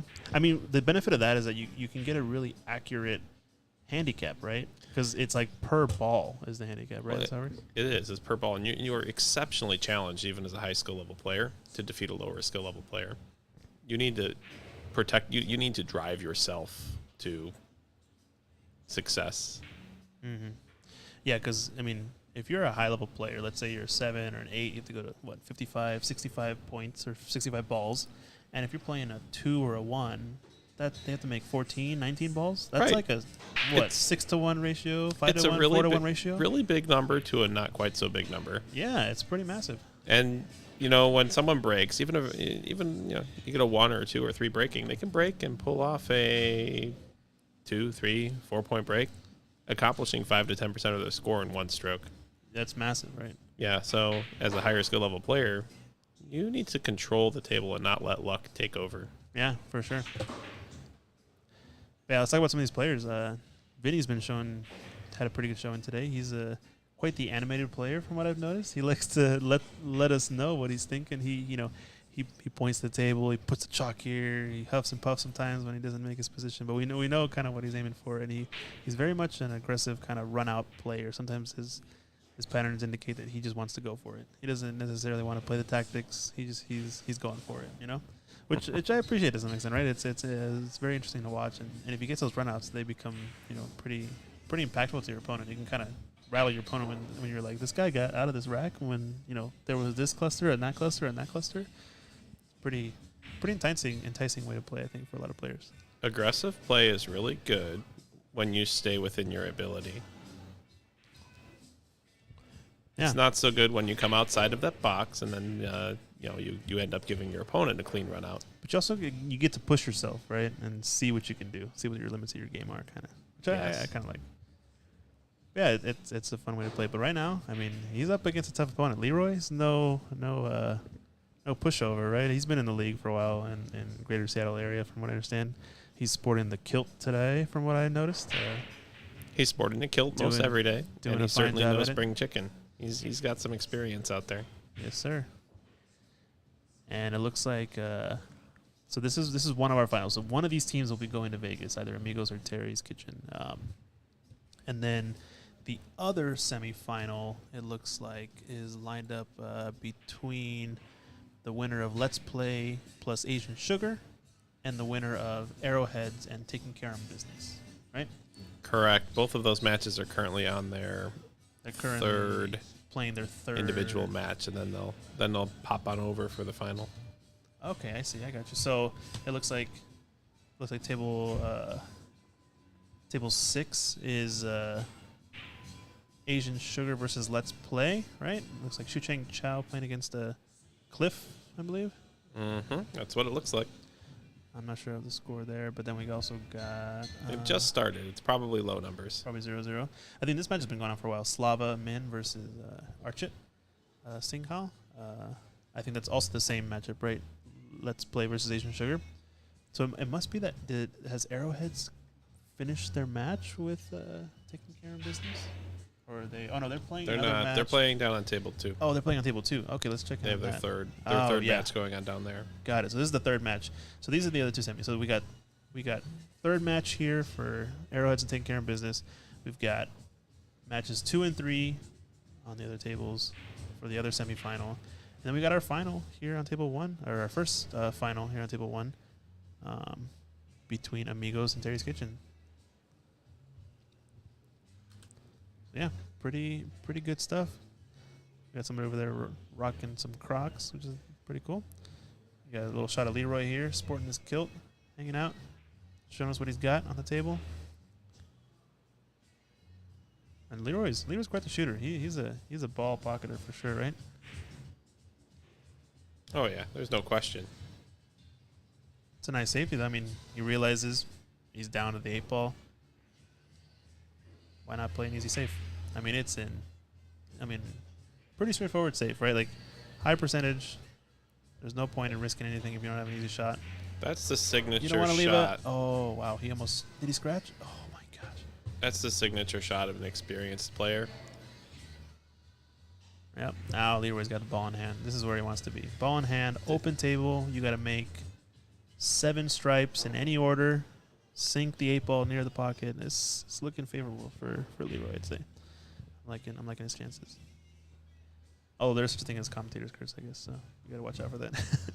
I don't think he's watching or listening. He's not watching or listening. But think, while you're going through this, think to yourself, how would you run this? Don't say it out loud, but think. How would you do it? Yeah, and then Watch the pattern. see what Leroy does in comparison to what you would do, right? And learn from that, right? And there may or may not be a right answer here. There may be more than one way to get through this. Oh, 100%. I always think of the right way to run it out is the way that runs out. So as long as you get out, it is the right way, technically speaking, right? But yeah, there tends to be, sometimes better ways, maybe higher percentage ways to run out that, people can learn from and get more run outs. There could be ways that are clean and controlled. Yeah. There could be ways that are wild and unpredictable. You probably, at least in my style of play, you want to avoid the wild, unpredictable ones as much as you can and stick with the consistent, controlled ones. I'm also a fan of when you're playing a certain pattern, you can tend to manipulate the pattern to avoid leaving your opponent a shot on every shot you take. Yes. Right? Yes, it's a pretty common way to run out 8-ball racks. Like, for example, here.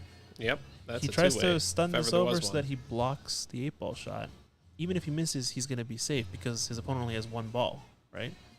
And you basically have to, at some point, at the very last ball, you have to commit to getting on the 8. That's the only shot where you have to fully commit to do or die, right? And I think that's a pretty smart way to play. Typically, when you've got this type of scenario, when you're open table, 8-ball left for your opponent, you got the ball in your court. You've got the advantage at least, right? This is a tricky shot to make contact on. Can he go rail first? He looks like he's going for contact. He's going underneath. He's going to go Short rail contact. Bottom rail, hit the 8 full. That is the smarter way to play it because the ball in hand here is death. Don't hit the rail first. Hit the 8 first. Nice. Okay, this is not bad because he's left. He's left a tabletop 11 ball. He's left a really awkward 14 ball. He might just play safe though on this. I don't know. He's going for the shot. I think he's gonna try to get out. Ooh, he thinks about it. I almost do like shooting the 9 for another save. And if the 9 gets in the way of that 1 rail kick, it makes it really tough for Vinny to get out. He's just rolling up and kind of pushing the 9 into the rail and past cue ball, maybe.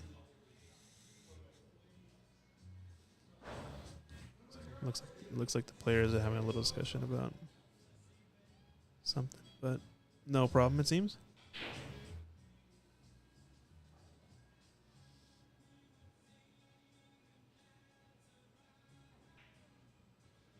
Went for it, and That could be trouble. missed a little wide. Yeah, I think going for the 9 safe is just so natural. Even though Vinny has a chance to do the same safe again, your safe is just so much easier, right? And he could easily hit the rail first and then hit the 8 and give you ball in hand. And if you got ball in hand with 3-4 balls left, high chance you're running out. But to shoot the shot where you would leave your opponent if you miss is kind of risky sometimes, especially when you have an option not to. Oh, Vinny. He hit it thick, right? He hit the rail on the way in.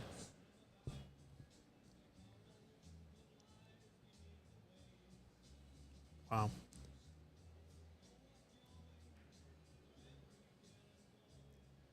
Well, now let's see if Leroy can run these balls out. The only problem he has is his purple. I think it's 14, 13. Yeah, it's just limited to one corner. Now he has a good angle to get on it now. Yeah, he's gonna. Oh, he's thinking about it. He might have too much angle actually. He just has to get to the left side of the table on the 3 diamond, sink this purple stripe into the bottom right corner. That's the only problem he has. The 8 ball's over the pocket. You just have to get on every ball. Yeah, he's looking at that line. Can he follow and avoid the hit on the purple stripe? It looks like he's following. Yeah, hit his line pretty well, and he's straight in. Beautiful. Nicely done. Now he just slight angle, stun up to the 10. Balls over the pocket. Don't have to do anything fancy. Nice shot there.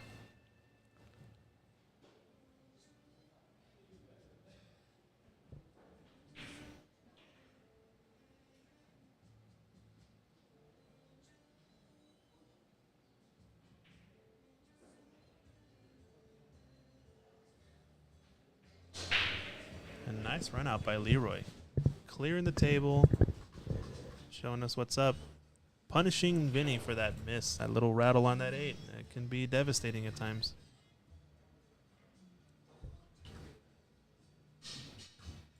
See what else we have. We've got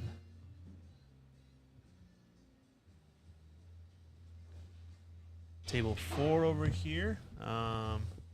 Alex playing against, I believe, is it Greg he's playing against? Yeah. Also, Amigos versus Terry's Kitchen.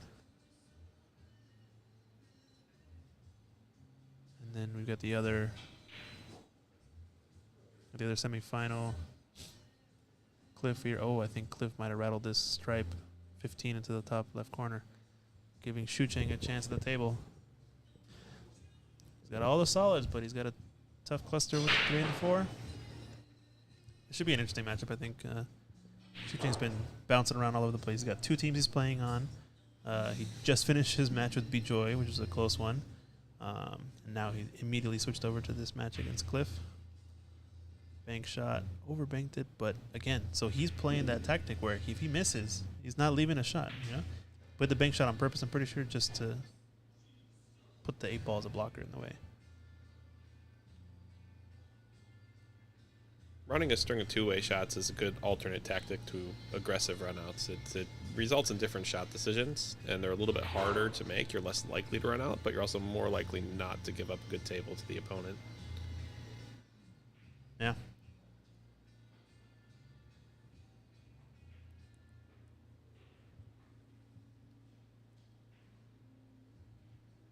All right, now let's get back to Leroy's match. So tell us more about stuff up and coming with APA. I know summer session is starting pretty soon, this week, right? Yeah, that's correct. The official summer session start is this Sunday. This Sunday, yeah. Should be a lot of fun. Start of the new season, new year. Hey, Dan, thanks for linking the spreadsheet in the chat to check the live brackets. We're down to the semifinals on one side, and the final right now on table 1. But yeah, so I'm interested to learn more about this. So you had a new rule where, if teams are missing a player, they're able to replay a player depending on the opponent's choice, something like that. Can you go more into that? I don't remember exactly how it worked. Oh, there's a new 8-ball and 9-ball team rule in effect for the summer session only. These are skill level teams, right? Yes, these are the 8-ball and 9-ball skill level handicapped teams that are all around King County. Okay. It's a fairly simple rule, limited usage. A player can only utilize this rule 3 times per session while they are on it with a team. I mean, different teams, you get a different counter. That's fine. Okay. But basically, a team can play someone on their team twice in the same night. I would say this is an opportunity to make it just a little bit easier for teams to field the full team on league night rather than request makeups. Okay. So, yeah, it makes it a little bit easier for the captains to field the full team. But a part of the replay is there the skill level skill level limits are kind of waived when it comes to replay, right? I wouldn't say they're waived necessarily. The skill level 23 rule is still in effect. Okay. There's got to be another player on the roster who could have played. Oh, okay. So you have and a stay hypothetical. under skill level, and the player who does play also needs to stay under the skill level limit rule. Oh, I see. Okay, so you can't throw your 8 twice, your 9 twice, if you go over 23. Well, not unless you could otherwise stay under 23. Got it. Okay, I see. So, yeah, so it makes, I guess, if you have a low elo legend or low rated player who shows up all the time, but doesn't have other let's say you're still under the 23, you have to forfeit. You can have your low-level player play 2 matches that night to fill up the gaps to fill in the forfeit, basically, if you would have forfeited otherwise. Right. Okay. And or requested a makeup match, which is never logistically convenient for anybody. Yeah, exactly. So I guess the point is to avoid makeup matches, is what you're saying, right? That's one of the points. There's really 2 points. One is to avoid makeup matches and the other is to make it easier during the summer session to field full teams, field teams able to play 5 matches. I see. Okay. Yeah, some interesting innovations. It's to reduce the burden on the summer session teams. Yeah, especially summer, because a lot of people have stuff going on. There's more conflicts sometimes and whatnot. But we still want to play pool and have fun, right? So. That's right. Yeah. Nice. So some interesting updates coming from APA, which is awesome. You can find the summer replay rule and many of these questions we just asked in the FAQ in the APA Pool League app. Nice. In the news section of the app. Very nice. There's an article there that I will likely never take down. So is this at a national level that APA is implementing it, or is just here in Seattle. This is a Seattle only like a Seattle version bylaw of the replay rule. There is a Got it. replay rule in other counties, in other areas where APAs play. It's always worded a little bit different. They have different restrictions in different areas. I Okay. think we in Seattle have a smaller set of limitations to respect. Got it. Okay, that sounds awesome. Well, cool. That's good to hear. Hopefully we get more teams involved and more action out there on the pool tables all over.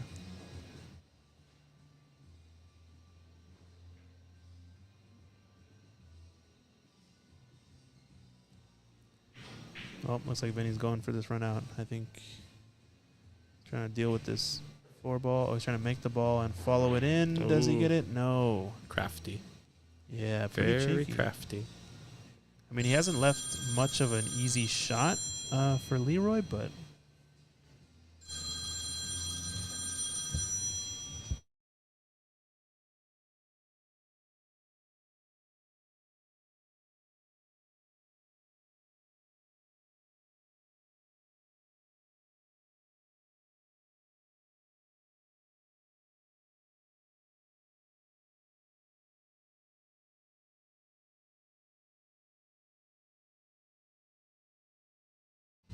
I mean, what do you do in this position? We don't have the top corner pocket. We don't really have a bank into the side. The 8 ball and the 14er in the way. You start to think safe. How can you think safe? With 2 balls over pockets, Right, that's a 2 tough ducks. save. That's what makes 8 ball safe 3 so ducks. tough. There's 3 3 ducks. Look over up there at the place, yeah. top left. He's going for the corner. Yeah, I think that's probably the shot. Shoot to make it into the corner pocket, or go 3 rails. Yeah. Oh my god! And he's straight on the 14. The 3-rail solution. Oh my gosh! Are you kidding me? What is that madness? Vinny can't believe it. He has his hands up like, holy crap! What am I supposed to do about that? Jeez, what a shot! I don't think he played the 3-rail shot. I think he was probably playing the 1 rail bank into the corner and then trying to make his 4, right? But hey, you'll take it. Oh wow! I wouldn't necessarily point. assume that. I mean, I wouldn't assume that, but that's just what my guess would be if I had to guess. There's a level of knowledge where that 3-rail is fairly instinctive if the rails are playing nice like these ones do. Sure, but this 2 ball was kind of covering the pocket, so I don't imagine it was immediately accessible of a shot, right? But we can ask Leroy after and see what he was thinking. We could. But if you actually look at the table here, well, the 2 balls just moved out to the side. Yeah, it was moved, actually yeah. it was actually outside of the path of travel of a 3-rail bank. A 3-rail. Well, he was, hit the 2 on the way in, right? Yeah, well, it was not in the path where the ball would go if you're going to make something. Usually if you do a 3-rail, Yeah. you end up hitting between the corner pocket and about 1 diamond high on the long rail. On the left long rail. Okay. It's actually kind of hard to pull it far enough over to strike the short rail. Okay. You can do it, but usually you'll end up at the corner or you end up a little high based on how much English you put on the ball. Interesting. Okay. Still, what a shot! My goodness, that puts Leroy up 3-0 against Vinny. He can't believe it. He's got to be able to regroup here, get ready to shoot the next game. Leroy with a monster hit on the break. He's got a ball in the corner. Looks like. I think the what went down? The 9? No, the 9, not the 9. Let's ask Naresh in the chat saying, let's ask Leroy Dorsey if it was a fluke or planned. Well, at this point, he could say it was He planned. could say it either was way. planned, sure, but I don't know. I still got my guess with me. That's all I'm saying. But still, what a shot! What an outcome! It was wild.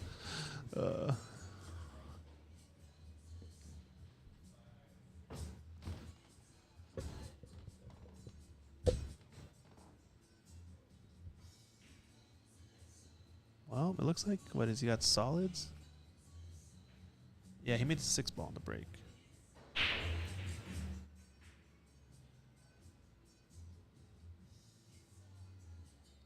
So he's got to take solids. So that's one of the rules of Masters League is you got to take the ball set that you make on the break.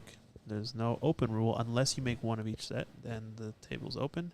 So he has to take solids in this case. And he kind of looked at this 4 into the 11. He's going to either bust into it or, I don't know if he wanted to hit it like that.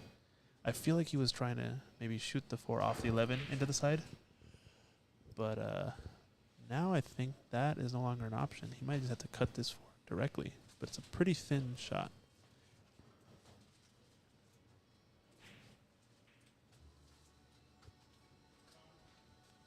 Time for me to go. Looks like calling referee. Tom, off to the rescue. So yeah, I think so. The reasoning here is that Leroy is looking at this 4-ball cut. It's pretty thin. He wants to make sure his opponent is satisfied with the cut into the side, that the contact doesn't happen on the stripe ball before the solid. So Tom is out there getting his fancy specs out there, making sure the contact is clean. So he's getting a good line on the view of hitting the 4 before the 14. As long as that's clean, it's a solid shot. Legal shot, shouldn't be a problem. Good. I mean, it's good courtesy from Leroy just to make sure that, it's a clean hit, no issues involved. Nicely done.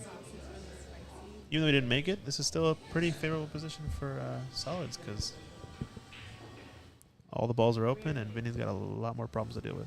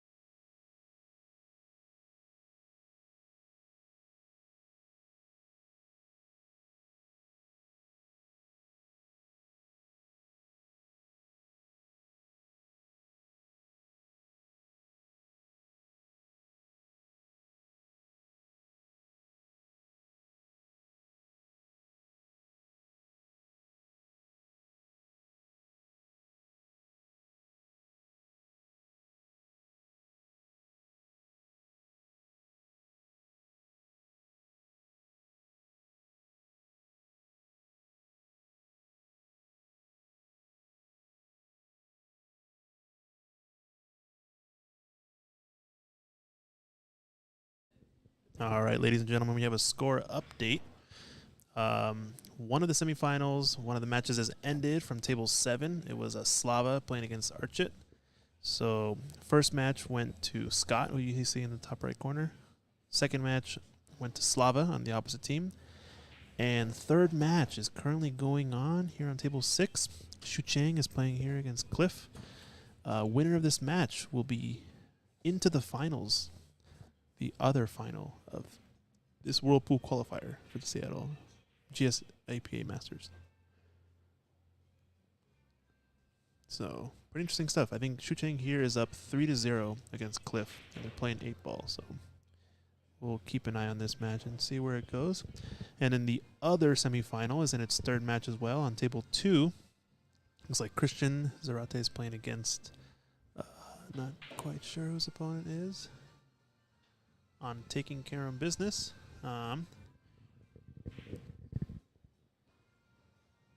So looks like this match is going to be interesting as well. I think both players are pretty close in this setup. But let's go back to our TV table. Looks like Leroy and Vinny are back on it. Vinny has, I think, a shot on this 8-ball. It looks like he's got an opportunity to get out.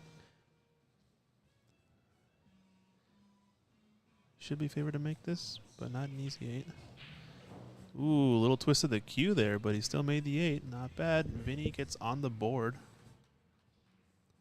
1-3. Looks like they're playing their last rack of 8-ball.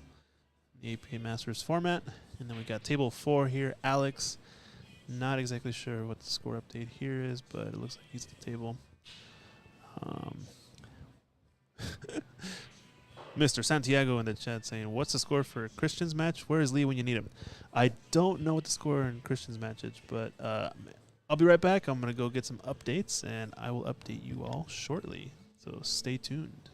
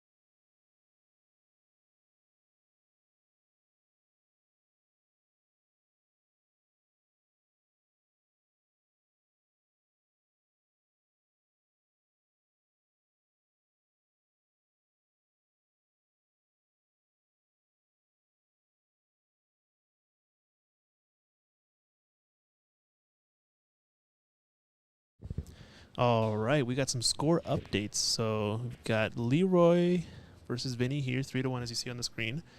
That is match 1 of the first final set up here for the qualifier. Match 2, which they've split tables, is Alex versus Greg. And Alex is up 6-2, so he's on the hill playing 9-ball. So that's a score update on the second half of the first final setup. We've got 2 matches left, one in each semifinal for the other side, for the other spot that's qualifying. We've got Shu Chang over here, 3-0 up against Cliff. And then we've got table 2, James Short against Christian Zarate. James is up 4-1. So we've got some good action here going on. I think they're playing 9-ball here, so they start up with 9-ball. So the first final, it looks like Alex's match on the hill. Looks like it's looking pretty secure against Greg, but he can always pull it back. Meanwhile, our main TV table, we got Leroy and Vinny. Got some good action going on here at Ox.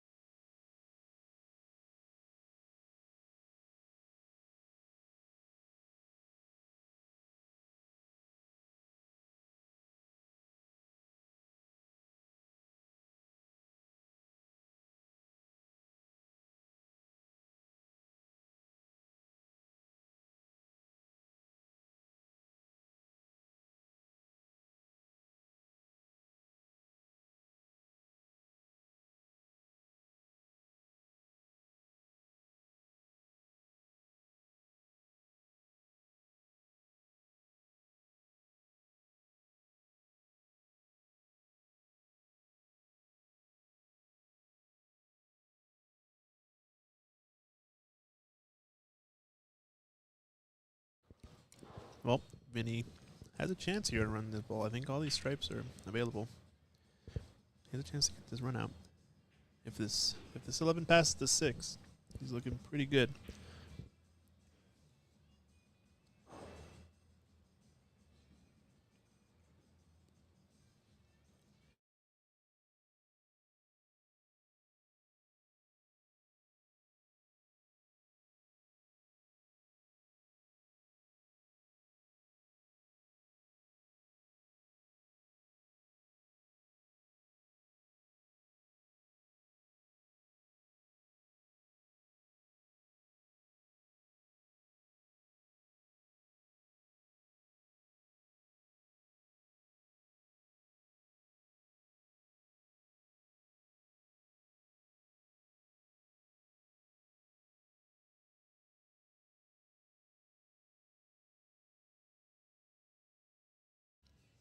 All right, Vinny's pretty straight on his 8 ball. I'm pretty sure it passes the 5. He's taking an extra look. I think it might only go in part of the pocket based on how much he's looking at it.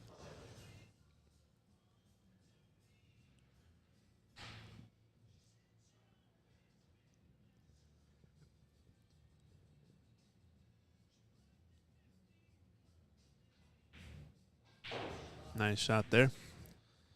All right, so Vinny bringing it back 3-2 in 8 ball. Now they switch over to 9 ball, I believe. And got a match over here. Shu Cheng versus Cliff in 8 ball. Looks like 3-1. Cliff has gotten his first point on the board. Little lack of focus on the camera. Dry break. All right, camera's focused in.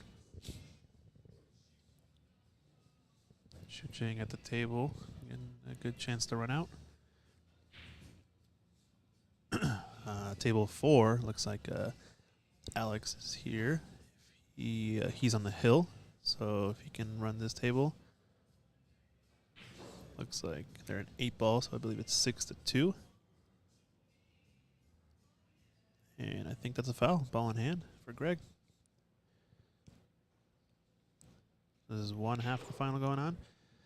And we've got the other semifinal going on here between James and Christian. James taking a look at this 4 ball. It's pretty deep in this pocket, so to get all the way over to the left side rail, he's going to have to do some work with this cue ball.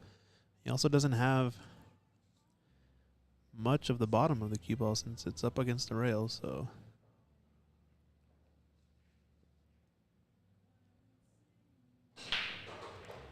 decides to go ball first, hits it a little too thick, and the cue ball kind of stops and stays in the area. I don't think it's quite what he was wanting to do, but now all he is a bank shot.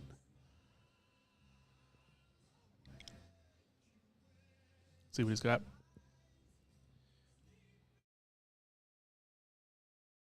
Also, shout out to Mike Littman from Littman Lights. Ideal product placement here, as you can see. Lighting up our tables beautifully.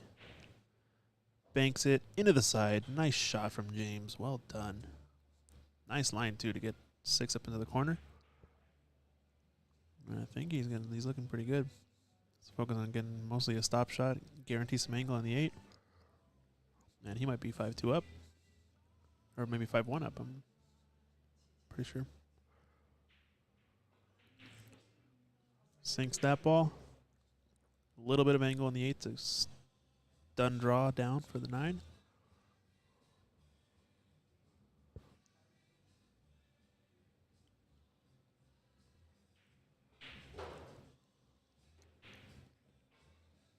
Ooh, rattles it in, but so it sinks.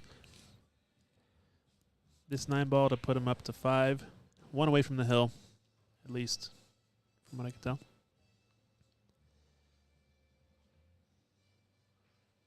Winner of this match advances to the finals. Try to claim the other spot in the APA Masters Whirlpool Qualifier to go to Vegas. Nicely done from James. It looks like Leroy's at the table. And we've got our first rack of 9 ball. 3-2. He's looking pretty solid in this table layout.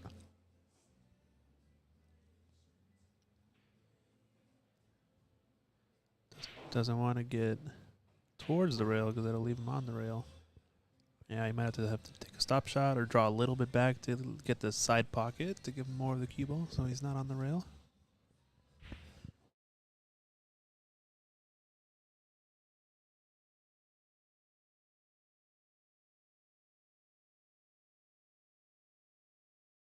Nicely done from Leroy.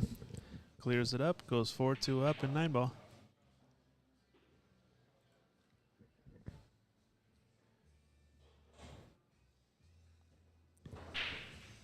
Table 6. Looks like Cliff's the table. 3-1 down against Shu Chang, so he desperately needs to bring in more level in 8-ball here before going into 9-ball.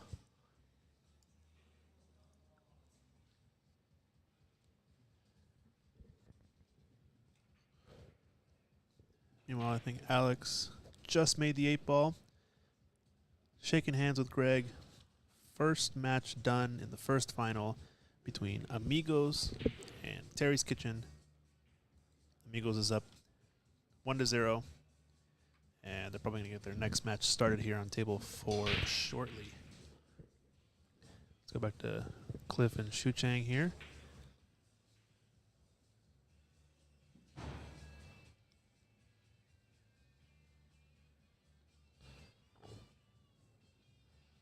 Thin cut down the rail, but nicely done. Get the last solid down. Now it comes down to this somewhat difficult 8-ball shot into the far right corner pocket. Let's see what he's got. This kind of shot, in my opinion, over the time that I've learned pool, I've learned that I probably should just take this with confidence as opposed to shooting it with slow speed. And that's how he shot it, and he sinks it in. 3-2. Now they're off. I believe it's switching to 9-ball now as they finish this set of 8-ball. First 5 racks were 8-ball. Next 8 racks will be 9-ball. And this race to 7. 3-2, Shu Chang up over Cliff. Now it looks like Leroy. Table 1, 4-2 up against Vinny. Hit that pretty thick. Makes me think he was going for the save because of where the 2 was. I don't imagine he was actually playing position for the 2 and try to make the 1 because pretty far away. Hey, Scott, thanks for the update. Yeah, Shu Chang is up 3-2 and on to 9-ball. Yep. Perfect. Yeah, if you can just keep sending me updates, that'd be awesome.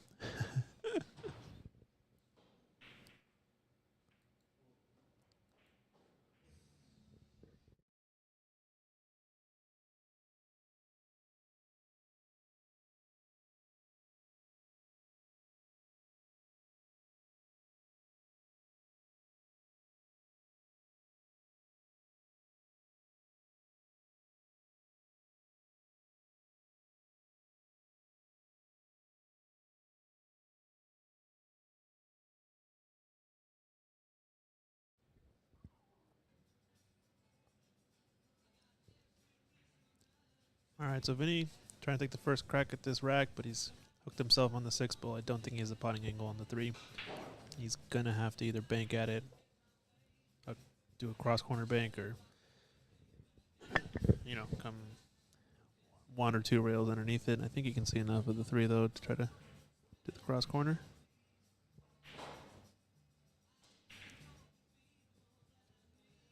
Ended up hitting the 7 with the 3. Yeah, I think he ended up hitting it too thin. Giving us a little shrug. Not what he intended to do, unfortunately, but this 7 is pretty accessible into both pockets. I think Leroy has a good chance to get out here. He just has to get pretty straight on this 4-ball. So, decent chance. See what he's got. Meanwhile, I think James is over here on 9-ball. Looks like he just missed a shot. He's got to be either 5 or 6. I'm not exactly sure. But a little bit overrun by Leroy here. I think he wanted to be a little more straight on this 4. A little bit closer too, but he can still power it around the rails. Oh, he played it with a stun left spin. It's a good stroke right there. He definitely powered that home. Now he's going to try to play the center table. Pretty straightforward. Follow up for the 7 and get fairly straight on the 9. Did a really good job with his rack. That cut on the 4 to the 5 was really well done. He actually got a lot more of the cue ball out of there than I thought he could have.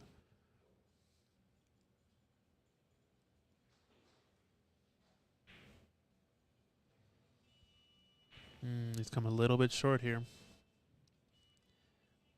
Shouldn't be too much of a problem because the 7 is past the 9, so he can kind of glance off the 9 with some follow. Just to hit it with a good stroke and not a lot of speed so he doesn't really bump the 9 too hard. Hopefully he shoots the 9 in the opposite corner pocket. Oh, yeah, she went for the same pocket. Oh, okay, so hit it a little bit thicker, went in off the rail. Sinks the 9. 5-2 Leroy. Firing back as Amigos have gotten the first match completed and underway.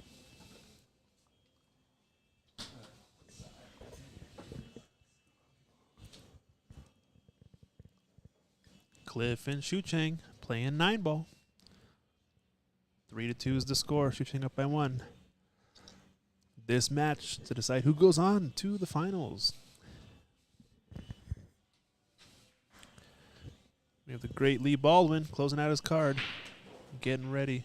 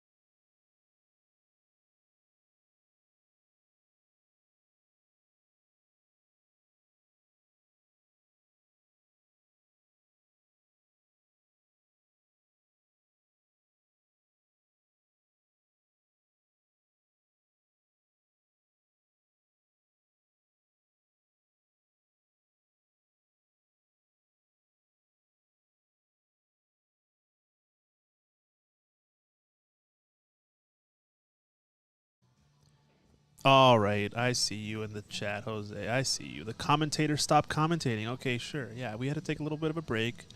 We're getting some updates. We're seeing what's going on. Hey, sometimes you need a comfort break as a commentator. It's a lot of work, you know? A lot of hard work out here. Anyway, got an update here. Christian Zarate and James Short. Not exactly sure what their score is, but it looks like Leroy's on the hill. And I think the third match has also started for the first final between Terry's Kitchen and Amigos. I believe it's Pratik playing. Not exactly sure who his opponent is. And we still have Shucheng over here playing against Cliff. They're on to 9-ball. Last I checked, they were at, I believe, 3-2. I'm not sure who's gotten the wins in 9-ball yet, so we'll have to check that out soon.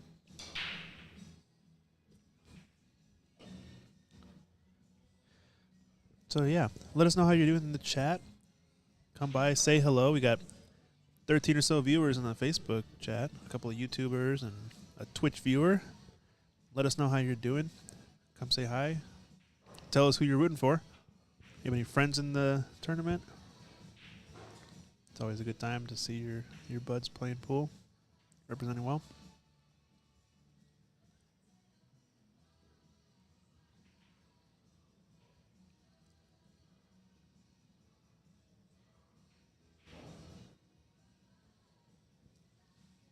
He doesn't want to get straight on this ball. He's okay, but it just means he has to power this shot a little more than he probably wanted to. Might have to stun. Can also follow, but I don't know if you like this 8 ball so close to the rail, cutting it past the side pocket. I think stun is the way.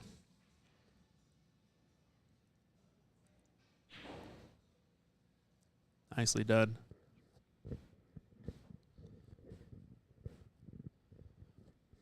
Jose asking, Christian, what setup are you guys now using at Aux for streaming? It's a good question.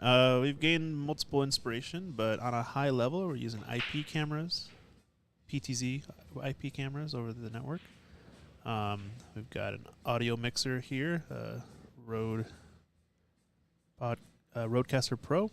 You got some pretty basic Zoom microphone headsets. You got a Stream Deck, letting us switch between all these camera positions you're seeing. Yeah, hit me up. Let me know if you want to learn more about it. I can tell you more about how it's done. But yeah, it's a pretty sweet setup. We have a little scoreboard app here that Colin Sue has provided. Shout out to Colin. He was in the tournament earlier, but I think they unfortunately were knocked out. Looks like Shucheng has got that game, so he's at least at 4 games up. 4 to 2 minimum for each player. I'm not exactly sure of the current score. Ooh, Vinny here, unfortunately. Giving up ball in hand after making the 9-ball. 9-ball spots when you're playing in Masters format. If you scratch, forcing your opponent to run out.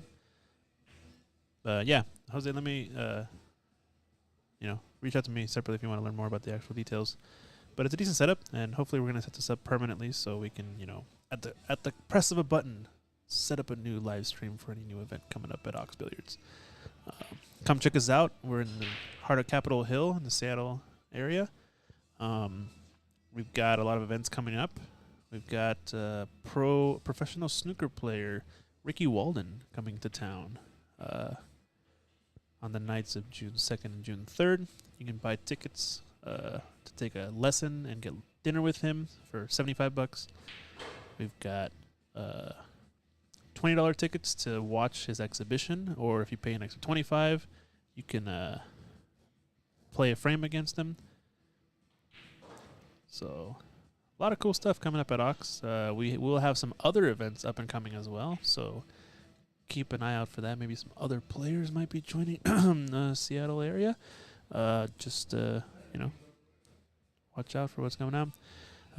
We also had some announcements with our first professionally sponsored snooker player, Bex, professional World Women's Snooker player. Awesome player. You should watch her. Check out her story. It's an awesome snooker story. Nice shot here by Leroy with all the power and pace, and he goes straight into the drink. Wow. I think he felt like he was gonna get the match there. Vinny looked like he was done for some reason, but a little bit of an unfortunate roll and runs straight into the corner pocket. I think he was trying to go 2 rails out and get maybe the 8 in the side, but didn't quite show up. Vinny an easy 2 balls to get to 3-6.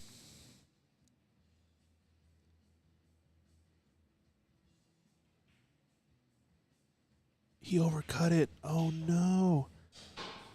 He rakes the cue ball, calls the match, shakes the hands, and that's it for this part of the final. Leroy taking down Vinny in the first match. That puts Terry's at 1-1 against Amigos. And their last match of their finals going on here between Alex and the third player on Terry's Kitchen. I forget his name. It looks like they're playing 9-ball. Oh, no, sorry. Pratik. Pratik is playing here. He's got the break, so he's got at least 1 frame under his belt. We've got table 6. Cliff and Shuchang are still going. And table 1, these are the other 2 semifinals, which have yet to decide and start their respective finals.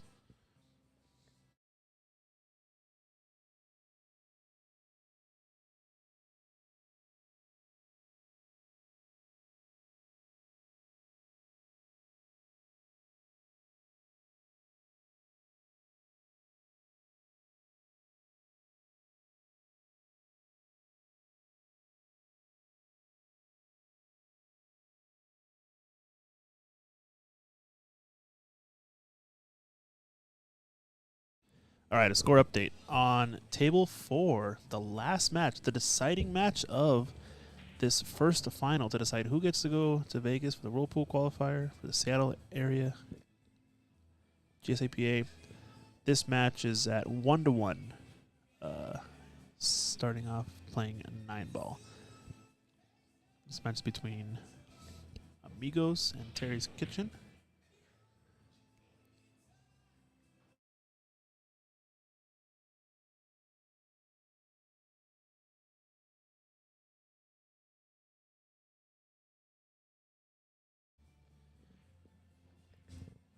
On table 2, we've got a score of 3-5.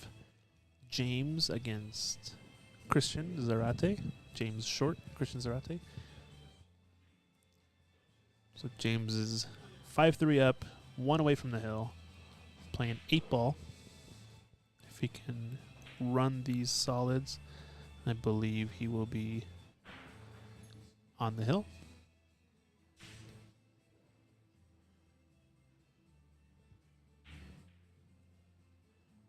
Oh, and he's overcut that ball. Ooh, unfortunately. But fortunately, he purposely left the one in the way.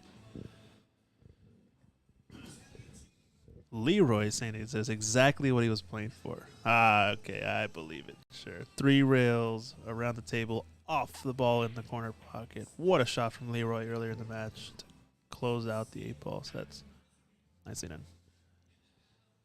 Oh, Christian's got a tough shot here because this is a block. He's probably going to make his ball and make him shoot a long shot. Yeah, that's the only real way to apply pressure.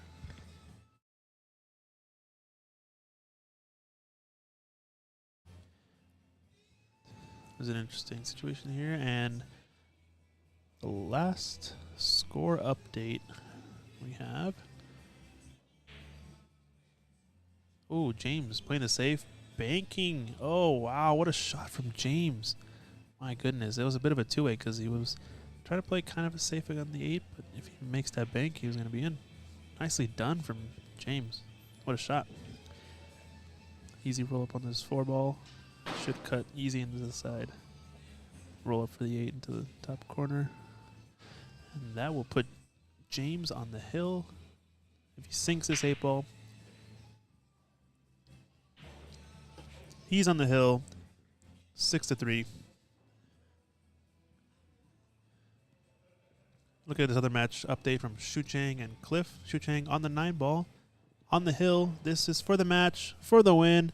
Where's the cue ball going to end up? Nicely done. They shake hands, and Shucheng advances Let's Play into the other final of the match.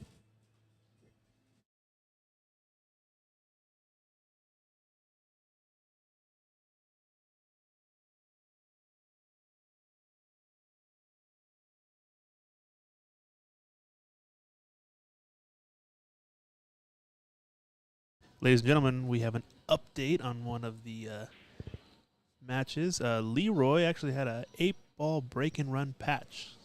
So we're going to get him on camera here to say hello. Closes out his match against Vinny.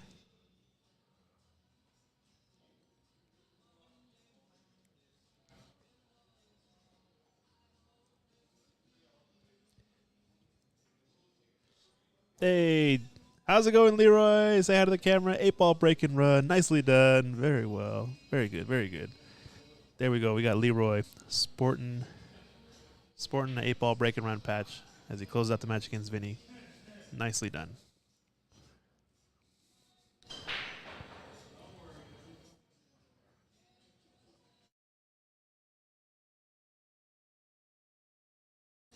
Let's see if we can get some other people on here into the booth to come say hi. I'll be right back.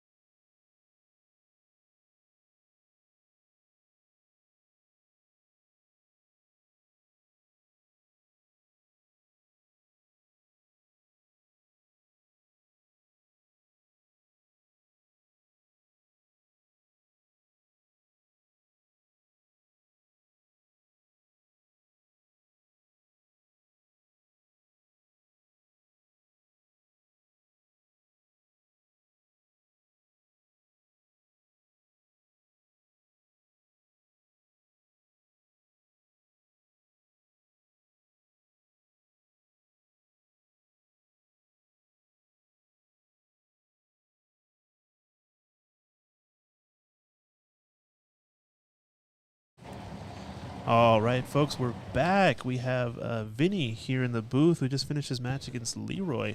Tough match, Vinny. You're feeling all right after that? Not quite. Not I quite? did not. I'll be honest. I did not perform my ability at all. Not quite. Yeah. Okay. Probably I played like 45-50% of my ability. Okay, that's fine. I mean, you guys are still in it. Yeah. This match is the deciding match, right? Yes. Pratik on your team is playing against Jeremy, I believe, right? That is right. What's the score so far? It's 2-piece. 2-2. 2-2, 2-2, and they're playing 9-ball, right? 9-ball. Yeah. So, yeah, it's gonna be an interesting match. Oh, I don't know if did Pratik hit it hard enough. No. That's ball in hand. It's ball in That's hand. unfortunate. But yeah, so how was your tournament experience so far? You guys got to the finals, obviously. So Yeah, it you was must have shot great. well at some point today, right? Yeah, it was great. Yeah. We started off great. Alex did great. Started off with a rackless 7-0. Mm. Then I followed up with 7-4, I think. Okay, 7-4. Nice. Yeah, 7-4 with Eric. So you guys went the A side the whole way, right? You didn't lose a match. We were never in losers bracket. Nice. Yeah, it was an interesting bracket because there was a lot of buys. There's a lot of missing gaps. Yeah. But yeah, it's a pretty good tournament setup. But you made it to the finals, so yeah, it's a good opportunity. This is our third final. Third final. Yeah. Nice. Have you guys ever made it to Vegas, yeah. to Vegas before? We Yeah. did. Nice. We did. Oh no, Jeremy. Got unlucky. Wow. I think he needed to stun that 2 rails probably instead of follow. Couldn't agree with you enough. Yeah. Yeah. Some spin left, right, Some spin, something. Yeah. Even just low. Even just stun probably. wouldn't Yeah, even be stun would have been the easiest. Yeah. Tough. That's okay. In that, I can totally feel him because I'm just coming back from that pressure. Yeah. Oh yeah. Was For too sure. much There's a lot of pressure. pressure out there, A right? lot of pressure. You're on the TV table. People are Yeah. watching. You're playing a pretty solid opponent. TV didn't bother me, but Okay. I Yeah. have a disease. You have a disease. I have a disease. Is that what you call it? Yeah. That's Oh, is he super. banking it in? Yeah. Oh. It rattles. Wow. Good jump. Good contact. Very but good. it Very rattles. good. So yeah, I have a disease. I'm gonna do my best to get out of it. I'm like, okay, go past 2 years. I Yeah. was a 6, Nice. Okay. and then bought a table. Just put hours and hours together on the yeah. table. Yeah. Got a little better. Could Nice. be much better, but Okay. You Got saw improvement. Okay. yeah. And then I still have one outstanding disease. I'm gonna talk to people. I'm gonna talk Nice. to a few people and get. So the disease is I'm talking too much, but the disease is if the opponent gets lucky and at the same, it hits me a little. It affects my game a little. Okay. Okay. And then It's on a, top it's a of mental issue. That you're yeah, saying. it's Okay. mental. It's all mental. Uh-huh. And then on top of it, if I get unlucky as well, that's it. I'm like I nosedive. You kind of shoot yourself in the foot right as you're playing. Yeah. Yeah. So you kind of let the way the balls roll maybe affect you too much mentally. Yeah. Is all right. Okay. If- Yeah, because I remember I did see one shot from Lee where they went 3 rails around, then he went into Got the it. corner. And a And I was superb like- leave next. Yeah, Like, straight in on I'm the 14. not gonna take anything away from Yeah, Leroy. yeah. His shot hits hard. Oh, yeah, he did really well. 100%. He didn't miss. Like, well, he hardly missed. Yeah, he, but he shot really well. when you start to think so much or ruminate kind of over the Yeah. lucky rolls, you start to lose sight of the actual match, kind of, right? So, yeah. And the 9-ball that I, it's not combo. Caromed in. Uh huh. The cue ball traveled 3 rails and scratched. Yeah. I think I saw this shot. Yeah. For example. Okay, Uh-huh. I'm like, bro. And then a rack before that, my 3 ball was, how do you say that? Touching to the rail. Frozen. Was frozen. Uh-huh. Frozen to the rail. And I top rolled it, like no spin, just normal push. I got a bad contact. Oh. My cue ball jumped like millimeter in the air. Oh yeah, so like a clean Kick. or like a kick. Kick. Yeah. In snooker, they it's say a kick. kick. Yep. And the 3-ball rattled and stayed there. He Oh, finished it. no. I'm like, bro, That's what are you tough. doing? Yeah. After that, I was like nosedive. Uh huh. I just nosedived. Yeah, I mean, I've been there, done that too. Don't believe me, for sure. Makes sense. I mean, think it's pool's not easy, right? 3-2 right now. Yeah, so 3-2, 9-ball still. Yeah, 9 okay. ball So still. let's check in on this other match. I believe this one, James Short is on the hill. I have no clue about that. So this is Christian Zarate at the table. He is in a must-win situation because James Short, his opponent, is on the hill. So I think they're either at 6-3, 6-4 maybe, playing 8-ball. Christian up 6-4. Christian is down, I believe. His opponent is on the hill. And this is the deciding match for the last semifinal remaining. Yeah. So the winner of this match as a team will go on to the last final. That's Bijoy's team. Christian Zarate is Bijoy's team. Bijoy, who won Lee the first Baldwin, and I don't exactly James know. James Jansen. James Jansen. Okay. Yeah. Okay. That's their team. Yeah. Sorry. Go ahead. Who won the first match in Christian's? So the first match, Hans beat Hans is Lee opponent. Baldwin. Okay. See, Lee Baldwin. So Yeah, it's a and then must-win the- for Christian. The second match was Shucheng against Bijoy, and Bijoy won that match, so Okay, it became it's 1-1. 1-1. So So this it's is the decided. decider. Yeah. Good. Thank you. And now, with Christian, up against the hill, he's in a must-win situation. I don't know if he's yet at 5 or 4 or 3, but last I checked, for sure, James is at the hill. So Whenever Rachit passes by, I'll ask him. yeah, let's get a little score update for sure. Yeah. So yeah, that's the other match. So let's go back to table 4. So this is your team, right? Pratik, right? Pratik. You've been playing with Pratik for a while.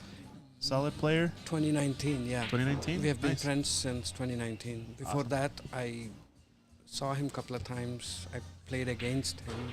Mhm. Him, Jose, and Santiago. Uh-huh. Santiago, and Christian Zarate, and Uh-huh. Bijoy. They were in one team. Imagine what kind of a team Yeah, would that be. sounds awesome. Wow. that sounds They like were good in a team. They split, and Pratik didn't know where to go. I didn't know Pratik. Randomly, Jose said, he's a okay shooter. Uh-huh. Go with him. And I was searching for a hot shot. Mhm. And then I took Pratik, and we became such a good friends since then, and family friends. Nice. Wherever he plays singles tournaments, Uh-huh. I'm there. Wherever I play, he's there. Nice. Awesome. Yeah, we support each other a lot. We go to BCA tournaments together. We play in-house leagues in Kent. That's what pool's all about, right? Yeah, yeah. There you go. Pool. Yeah, APA has given me a lot of friends. That I'm not. Oh no, he scratches. Wow, he had like the perfect angle to do that scratch. I don't know if he needed even to follow that much because he just needed to get past the 8 and he would have cut. But yeah, that's a tough. Oh man, that was a weird angle. Unfortunate there. Oh, he's still not out of it. It's not an easy run out. Yeah, over. 7 to 8 is questionable. Let's see how. Yeah. Let's see how he does. Yeah, that's good. That's very good. That's very good roll. Yeah, good speed control. I'm not sure if I would have taken that route, but good Yeah. speed control Yeah. for sure. If you got good speed, it doesn't matter what route you take necessarily, right? Yeah. So yeah. Oh. Jose in the chat saying BS. I didn't say quote okay shot quote. I said he was a great shot. Ah. I think are we muted? No, we're not. No, we're not. It's weird. Thank you. Yeah. Yeah. BS. I didn't say okay shot. Okay, I said he was great shot. This is Jose in the chat. Yes. Yeah. Actually, I stand corrected. Jose is right. I'm wrong. Yeah. Pratik is a great shot instead. Yeah, Okay, yeah, nice, yeah, nice. Oh, he's at the table. He's got a chance. This rattled Oh, 6 ball. I didn't see that. I was looking at Jose's comment and oh wow, Pratik back on. Okay, 3 rail. Yeah, he's a little bit on the wrong side. So he's No, got to go that's swing perfect. it. That's perfect. Normal top, no spin. This. Yeah. Jose, That's yeah. perfect. Normal top. Please don't give any spin, Pratik. Yeah, I mean, you can go 3 rails around, but the ideal is to be on the other side. Other side. So That- you can just stun over or follow, right? That's Yeah, a little but bit easier. It But doesn't go. it's this still pretty far. natural to Yeah. go 3 rails around, right where his cue Yeah. is, right? That's what he wants. And he wants the cue ball kind of to be in the same spot. Pretty Again, much, yeah. pretty much, right? Yeah. 1 feet here and there. Yeah. So yeah, so you ended up meeting Pratik and playing, joining a team, etc. You met Alex and whatnot, and so you and Pratik both come from snooker background, right? Yes, primarily? and Alex as well. And Alex as well. Alex plays snooker. Alex and Pratik play snooker a lot, even today. Oh yeah, where do they play at? Empire Billiards. At Empire. Oh yeah, Empire Billiards. Shout out to them. They're friends of ours. CCU, owner of Empire. Shout out. Part of the Washington State Snooker League. Ready to support Yeah, CC is Washington a great Snooker. guy. CC. But yeah, that's awesome. You guys get to play a lot at Empire. That's cool. Yeah. I joined them a couple of times at Empire, Yeah. and then it was affecting my pool game. Oh, okay. and then I stopped. Gotcha. Then I stopped. They continued. I mean, I feel like in the long run, both help both, right? Yeah. Pool helps Yeah. snooker, snooker helps pool. They say, But, both Pratik and Alex say it's helping them. So Yeah, exactly. And I think the emphasis on ball pocketing or potting balls yeah, is, improved or enhanced by snooker, right? Like Yeah. snooker is the ultimate ball potting sport, realistically. But on the other side, spin, position, insane Yeah. rail cuts, etc., Yeah. is the way pool typically works, right? You have all these crazy type of position plays. Not to say snooker doesn't have insane cue action, but it's like almost every shot. It's very different. The way you can manipulate the cue ball and get rack after rack runouts is just very different. So yeah, and the balls are heavier. It's a different game. So you can learn things from both. okay, good try. But yeah, this is a little bit of a lucky roll. I mean, he's got a tough shot. He left a tough shot at least. So I think he was worried about flicking the 9 and scratching. And scratching. Yeah. Yeah, and there is no way he could avoid that flick of the 9. So he would have either need to draw, kind of hit the bottom Yeah. rail and come around or something. Yeah, Yeah, that's he a good needed point. some magical shot. He didn't want it. to So now take you can the- either cut this or bank it. This one, Personally, I like the cut. cut Yeah, because the Any cut day. is more deterministic. 'Cause left top cut. Yeah, a little bit of left to keep it below the side pocket. He's going for the bank though, and I think he hit the right speed to where he left maybe a tough shot. Yeah, it's 90 cut. Yeah, it's a tough cut. So It's a tough he hit a good speed. Yeah. Let's say he makes it, fine. If he misses it on the pro side like that, he leaves it tough. Yep. So. I'm glad you said pro side. I recently heard about pro side. Oh, okay. Recently Just learned what it was. barely, like 2 weeks ago. Yeah. I mean, they call it pro side, but it's not really because pros are doing it necessarily. It's because that's the side if you miss the cut or the Yeah. bank or whatever, you don't leave a shot. I typically. recently learned about it. But it makes sense, right? Like the Yeah. idea of like hitting it one it. side of the pocket versus the other side of the pocket. On one side of the pocket, you leave a shot straight Yeah. in. Yeah. Other side, you leave it on the opposite rail. Yeah. That's Do the cue you ball. That's know crazy. Tommy, Bobby, Tommy? Tommy, I can't. Tom remember. Aiken? No, it's just they're brothers and sisters. Uh-huh. Tommy's sister is, I forgot her name. Okay. Oh, he went for all guns blazing. Tommy Sliva? I think so. I think so. Silva? Silva, something. What's his Yeah, name? I heard that pro side and amateur side from him. From him. Oh, just okay. 2 weeks ago at 15th Street Grow. Got it. Okay. I didn't know. I was just shooting. I just know how to make balls, and I was just Tommy shooting. and Cindy Silva? Yes, Tommy and Cindy. You're Yeah. right. Yeah, so for sure. Pro side is a thing. I mean, that's what people just say, but that's the concept of like missing it on one side that makes it so that if you miss and you leave a shot, it's a bank, a very tough shot. Yes. Right? So pretty common. Not a snooker term, you could say, right? No. So, all right, Pratik has a chance here. You can play this with follow, holding it, or you can play two rails maybe. He's playing two-way. He's playing two way. Oh, is he going to go for the he's bank trying to leave the cue ball behind the 9. and bank the ball up table maybe? And now he's trying to bank. And now he has different plans. He's playing defense. Yep. Think so, if I'm not wrong. Oh. Let's see if we can get another angle. Oh, yeah. He left it straight out. Oh no, wrong table side. It's a tough center cut. Doable. Yeah, this is doable and somewhat natural to get on the 9, but Very you can natural. easily overrun this position too, right? So Very natural. most likely the speed, he Cue might end ball- up in the center of the table, right? Cue ball Which is hitting the third diamond. Yeah. off the third rail, right? Yeah. Third rail, third diamond. Yeah. Oh, he went for the Oh. corner. Oh, no. Went for the corner. I forgot his name. Jeremy. Jeremy. I'm Yeah. sorry, Jeremy. That was a beautiful And he shot. concedes the frame. Okay, so now the score is Cindy Silva. Somebody said Cindy. Cindy Silva, Yeah, Uh, both are awesome shooters. Tommy. yeah. Actually, in 2019, when Pratik joined my team, we were in exact same position as we are today. Alex won. I lost to Bobby, and Tommy beat Pratik Hill. Tommy beat Pratik Hill, And they went to Oh. Vegas. It was nerve wracking. Wow. And it was all break and runs. It was Really? all break and runs. Well, you were man. at 15th Street, right? So 7 foot. Yeah, diamond? yeah, Okay, 7 foot so- diamond. It was all break and runs. Pratik has a chance. He's doing break and run. Uh-huh. This guy has a dry Tommy? break. Yeah. He's running out. Yeah. It so was like feast. back and forth. Yeah, yeah. It was a visual feast, and it was a hill. Should have recorded it. Should have streamed it. Yeah, Pratik played a two-way shot, and he had like even today he said, "I'll never forget that shot in my life, because I should have went for it." Mm-hmm. He played two-way and gave Gave the table away. open table. Like, sold out. Yeah, Yeah. but still it had to be cleared. 7 balls plus 8 ball. Uh-huh. So 8 balls need to be cleared. Tommy just back. Easy. In about 1.5 minutes, he Wow. finished it. Sometimes that's just how it goes, right? Yeah, That's pool for you. yeah. Tommy was all guns blazing that night. Yeah. All right. Then- So the score now, Pratika's got 1 on the board, so their score is 5-2, I think. 5-2. Okay. If I'm not wrong. No, it was 2-2, so 4-2, I think. 4-2. Yeah, that was. Yeah. Looks like this match.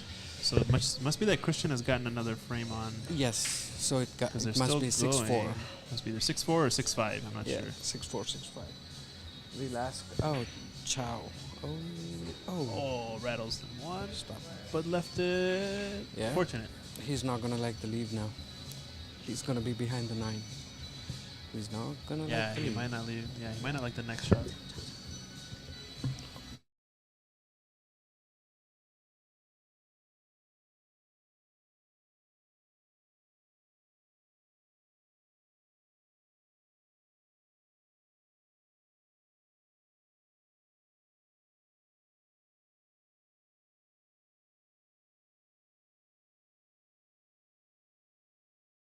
All right, we got a score update. So yeah, table 2 over here. Christian is at the table, 6-5 against James Yeah, Short. he's So catching up.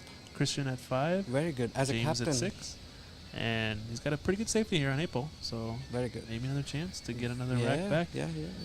And I mean, he's trying his best as a captain. Oh, hit it! He hit stripes. That was a good hit. That was pretty good. That was yeah. insane. He That like was finned bold. That was really. He just got down and shot. Like Yeah. he didn't even care. Right? Didn't even care. Wild. Wild.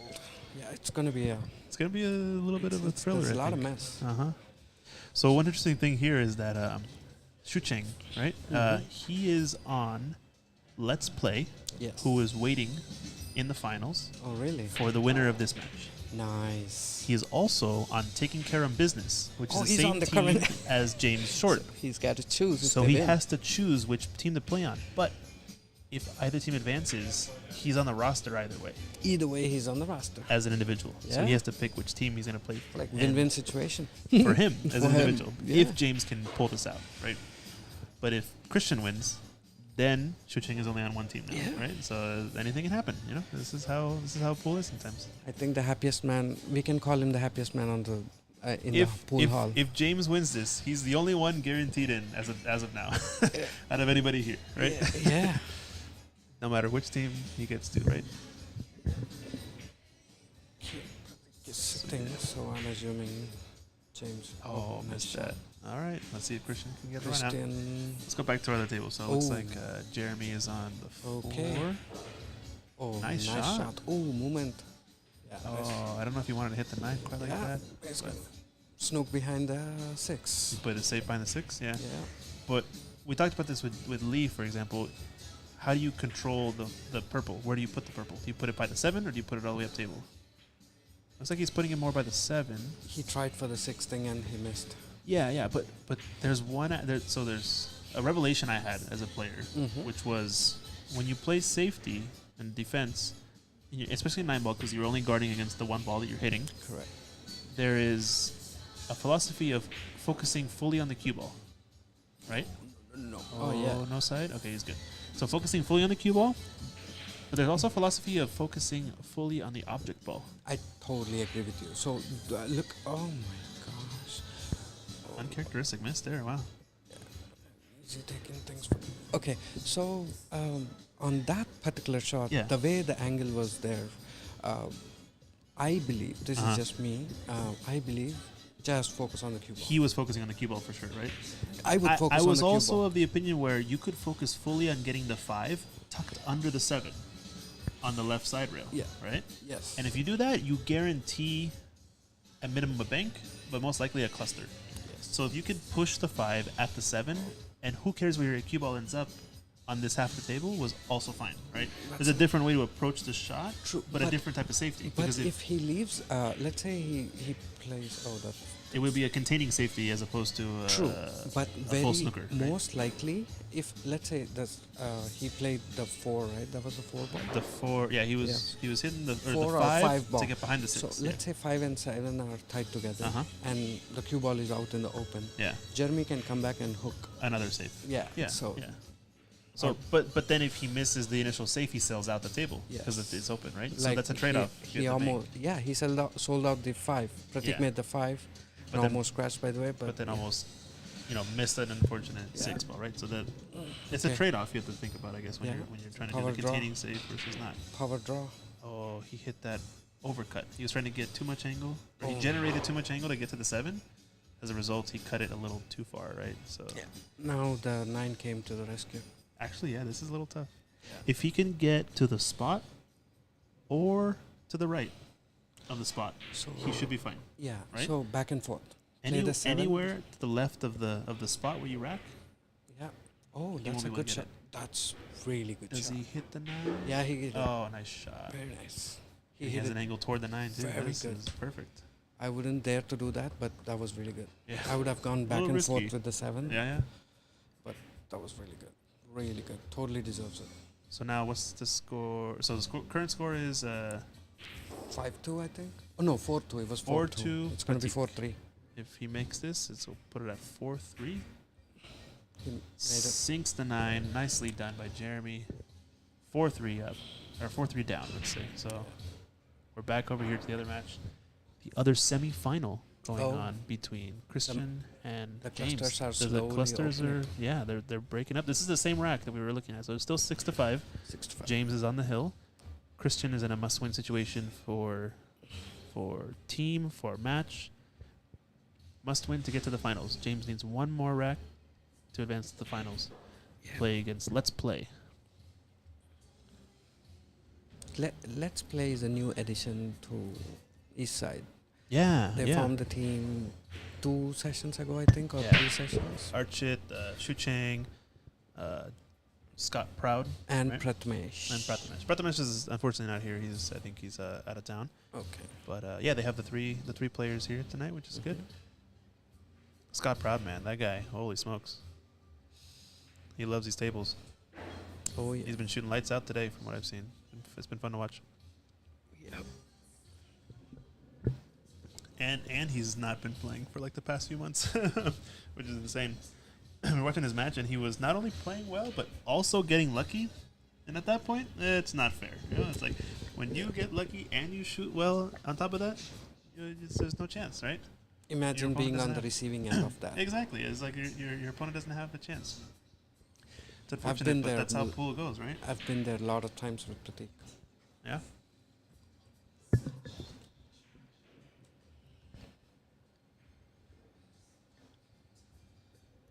All right, so if James can get this run out, this can be. This can get into the final. Is Oh, he missed the 10. Is that a stripe in front of one ball? I think it's a stripe. Yeah, I think it's the 13. So it looks like the yeah. So the purple 5 is on the left rail, and the purple 13 is behind the 1. So yeah, it looks like James has 3 more stripes left, and Christian has a lot of solids. He's playing the safe, trying to hook behind the 6. He's got the 10 ball covered. But yeah, so the 1 and the 13 are very close together on the bottom of the table. So Now, good move by Christian here. Can you see there's this 10? another stripe. No, there's another stripe. yeah, this is the main one I think he's trying to cover, is the 10, because if it cuts into the side, the safety is no good.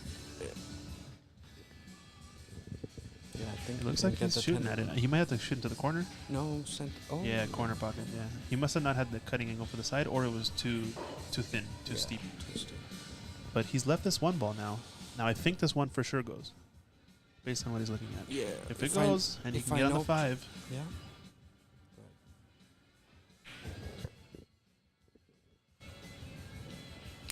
If I know Christian, He'll not go for the one. He will not go for the one. Okay. We also talked about this too. In 8-ball, it tends to be the case that a lot of the solid 8-ball players that are very consistent tend to, when they have an open table with one ball left, tend to shoot the balls in a pattern that doesn't leave ever an easy shot if they ever miss.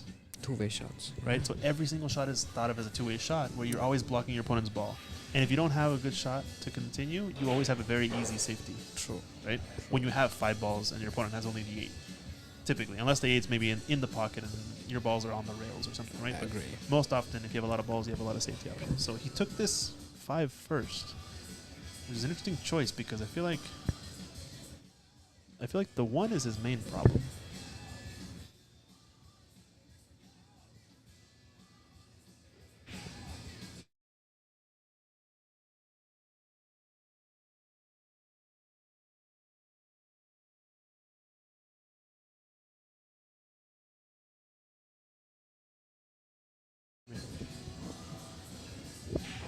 My heart is pounding. Oh, Jeremy on the 9-ball for the Made it. frame. No, rattles it Again, man. second time. So what does this make it? If 5-2. 5-2? Oh man. No, 5-3, right? Five, It was 4-3. yeah, it was 4-3. 4-3. So 5-3, 8-ball, I think. 5-3, switching to 8-ball. Partika's up. 5-3. Yeah. Yep. All right, so they're racking the balls. Let's go back to this pretty long 8-ball match. So 8-ball. Christian got his ball in hand. Wow. We missed something, And, but and the cluster is broken up. yeah, so he has all the solids. I think he's got to clear either the 6 or the 4, and All then in everything hand, should be solids. So all straightforward. the solids are in the upper hemisphere, if you see. Northern hemisphere. Yeah, like top half of the table. Yeah, this is good.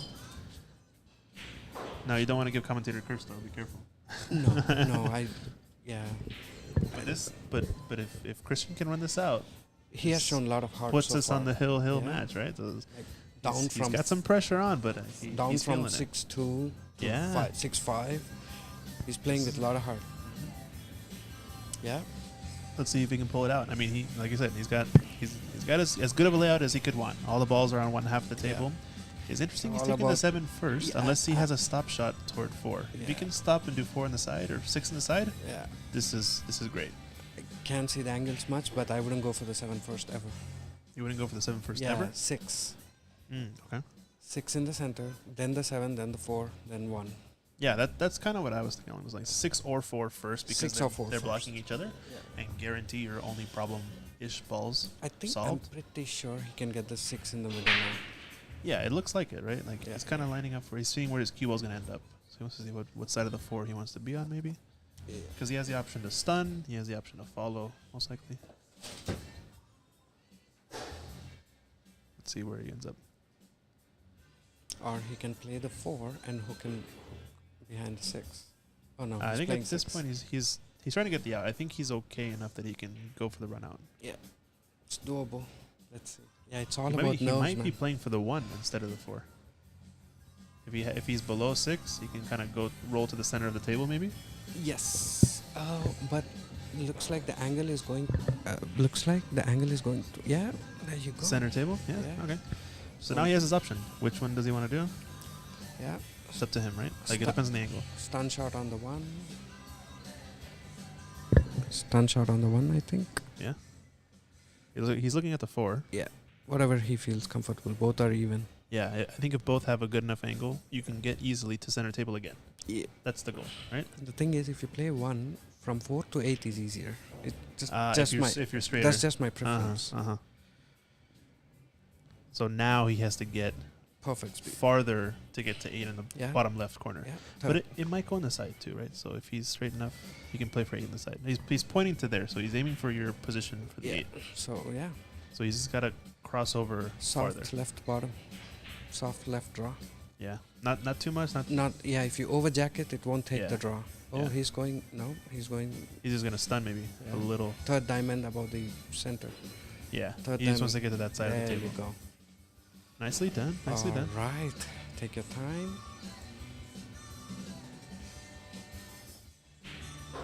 Yeah, I think was nicely we're done. gonna see That was really This, nice. this might be Hill Hill. Let's see. Yeah. This is not the easiest 8-ball, but Now wrecking Hill Hill. yeah.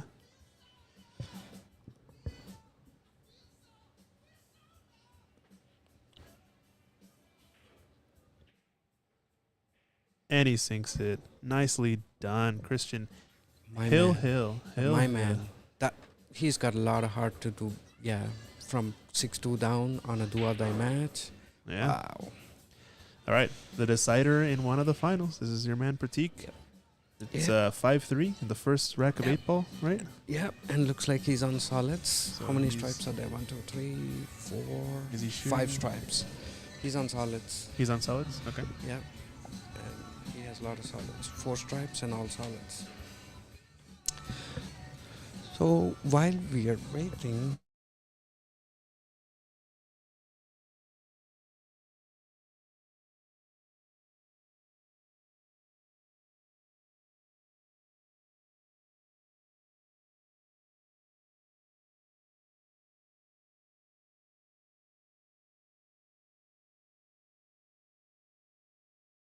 perfect, thank you. Okay. Cool.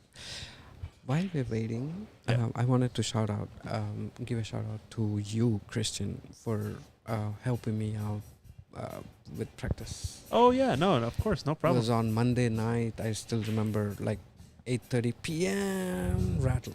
Oh man. Yeah. I mean, we had a little practice session before, right? You had never been here before, right? So Never. yeah, but I mean, I think we were still closed that part because Mike was at a World Snooker Championships, so we were a little understaffed. And Yeah. So yeah, we were technically closed only to members. But yeah, it was a good practice. I thought at least you somewhat adjusted to the tables, got used to some stuff, Yeah. right? So Yeah, I didn't perform. I couldn't. That didn't reflect today at all, or at well, least not in at all. last I mean, you month. got to the finals. They had to have done something, right? Like Yeah, you- I won. I played 3. I won 2. We were watching your match in the semis against challengers.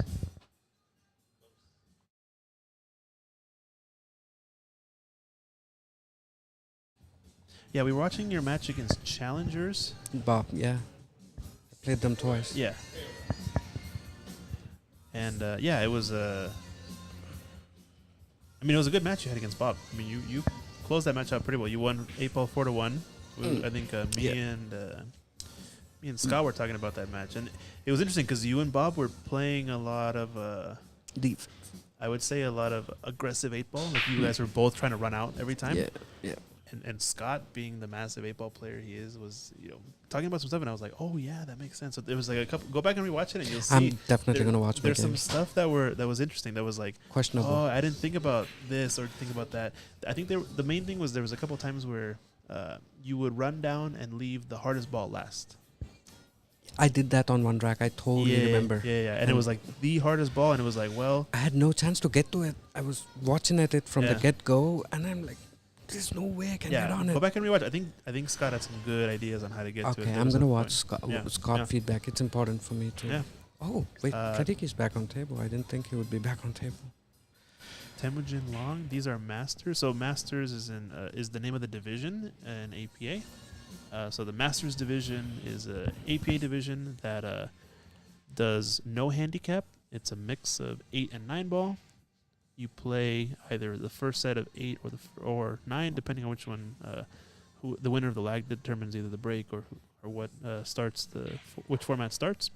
And you play through the full set of each format first, and then switch to the other formats. So you either play 5 racks of 8-ball, switch to 9-ball, or you play 8 racks of 9-ball and then switch to 8-ball. So it's a race to 7, best of 13. No, we don't joke around here, man. No, I'm just kidding. No. I understand. Okay, makes sense. But yeah, so Pratik at the table, he's up right now. 5-3. First rack of 8-ball. Yeah. This is a pretty pivotal back because this He will has put him on the angle. hill if he wins, right? He has angle. Yeah, it's going towards that stripe. Hopefully, he won't be jacked up in front Yeah, of that stripe. just avoid even bump to 15. Oh, that's good. perfect. That's Yeah. perfect. Now you can even do a stop shot, but I mean a little Oh. draw is perfect. Yeah, draw feedback, Yeah. and he has missed draws like Oh really? 2-3 times as we were watching. Oh yeah, yeah. Those Yeah. he also put a lot of power into those. Like he was trying to also Power draw. generate spin, Like or jet generate angle. We're Yeah. trying to cheat the pocket a Like bit too much, right? Jet trump. Yeah, Power jet draw. trump, yeah, power draw. This one you can even stop and it's fine. It's tougher, but if you draw a little bit, it's perfect, right? That's perfect. Like he drew like half diamond. Now That'll he's do fine. it. That'll do it. Exactly. So it's gonna be hill 3. Yeah, pretty important rack if you can get this It's On the psychologically also. Yeah. It affects the opponent. on the hill. Pratik. Yeah. It's looking. Let's looking look close. at Christian. How's my boy Christian doing? So this is either hill or Wait a minute. what Thomas saying was 6'5". Let's get an update. Let's see what he says.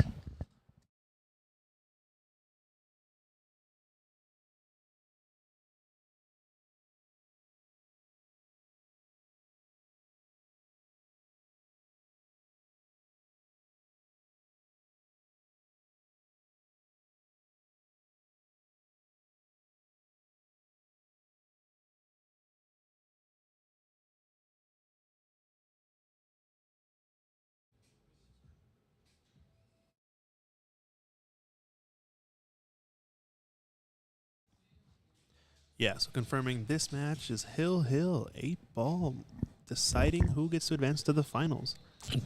Christian at the table. This is it. Yeah, it's pretty close. Thanks to Thomas for giving Oh me my gosh, the miscue. overjacked it. Yeah. Wow. Yeah. I did that couple of So- times. So in my experience, I feel miscues like that are not necessarily down to how much spin you're putting, etc. It tends to be related to how smooth your stroke is. It's all about the It's backhand. all Yeah. about the stroke, right? Yeah. It's if you jerk at it, if you poke at it, that's how you end up in this result. But Yeah. if you have always have a very good smooth back and forward transition, Very nice. nice breakout. Yeah, perfect. Yeah, very nice. Very thought. Yeah, you're totally right. Like that I've done that couple of times. I've learned it hard way. Yeah, of course. I've totally learned it hard way. I've done it a couple of times. Oh, he missed it. Stripe. That was Okay. gonna be it. Oh. He's gonna have such an easy layout, I think, after Yeah, this, because he that got was a perfect on one of these Perf- stripes. Yeah. Yes. What? Just. But now all the balls are open, so Christian has a chance to close this out and fulfill the comeback if he can sink all these solids. Christian goes unpunished. Let's see. Yeah. Let's see. Let's see. Naresh in the chat, are the finals happening tonight? Yes, sir. Yes, Yeah, Naresh. so Hey, Naresh. Hello. The This is Vinny. first, yeah, Vinny says hi. The first finals are in the decider. The first position, or the first qualifying spot, is in the decider on table 4. Pratik on the hill against Jeremy. This is the last match of the last semifinal remaining. So there's a team waiting to play these guys. Whoever wins this match, and then we'll start the last final. On 3 tables, split them simultaneously, and we'll get to watch all 3 at once. It'll be great. Yeah. Yeah. Hello, Naresh. Naresh is kind of good friend of mine as Oh, well. yeah? Yeah, Nice, yeah. Naresh nice. is really good guy. He's big heart. Yeah. I feel like I've played against Naresh once, maybe. I don't know if it was in like a U.S. Amateur Qualifier at Golden Fleece, maybe, or at least I've seen him there. I'm not sure, but I feel like I've. Yeah, big heart, Around. good guy. Always trying to He says, improve. I want to watch, but I'm also No tired. worries, Naresh. It will be all recorded and posted. I'm gonna take I'm gonna sleep tonight. Tomorrow morning, 11 o'clock. I have to drive to Arlington and play 9-ball singles Oh, qualifier. nice. Okay, sweet. Arlington, like way up north. Well, cool. But yeah, it'll be up on Facebook and Yeah. YouTube if you want to rewatch it. Yeah, The YouTube one is probably easiest. But yeah, you can just go back and rewatch it on our links. Check out the links in the description of the post. I'm gonna come back from my 9-ball singles tomorrow, and then Yeah, Christian Youngers. Yeah. Then yes, you kill Viet USA. I don't think ER. it was a kill. It was a good match. Yeah. It was a Is tough it- match. yeah, Those tables at Golden Fleece, they're tough. You know, so yeah. you can't blame yourself necessarily. But yeah, I think we had a pretty solid match when we were playing. I think it was one of the qualifiers there. It was fun. Okay, is he not happy? He left the cue ball right there. Oh, he's looking for a rest or a bridge. He's left-handed. No, he's right-handed. He's right-handed, and this is a very easy left-handed shot. Where's so. the eight? Oh, eight. So oh. 8's in the middle of the table. So he has to come where the chalk is, somewhere. So he can either go around 2 rails, shoot the. So he can go top rail, left side rail, and come down to where the chalk is to shoot to the 8 in the side. He's jacking up again. I think I like that shot. Put left spin. Left bottom. I would Yeah, do left left bottom, bottom, yeah. just like that. And then Don't. go. Oh, That works. Is it I- unfortunate? that he's works. There. He's there. That's it. So Take it your was time, a Christian. Fortunate Yeah. bump off that purple, but he has the shot. It's a friendly This is kiss. to seal the comeback. Down from what 6-3 down, 6-2 down. I think it was 6-2. Hill match. If he can sink this ball, it puts him into the Yeah, finals. and imagine with how much confidence they're gonna go forward to the final. Like Yeah, after this, of Christian course. is gonna be on cloud 9. Let's see. Let's see. All the pressure on this shot. Got it. Gone. Sinks it clean in the pocket. Christian Zarate puts his team into the finals. Unfortunate for James and taking care of business, but well done. Fulfills Very the well comeback. Yeah. Very Awesome, well done. awesome. These guys are really strong. On a given day, anybody can beat anybody. 100%. Yeah, I totally believe in that. So it looks like we're going to be starting our last final soon. We've got. Now I see a lot of balls. Did Iraq finish or something? I think Iraq finished. Let me go check really quick what's going I'll on go- and I'll see go what check. happens on. My heart is already table one. pumping. Oh, Iraq finished. If Pratik is still shooting, that means he lost Iraq, right? Oh, because he was on the hill. On the hill. Yeah. Yeah, of course. Let me ask Tom really quick something.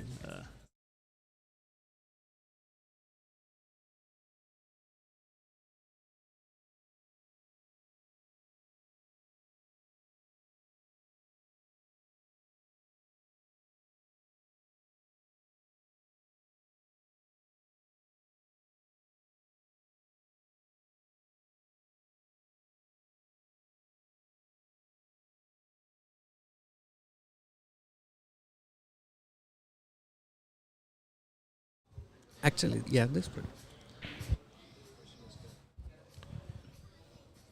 Yeah, so Ooh, did he miss? if it must be 6-3 then in this, Yeah. right? Four. 6-4. 4. Okay. It's got to be 4. Yeah. So Pratik- 6-4. Pratik is up on the hill. Jeremy trying to make his own comeback of his own. Yeah. Try to solidify. Yeah. He's trying to do what Christian has done. Christian with the comeback. Oh, come back, Christian. Yeah, that was really. He's over here wiping his forehead off with the sweat that I he can totally generated. imagine. I've done it, been there. Yeah. He's done it, been there a couple of times. Whoa.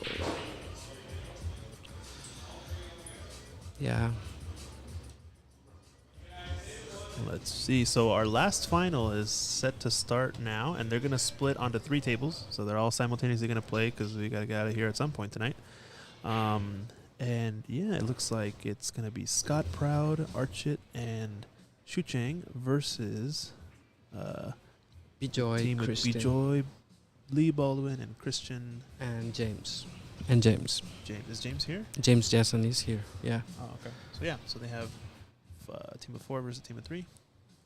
Let's see what we got. Toss up. Toss of the coin. They're gonna figure out who's gonna lag. Christian is throwing Who plays first. Christian is throwing first.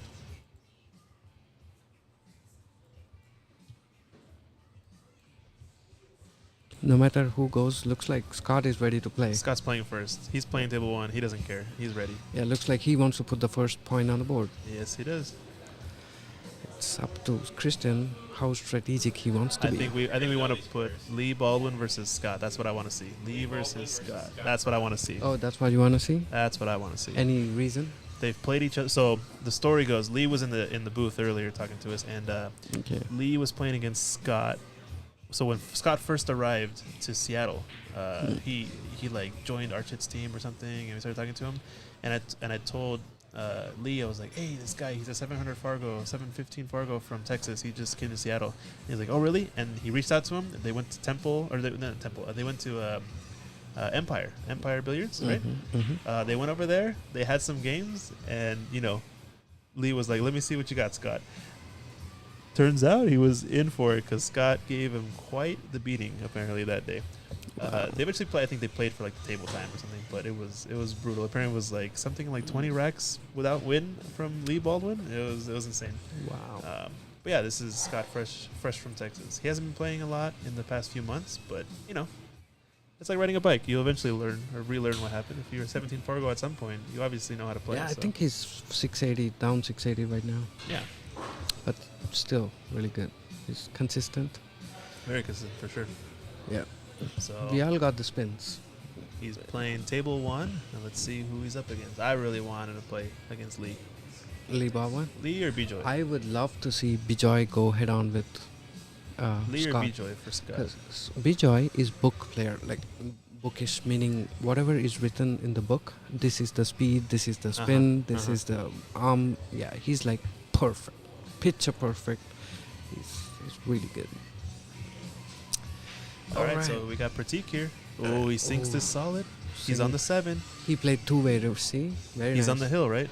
He's so on if the he hill. can get on this 8 ball and clear up, this is your team Yeah, and into Vegas. and two more solids, and then leave on. No, I think this is his last solid. I think that's the 10 ball at the top of the screen. Oh yeah, you're right. You're So right. if I'm he can- colorblind. If he can stun to like the side pocket area on this bottom That's rail, it. That's it. he should be good. He hates side pocket, but he has to go for it. Yeah. Pratik hates side pocket. He got it. He got it. He got it. It's a little far, but Stop, he's got baby. a shot. He's Stop, got a baby. Stop. Luckily, there is no fear of scratch. shot. Yeah, he's got a blocker in the pocket. Yeah.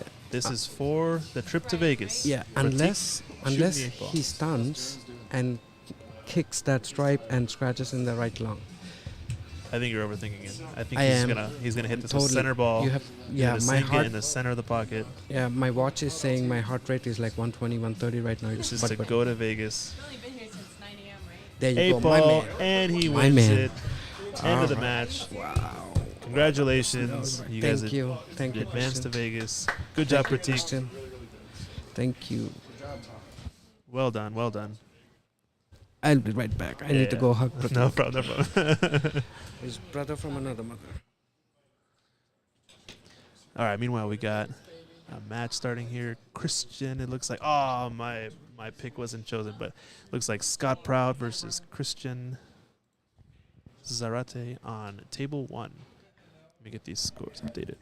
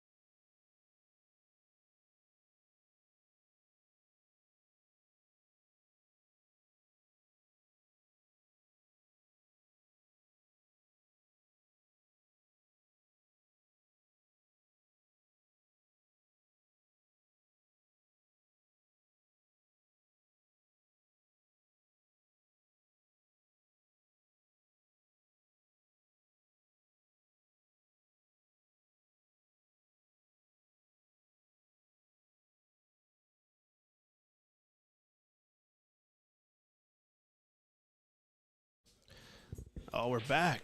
Hey, we have Elisa Cantu in the chat. Woo, cheering on Sco Prouty with the Scottish flag. Yep, he's up right now, 1-0. These 3 matches are to make the trip to Vegas for the Greater Seattle APA Masters Division qualifier. Looks like Scott's got a very solid break. Made a solid. No pun intended. We've got a match on table 2, which is Lee Baldwin versus Shucheng Chow. And it looks like Shucheng got the first rack against Lee. And then we have a match on table 5, which is Archit Singhal versus Bijoy Bordoloy. So Bijoy and Archit. Not sure what the score is there, but it looks like they're playing 8-ball. Scott versus Christian Zarate playing 8-ball. And table 2 looks like Shucheng and Lee, close to my heart, playing 9-ball. It's got to be at least 1-0 Shucheng, 1-0 Scott, and not sure on this other match.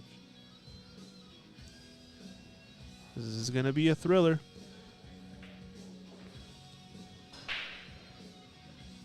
Nice break there from Shucheng. Made the ball, the wing ball, made the 1 ball on the side, both of them. And he has a look at the 1 here. Nicely done. Can he get from, or sorry, the 2. He has a look at the 2 in the bottom right corner. So if he can get from, if he has enough angle to get 2 to 3, this rack might be chalk, folks. I don't know. It's looking pretty spicy. Meanwhile, Scott Proud, I think he's shooting solids. He's looking at this run out. The only real problem he has is the 7 ball. How can he get to the 7? Looks like he's going to use this 2 ball maybe to stun up, maybe bump the 12 full in the face. Yeah, he's looking at this line. If he can hit the 12, does a 7 pass the 8? If 7 passes the 8, he should have a much easier time, but it looks like it might not. So he's got some work to do here. Let's see what he's got.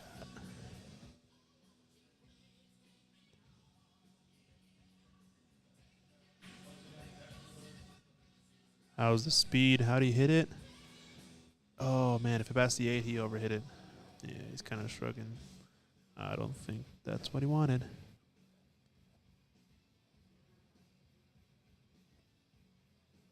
This is tough because now he almost has to shoot this 4 ball, I feel like. What else is he going to do? I don't think he can even bank the 7. I mean, he can try to go crazy thin on it, but it's no way he's going to cut past the 8. It's a tough spot to be in for sure. I think table 5 looks like Bijoy got at least 1 rack, so it must be at least 1-0 in that table. Playing 8-ball. Let's see what Scott has in this one. This is a tough 4-ball. I mean, he might have to go 4 up table, back down to where the cue ball is now and bump it. Or at least get on the 6. If he can get on the 6, he can get underneath the 7 and shoot the 7 into the top left corner pocket. It's a tall order, but I think he's got to go for it at this point. He's already committed to the out.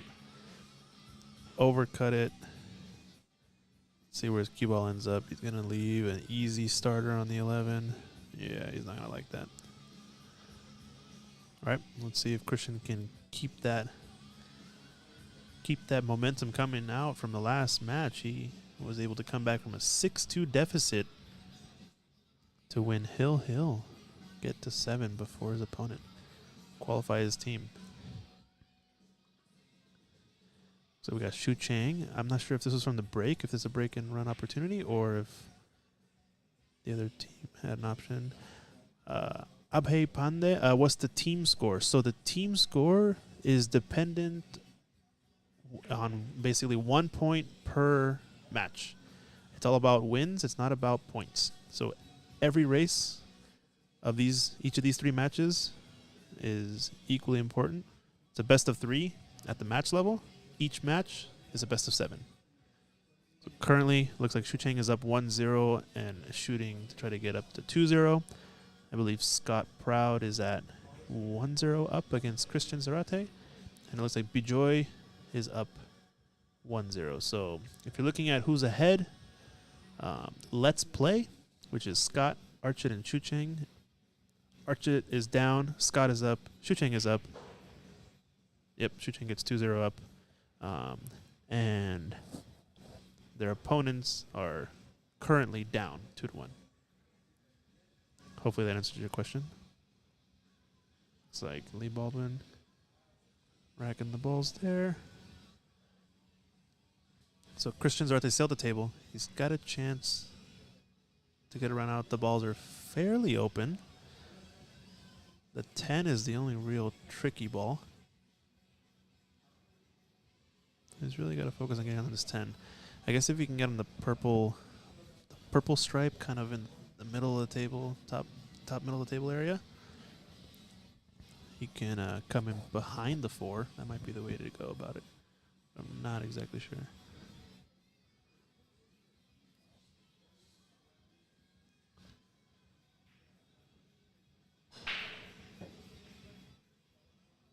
Yeah, he kind of overcut that. Yeah, he was trying to get on the stripe on the other side of that stripe so that he can come behind the 4, follow one rail behind it. So now Scott back at the table has a chance. Let's get another shot of Lee Baldwin over here on table 2. Looks like he's got control of the table now. But I think Shu Cheng has either left a lucky leave or a pretty gnarly safe. It looks like he had a dry break, I think. So Lee's doing a push out. For those of you who don't know how a push out works, you call a push out. You can shoot the cue ball anywhere on the table you want, do anything. No fouls are possible unless you scratch in the pocket. And your opponent has the option to take the table as is or give it back to you as the person pushing out. So, yeah, push outs are pretty common at the pro level. You don't see them in the APA handicap league, but you see them in Masters Division all the time. So that's part of the fun. So looks like Scott's kind of solved most of this rack now. All of a sudden, for some reason, there's a lot of balls out in the way, but now he's kind of cleared out a bunch of these balls. So he's got a pretty straightforward shot on this 8 ball. I think he's gonna go 2-0 up. Nicely done from Scott. Looks like this other match. Oh, apologies for those who are getting, stun locked from the all the movement, but we got 3 matches going on in parallel, all split at the same time. This is the last final. The first final was completed, and I believe the team Amigos advanced, which is Vinny, Alex, and Pratik. They're qualified to Vegas, representing Greater Seattle APA. And the last final is happening right now, all at the same time. 3 matches. Best 2 out of 3 of the matches get to advance in the second spot for Greater Seattle APA to represent the Masters Division in Vegas.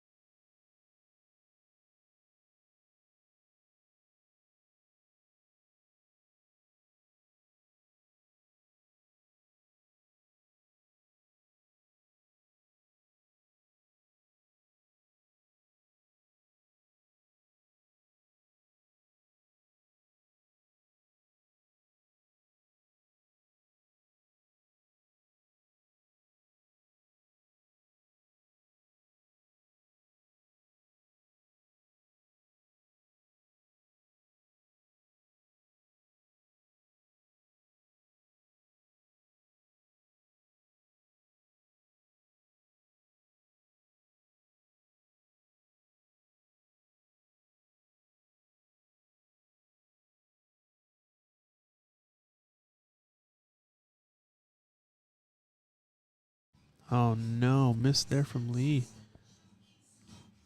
Tough cut, but still, he had a perfect angle to get on that 5. Unfortunate miss there. He's going to want that one back for sure. Ching up 2-0, I think. Got Scott overcut.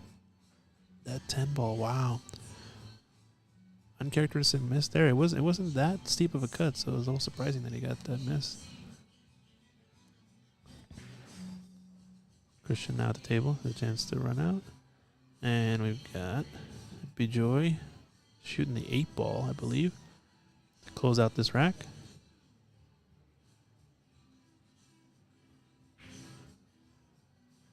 Nicely done from Bijoy. I think that puts him up 2-0 up against Archit. So Bijoy up for his team. Meanwhile, his teammates are both down against the opposing team. But Christian trying to bring back a point here to hopefully bring it closer to level. He's shooting solids, it looks like. He might have to, I think he has to take this 6 ball next. Big problems here for Christian with the 2 and I think the 4 passes, but the 2 is blocked by the 14. This bottom left corner pocket. The 7's kind of a no man's land because it only goes in the right side in the top right pockets. Like 5 ball is not that bad because it goes in the bottom right corner and you can get to it pretty easily for the 6 ball. But this 7 and this 2 ball are going to be the main pain points, I think, out of this run out. If you can get on each of these balls early in the rack, you should have a good chance to get out. Oh, he's rattled the ball. It's not the best start. He hasn't really left an easy shot other than the 14, which is probably beneficial for him, for Scott. Or sorry, beneficial for Christian if Scott makes because it's blocking a couple of his balls. But it doesn't help if Scott is able to run out anyway. So he's got full confidence. He thinks he'll, the only problem for Scott is this 11 ball. So he's got to just get on the 11, and I think he should be looking pretty good. This 10 ball might be cuttable, thin enough in order to bump the 11. It's a tall order. He might also go 12 off the 10, but that'll put the 10 somewhere up table, which he might or may not want. I think he's going. Oh, he's going to go 11. 11 into the 6, maybe make both balls. Yeah, he hit it into that pocket between the 6. Nicely done. What a shot there. Oh, unfortunate, though, to get behind this 15 is such an awkward angle. How does that happen? He hit that ball perfectly just to go past that 6.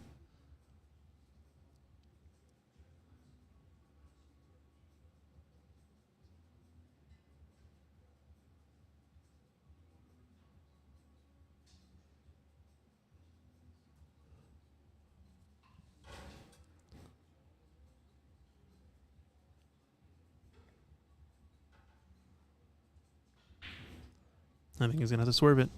It's his best chance. I don't think the 15 is worth trying to cut. Oh, he went for 15.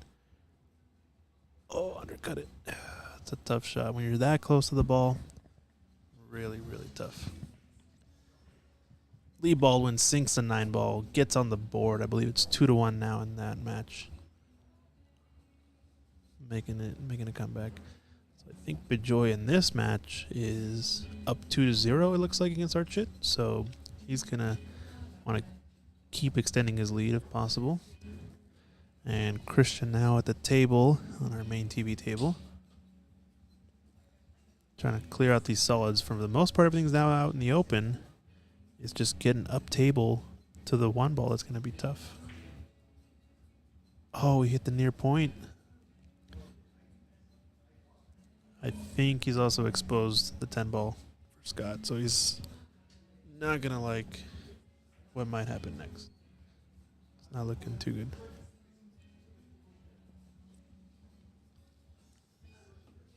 Nice cut there. Now this ball with the 15, you probably want to just cut it thin with a little bit of left spin or some inside spin. Come at this 12 with a little angle so you can stun out for the 8. He's going to check this angle real quick to make sure he's on the right line. He could also shoot the 12 now to guarantee an easy 15 to 8. The problem is if he doesn't like this angle on the 12, he's gonna want to get a better angle with the 15. But looks like he's gonna opt in to do that option instead. This is the main shot in the rack. Cuts it. Wow, and doesn't block the pocket either. So leaving the door open here for Christian. Can he make the 2 past the 12? If so, he should have a much easier time getting a run out.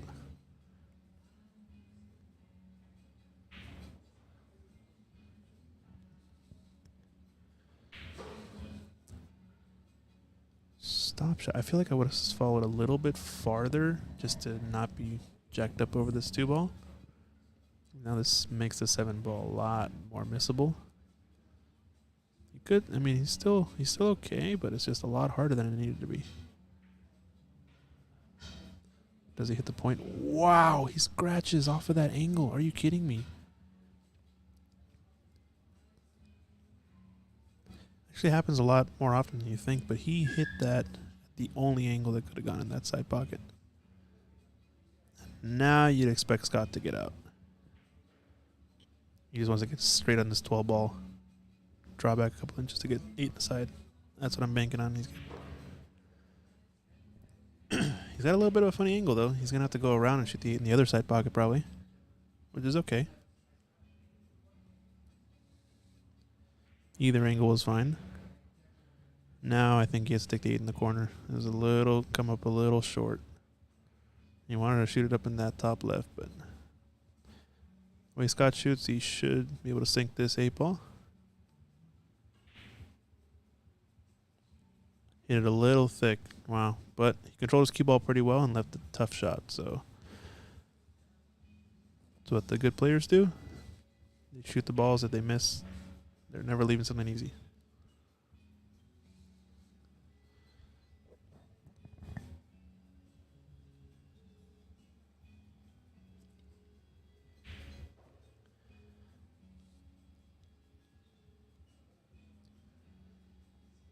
So this is kind of a do or die shot. If he can sink this ball and get an easy look at the next ball. Oh, he's playing it safe?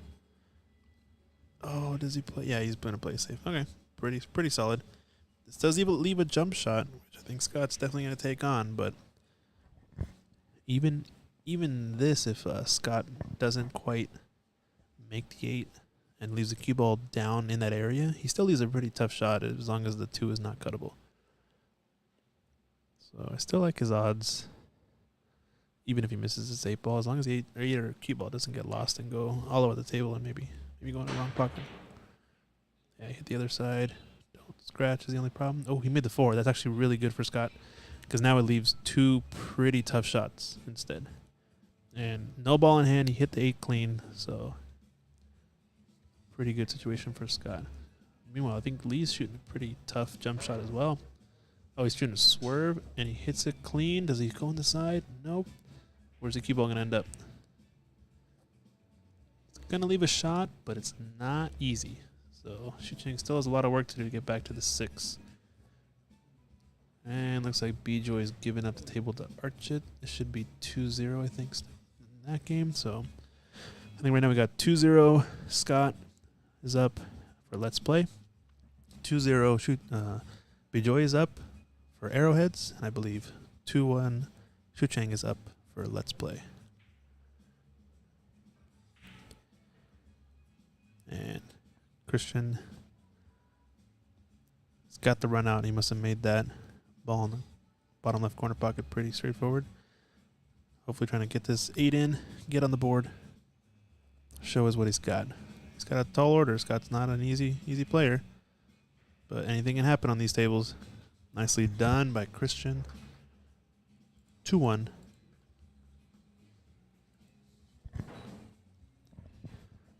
Looks like Shucheng must have missed the long pot on this 5, but then Lee also is giving back the table, and this is a much more favorable situation to be in. I think I like Shucheng's odds here. 5 to 6 is kind of the toughest shot in this rack. Maybe 6 to 7 is a little bit difficult if 7 doesn't pass the 9, but I think it goes in that side pocket or in the corner. Just don't get behind the 8. Oh, he's a little tabletop. Overall, I think he's fine. He kind of wants to get the cue ball back to where it is now, but he also risks getting behind the 8 and going to get an extension. See what Archit's got over here. Archit's got a chance for a run out, I think. I think he's shooting stripes. Problem is this 10 ball has to go up into the top corner. I think it might also go into the side past the 8. Yeah, clean 11. I think he has to shoot 9, 10, and then somehow get on 14 into the same corner as the 9. All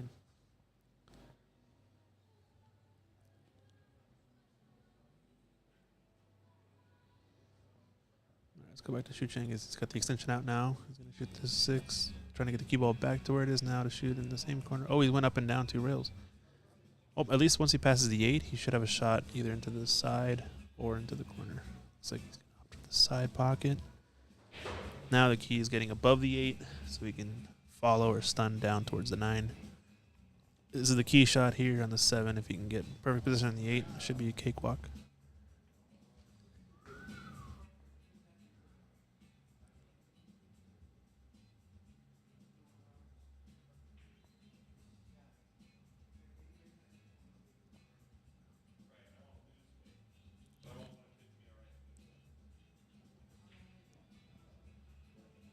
Nice shot there. Is he above the 8? Not sure. Let's see. Yeah, he looks pretty solid coming towards the 9. Pretty easy. Probably going to put Xu Cheng up 3-1.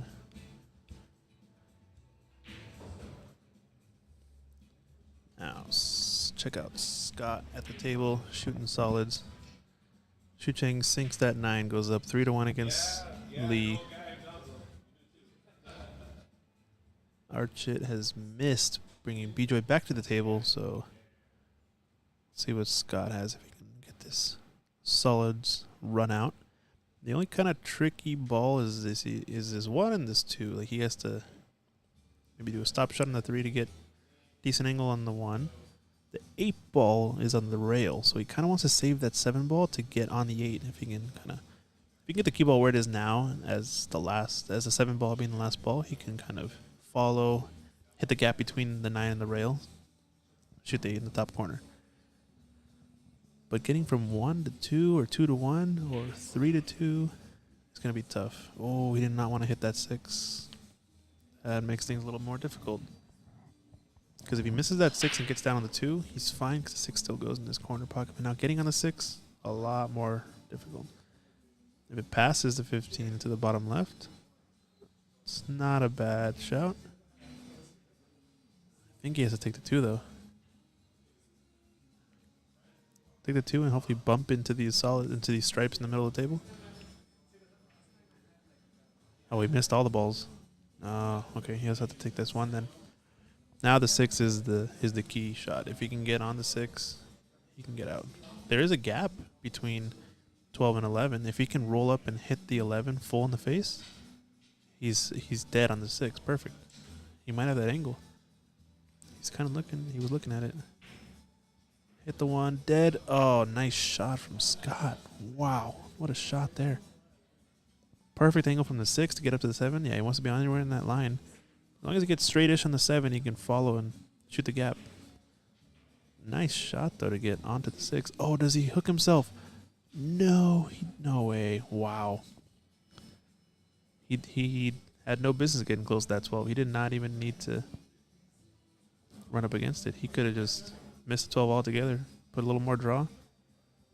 Even getting on the top side of the 7 was fine, but he had no business getting close to that 12. My goodness.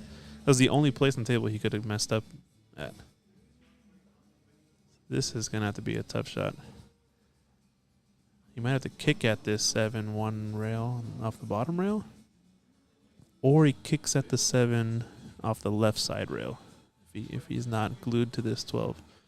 Wow, this is not easy. Yeah, he has to go bottom rail. Bottom rail, even then, he's probably going to shoot the 8 ball up. No, to the bottom right corner, because hitting the 7 ball that thin from this angle, this is not easy. I think he's going to come up a little short based on that angle. Oh, he hits it. He cuts it in clean. Wow, what a shot from Scott Proud with the bridge. Now this is what it's down to. Can you cut this 8 ball down the rail past the side pocket? Jesus. He does have the option of either banking it. Oh, he's going to bank it across cross corner, opposite corner. Yeah. I guess he's gonna try to bank it into this bottom left corner. He doesn't like the cut, or doesn't pass. He came a little bit too long on that. Yeah, he's made it a little tough, but the mistake was there, getting hooked by that 12. He got hooked so perfectly. Couldn't have been closer. Now let's see what Archit's got going over here. He looks like he's got an open table. He's on the stripes, I think. I think he's down 2-0, maybe 3-0.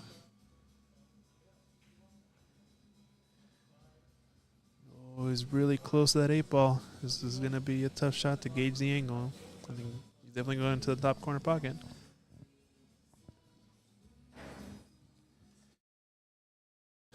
Let's see what he can do. We have to hit this with a little bit of low stun, avoid the side pocket. It's all about the cut. Cut this in clean. That's all you gotta do. He undercut it. Unfortunate there. And he's left it right over the side. This is easy pickings for B-Joy, I'd say.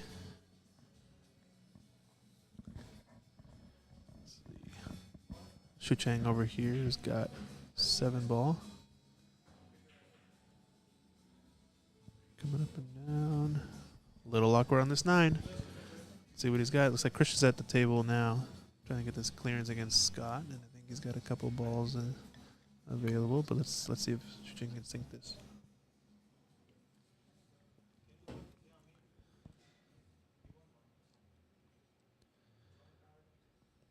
Looks like he's putting no spin. Just center ball, maybe a little stun. And he sinks it clean.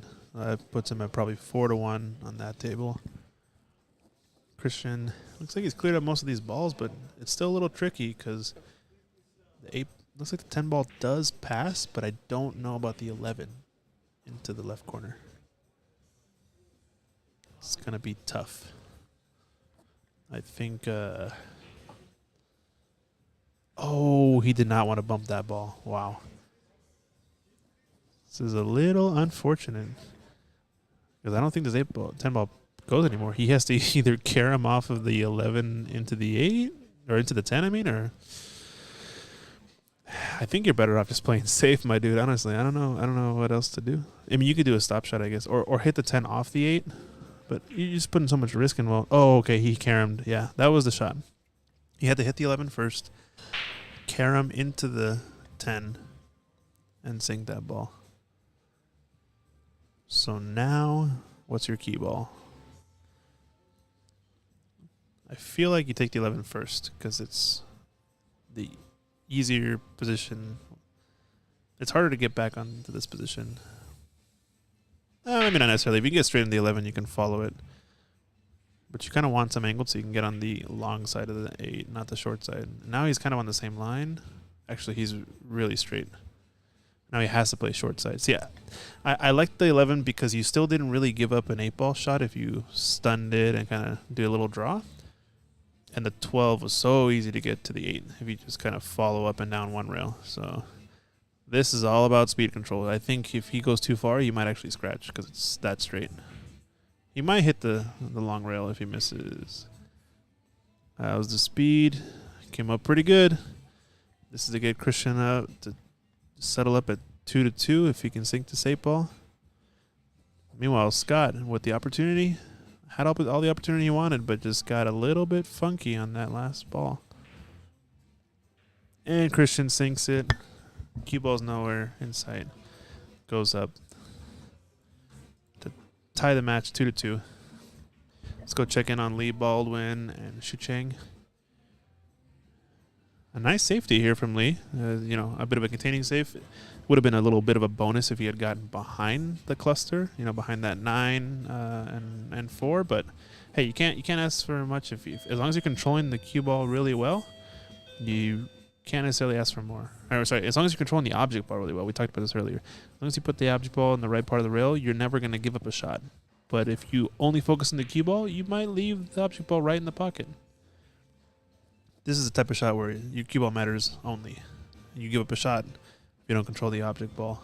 to an area that can't be made. So tough trade-off. But Lee's a little bit jacked up. 3-ball is not easy to get to, so don't envy his position. You might actually be able to follow around. Our angle's a little bit different. Oh, good cue action there. How's his cue ball? How did he hit it? Looks like he ended up pretty darn good. Although I don't think it cuts into any of the corners. So he has to cut this super thin into the side pocket, if anything. I think he might just play it safe. Maybe behind the bottom, maybe behind the other table. Yeah, behind the 5 or the 6. That's a good shot. He's left a cut, but it's a pretty good effort all around, either way. Let's go back to our TV table. Christian on a little bit of a momentum shift now that he's taking advantage of Scott's mistake. Oh, and he misses the 3, rattles it into the corner. Leaves the door open for Scott. Let's see what he can do. Baba Booey. Baba Booey, says Mike. My goodness.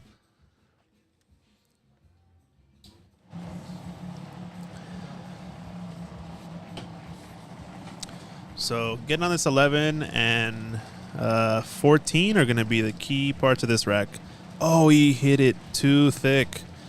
Wow, uncharacteristic misses from Scott. He must be either feeling the pressure or must be a little bit up and down. I don't know.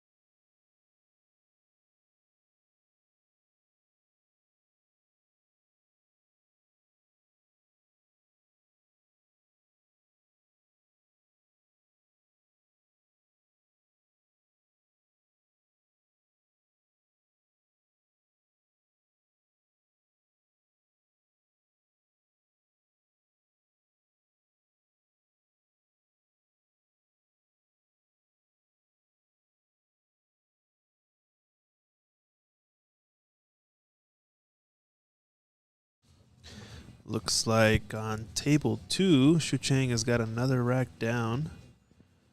So he must be starting to get close. He's got to be, I think, at least at 4 or 5 racks. 2 or 1 away from the hill.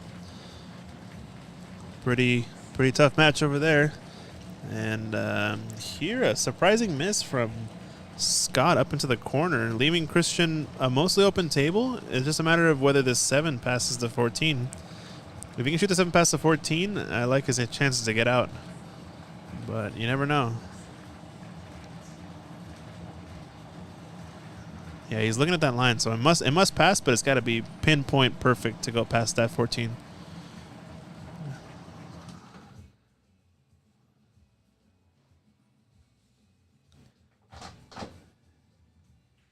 Oh, he slow rolled it. Oh, hit the rail first. Doesn't look like it's gonna go. Well, he hasn't left Scott an easy shot, but he's given up the table. And with this man at the table, you never know what the heck can happen.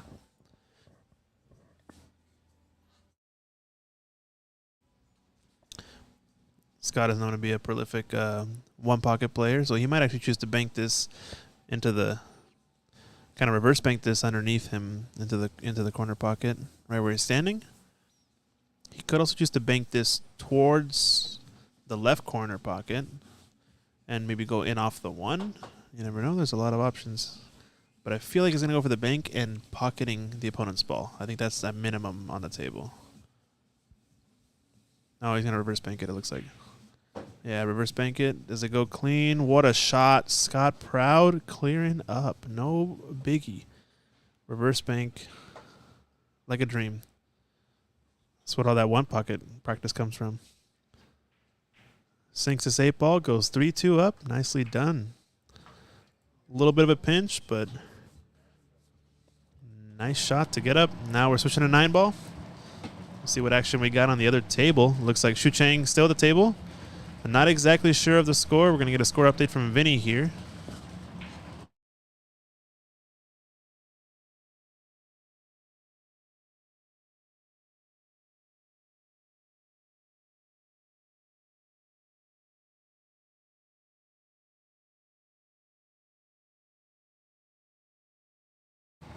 So it looks like Shu Chang on the hill. This is the first rack of 8 ball. So 6-2 up against Lee Baldwin. Tough match here. He looks like he took over the 9 ball section. I think Shu Chang's had a good time tonight. He was on 2 teams or 2 different rosters, and it felt like he was hop, jumping between rosters. You know, he'd finish one match on one table and had to play a second match on the other table for his other team. And the next round started, and he was already ready to play the next match for the other team. So he didn't get much of a break all day today. He was going back and forth. So that probably has helped him, stay in stroke, keep the presence alive. Nice shot there. He's on stripes. If he can clear this ball out, this will end the first rack or the first match of this remaining final. Oh, look at that Ox Billiards jersey, repping us strong. He was one of our sponsored players to go to BCA Worlds in Las Vegas. Repping that Ox jersey. Thanks to Jam Up Apparel for helping build the design. Thanks to Littman Lights. Everyone involved. Shout out to Mindy for designing the jersey. It looks awesome with the triangle-shaped patterns on the diagonal.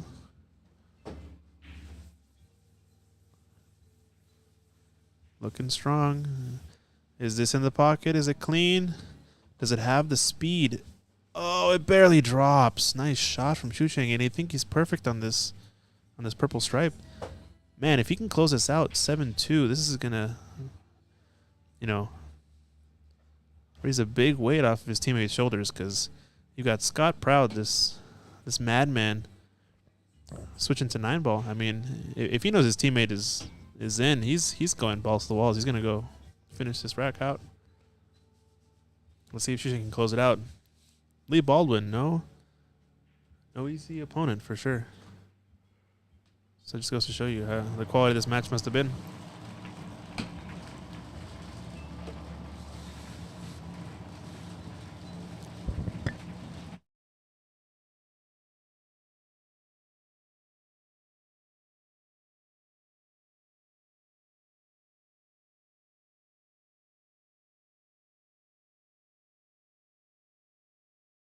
Another pretty nice shot from Shu Cheng there. He's on the good side of the 12.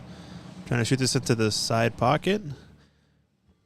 He's either playing, looks like if he does a stop shot, or he's looking at the stun shot, what kind of line is going to come down. He has to hit pinpoint perfect speed to get down this line.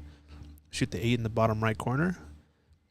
I don't know if it's an option for him to do a stop shot here and shoot the 8 into the bottom left corner. I think his cue ball is going to be going forward too far.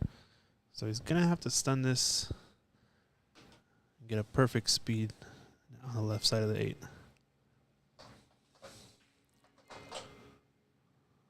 This is a pressure shot here. This is for the match. If he gets on this 8 ball, this will be the match. 6-2 up against Lee Baldwin. Oh, he overcut it, and he goes in the drink. Oh, no. Worst case scenario for Shu Cheng. This gives Lee an opportunity to make a comeback. Holy smokes. Let's check out table 1. Looks like they're playing 9 ball, and Christian's in a bit of a pickle here. He doesn't quite have a good look at this 4. Still has an option to play it safe, though. Question is, where's the 4 going to end up after this hit? He ends up really close to the 8. He's guaranteeing a look on this 4. And so he's at least contained Scott, but I don't know if he's going to like the next shot he gets at the table, because Scott might put him in a pretty bad spot. We'll see. Ripping the Proudy logo on the back of his shirt there. We've got Archit here winning a rack, I think. They're off to play 9 ball. I believe the score is 3-1. B-Joy is up. Racking the balls. Oh. I missed the shot from Scott, but I guess he must have left a decent shot. Can he actually cut this ball in? I'm not sure. Oh, he went for the safe. That's a smart shot. All right. Lee is on this run out. He's got all the solids out in the open. He's got to focus in. Pocket each ball. Don't leave a shot. Has the confidence to make every ball. Let's see what he's got. That slow backstroke. Smooth transition. Nicely done. Is he on this ball? Wow, we had a banger of a shot right just now from Scott. I think we missed it, but he fired that 4 ball into the bottom corner, and I think he's on this 5. This is going to be a thin cut. Something he has to go for, I think, though, because it's kind of a two-way. If he misses and plays below the 9, leaving the 6, or he can sell out if he tries to play above the 9. But I think he kind of has to go for the shot. I guess he could play the bank, too, if he plays the bank in the top right corner. No, he's going for the cut. He's going for it, and he overcut it. Wow.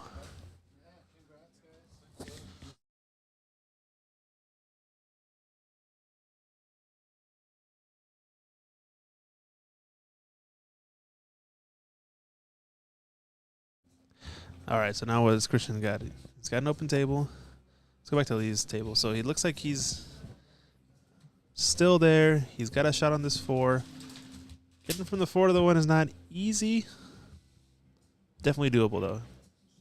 The only ball that can get in the way is his 8 ball, so just avoid getting snookered behind the 8, and I think you should be fine. He's taking his time, rightfully so. It's a pretty important shot because he's 6-2 down, so it's a must-win situation.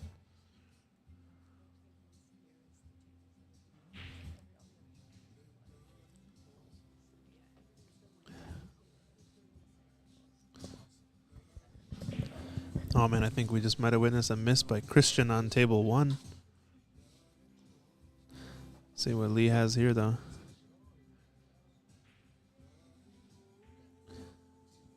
Oh, he overcut it, and he goes straight in the drink. Oh, no, this could spell disaster for Lee. Wow. Scratches with 2 balls left for Shu Cheng. This is not good. Tough situation.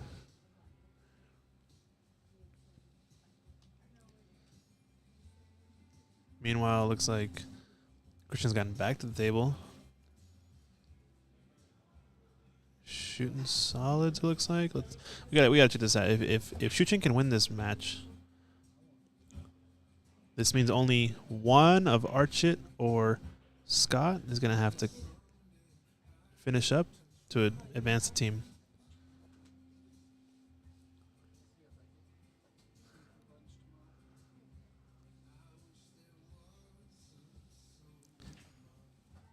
And Shucheng cleans it up, and I think that's match. They shake the hands. Nicely done for Shucheng. Now all the pressure on these last two matches. If either Scott or Archie can close out, Let's Play advances to Vegas. They've got 1 on the board, Arrowheads 0. Now we're dialed in. Scott and Christian, B-Joy, Archit. Arrowheads needs both matches. Let's Play only needs 1. Oh, wow. B-Joy almost went in off, but he hasn't left much. Archit's got a lot of stripes all bundled up, so he's still looking good. But let's see. Oh, it looks like Scott's played a solid save here. I don't even think Christian can actually jump at this. He's going to have to kick at it for sure. They go 1 rail underneath and maybe do a kind of a kick and stick and hopefully get lucky.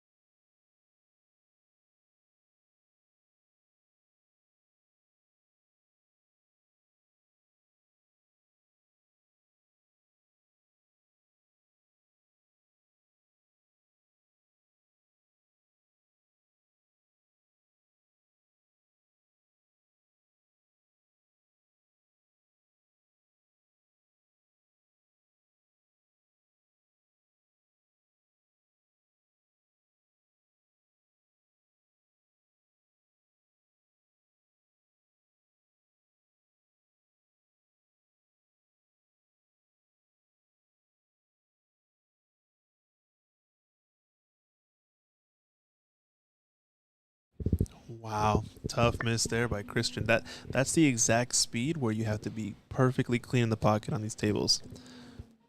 For some reason, you shoot that same shot at a very slow speed, you might actually make it. But if you shoot at that speed or higher, that's not going in unless it's perfectly in the heart. It's pretty wild how these pockets work. And now Scott got a good cleanup on this 9. Oh, stretched out a little bit. He's going to use the bridge. Got a little bit of a score update. Looks like B-Joy is up 3-1 against Archit. And this being the first rack and 9 ball, that puts Scott 4-2 up against Christian. So, like we said, Scott needs to win this to advance his team, or Archit to advance his team. And Christian and B-Joy are in must-win situations. First match with Lee Baldwin versus Shucheng Chow ended up 7-2 with Shucheng taking it.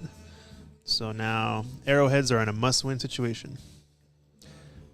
We got action tonight, folks. Holy moly. It's looking pretty spicy. Let's see what B-Joy has over here. Looks like he's got ball in hand, shooting the solids. I think it's the same rack. These clustered stripes have been here all day for Archit. It's been kind of unfortunate. But the one's in the pack, so Bjoy, it's also Bjoy's problem. Let's see if he breaks everything up. No, he's playing the safe. Oh, smart shot there, because now Archit has to break, all of Bjoy's balls are out in the open. Archit has a chance to break out his balls, but he doesn't have a pot anywhere. Unless the 14 goes. He might have not rolled far enough or not frozen enough. Yeah, it looks like he's cutting at this. If he can cut this and get on the 12. Yeah, perfect. Nice shot from Archit. Wow. He came up a little bit short, but still, he just has to cut this. He has to get an angle on this 9 to cut it in. He might have to play this a little bit of inside or come across 2 rails. I personally prefer probably the inside spin. It's like a little bit of a chair in the way over there. No big deal.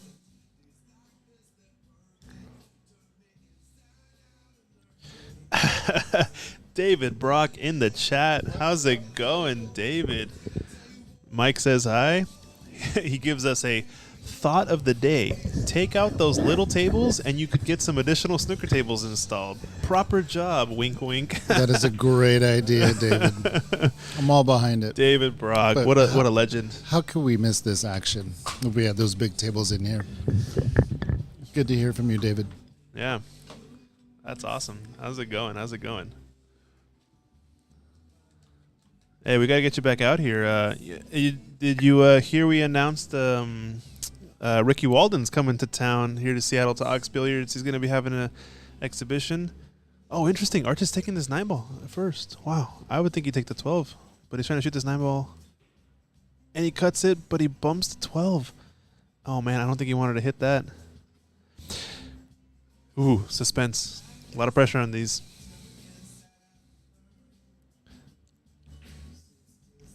Yeah, the Mike and Dave show at the Crucible is done. Holy smokes. Weren't they on like every single TV table? Holy cow. They got to see the 147 from Neil Robertson. They got to I think they were like literally in Judd's corner for the for the third session, I think, of the final. It was wild. Every other final every other match they were on some part of the TV table. It was pretty cool to see. Oh yeah, I see. You tricked the cameraman into getting you on camera. You sneak him some beer underneath the table. No big deal. All right, I see it. Yeah, Ricky Walden. Yeah, super player and a nice guy. Yeah, I'm excited to get to meet him. He's gonna be awesome. He's doing a couple of coaching clinics and a dinner with some people. He's gonna bring us some cues and sell his own cues here. Yeah. Oh, he's not gonna sell. Oh, okay, he's gonna display them. Oh, okay, yeah, he's gonna display some of his own cues. I didn't know he made cues. That's awesome. Dave Brock saying he just came back from the seniors in Sheffield. He was playing in it. David was playing in the seniors, is what he says in the chat. Yeah. When is that? It's gonna be June 3rd and 2nd and 3rd. So 2nd, he's doing a clinic and dinner with players, coaching players and doing a dinner afterwards. And then on the 3rd, he's going to be doing an exhibition playing 10 people and a meet and greet before or after and stuff. Q&A probably as part of it as well, right? So that kind of thing. I think tickets are pretty cheap. oxbilliards.com/store is where you can go buy tickets to meet Ricky Walden.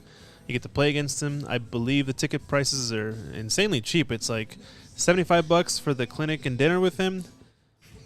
$20 to watch the exhibition. An extra $25 if you want to play him. So yeah, it's a lot of good stuff going on here at Ox. Yeah, Ox is rocking it. Yeah, that's what we're trying for. We're hoping for the best. Keep your ears open too for some more events. Ox is the WST off season. I like that. Oh, Scott bumped his 9. Really fortunate though. Holy smokes. Yeah, he's gonna like this 9-ball for sure. And I think he's feeling it. He knows what's on the line. Cleans up. He smells the blood. He knows he needs 2 more racks to go to Vegas. That's it. Let's see what Archit and Bjoy have over here. Looks like they're on to 9-ball. So I believe Archit won the last 8-ball rack, so that puts puts the score 3-2 with B-Joy up on table 5. B-Joy's in a must-win situation, but so is Christian. And Christian's got a little bit of a hill to climb. He's 5-2 down, so Archit overcut it. Just barely overcut this ball. But got a lucky leave. Let's see what B-Joy can do. Alrighty, Scott, Christian, 5-2. Christian has got to make a comeback. He's in a must-win situation. Although at this point, I think he's going to have to rely on a little bit of a mistake from Scott in order to get back in this match. Either a dry break, which he might have gotten a dry break. All right, there's an opportunity. So he's going to need things like this, dry breaks or, miss pots or a good safety where he leaves ball in hand. He's going to need a little bit of a chance to get back in this match. But he also has to take advantage of that chance when he gets it. It's not going to be enough for Scott to miss a shot. He's going to have to clear up and take full advantage of it. But as we saw in the previous match, Christian's a fighter. He comes back. He made a comeback for 6-2 down against James Short earlier. Very nice match.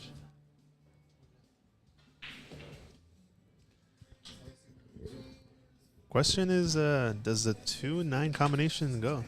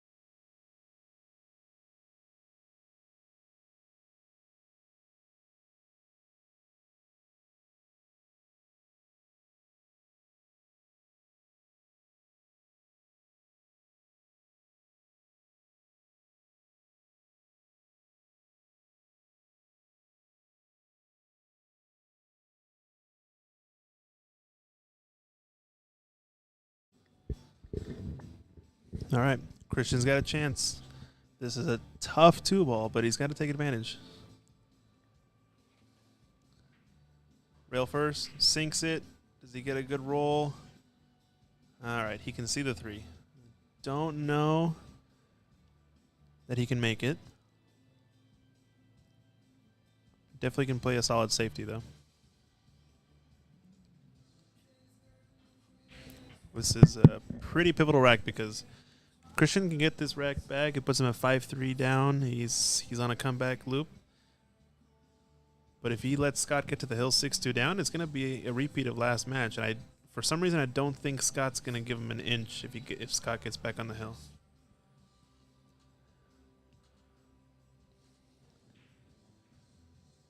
He tried to go for the bank. Yeah, he was trying to make it. I don't think it was really a makeable shot. He had to focus on the cue ball a lot to get the safe. And he's left this table open for Scott. Meanwhile, we got, I think, Archit at the table. Archit is down 2-3 against B-Joy, who's in a must-win match. But he's only got 3 balls left in this 9-ball run out. You play below the 9 or above the 9? He's playing, looks like below. Oh, he overcut it, actually. And he's made it. Wow, he's fluked the ball in 2 rails. Wow. Meanwhile, Scott uncharacteristic miss on the uncharacteristic miss on the 3-ball, but he's left it okay. Wow, if Archit can sink this, ties it up, puts a lot of pressure on Arrowheads.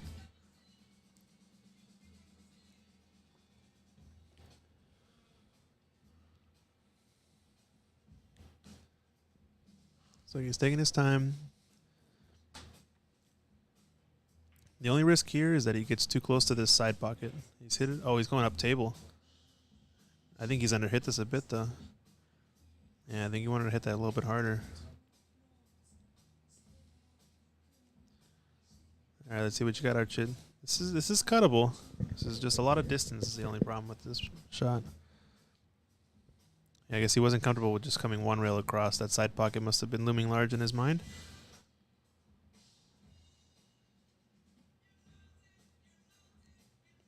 Two, 3 down. Archid versus B-Joy.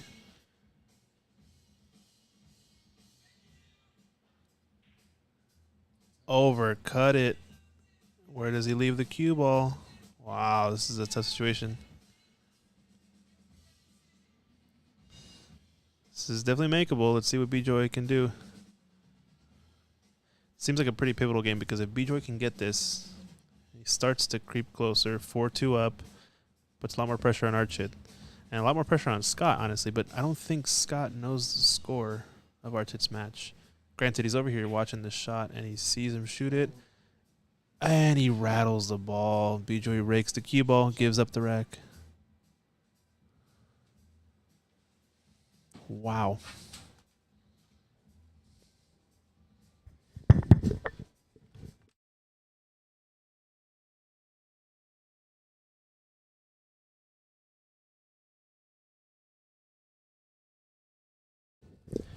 So, yeah. Archit ties it up. 3-3. A lot of pressure on arrowheads now. Checking out the TV table. So we've got Shucheng Chow in the booth. Welcome, welcome. How's it going, Shucheng? What's up? Thank How you was for having me. How was your match? You got Lee Baldwin on a win. Mhm. Tough match there. Wow, good. Yeah, On you to I pull it think the final match was the best match I've played all day. Oh yeah, that's a good time to play your best match. Honestly, Yeah, right? Yeah. That's awesome. Yeah, it's 7-2 against Lee is not a easy feat. Yeah, I had 2 breaking runs and several other like run outs and Nice, Yeah. nice. Wow. feeling great. Cuba was like going the way I wanted to go, so Yeah, it's always the best feeling. yeah. Wow, that's awesome. Well, with that win though, you put a lot of pressure on arrowheads now because Scott, he's literally 2 racks away from going to Vegas. Archit, he's tied up against B-Joy. So a lot of pressure right now on arrowheads. They're both in must-win situations. But granted, if anybody's going to make a comeback in this match, it's going to be Christian Zarate. Holy moly. Did you see his previous match against James? My goodness. I think he was 6-2 down in that match, and he came back and won it, Hill. 6-3 down? Yeah, 6-3 down. Yeah, amazing.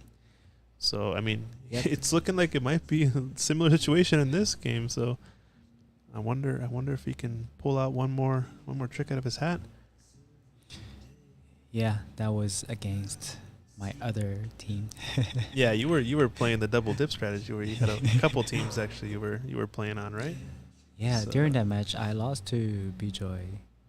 Yes, yeah, we saw Yeah. that match. Yeah. Yeah. That was a tough. It was I think Lee had lost Lee against lost, Hans, right. and then you lost to B-Joy, and then Christian came back against James. James to seal the last match. Yeah. Wow, nice shot here from Scott. Nice shot. Good cue action. Ooh, Good amount of it's follow. A tiny little bit short, yeah. but still to get to that Why- part of the table is not I'm easy to get there. using the 7. Oh, okay, he's avoiding. Wow, nice shot. Check side.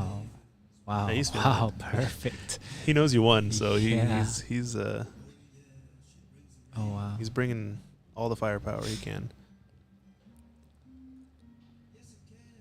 This is the key shot. Is he planning to drop up again, up behind, back Yeah, to where the key ball is now? I Probably. think so. You can Just follow draw. it too.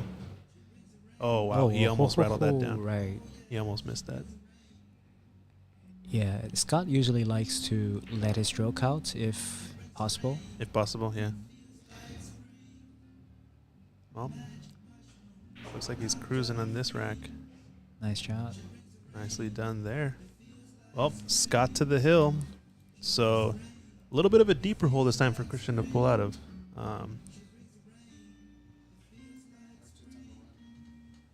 Let's go check on the Archit versus B-Joy match. Looks like Archit's on the 8 ball. A little bit on they're the wrong side. tied up 3-3 in this match. Mm-hmm. Archit going around the nice rails. shot. Okay, a little bit too Oh. hard. You got Okay, a too little much too action. hard. Yeah. Okay. Now this one, do you cut it or bank it? I feel like personally, if it's more steep, I bank it. Uh-huh. If it's less steep, I cut it. So if I'm aiming maybe 1.5 diamond away from side pocket, I cut it. It just depends kind of where the cue ball. If I can get the cue ball on the top, on this short rail, that's the one that I go for, because I think both are pretty low percentage. But he went for the bank. Oh, double bank. Oh, Wow, hit the point. Wow. he hit the point. Oh, and he left it in the side. Wow. Oh my god! He literally almost trebled it in, and it hit the point. It almost went straight to the Oh, wow. and he rakes the cue ball, giving B-Joy the match. Holy smokes. I mean, returning the favor, right? 4-3. B-Joy gave him a rattle 9 ball last frame. Yeah, that's true. That's true. But this one was Oh, wow. That would have been like way closer the best double bank. ever. Yeah. Bank on the point And and, at the then right flat time. it out. Right. Yeah. It's because it hit the point a little Yeah, bit yeah, to come at that pocket. 'Cause he was going to go past it for sure. Yeah. Insane. It was Wow. real close to the making the one rail bank, but then hit the point. Wow, That's flattened it insane. out. Oh, speaking of hit hitting the point. yeah. Wow. That becomes a. Oh, yeah, okay, he didn't want leaks that. out. He's left it because of that Right. point hit. I mean, he probably would have. I mean, Would've Scott's shot would have gone tracked- better underneath the 9 probably if he would. Yeah. At least with some more distance. Well, Yeah, table's open. table's so open. It's in Christian's see. hands. He needs to clear this out.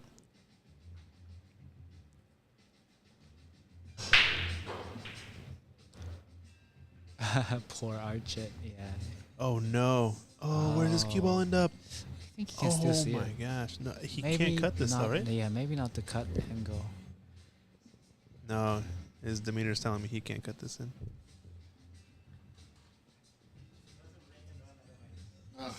Oh no! Archit's shot was at a break and run. Oh my gosh! He almost had the break and run patch. That would have been so clutch.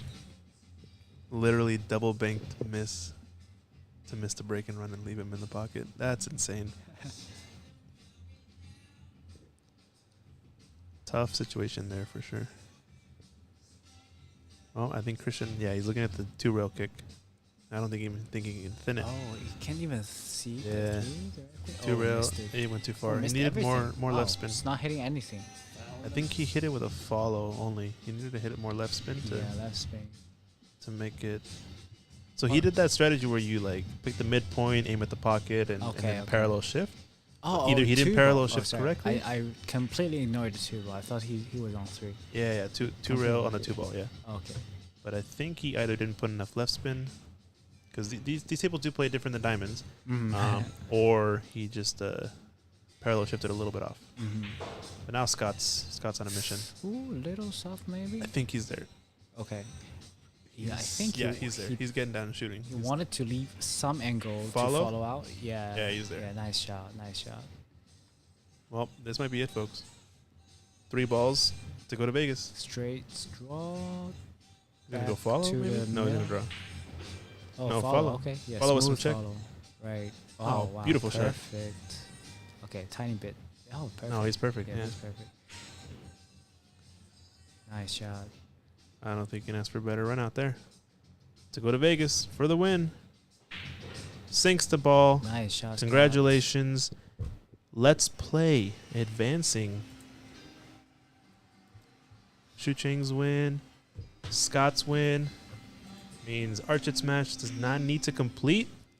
And that's what we call a match over. Archit logging the scores there. Team captain. Earning his bout. It's really been a long day. It's been a long day. But congratulations. Yeah, thanks to everyone. Thanks to Mike. Thanks to Tom. He's here with us.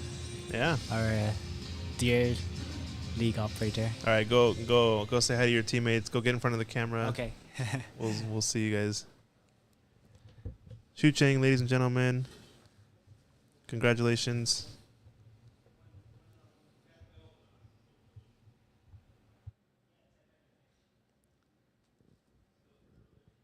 So let's play. Archit, Scott, and Shu Cheng getting the last spot in the World Pool Qualifier for the Masters Division for Greater Seattle APA. So all in all, we had 2 teams advance today. Congratulations to both teams. We had Amigos, which consisted of Vinny, Pratik, and Alex. They qualified earlier today. And our second team to qualify from the greater Seattle area was Archit, Shuchang, and Scott, making up Let's Play, rocking our Ox Billiards jerseys here at Ox Billiards, representing strong.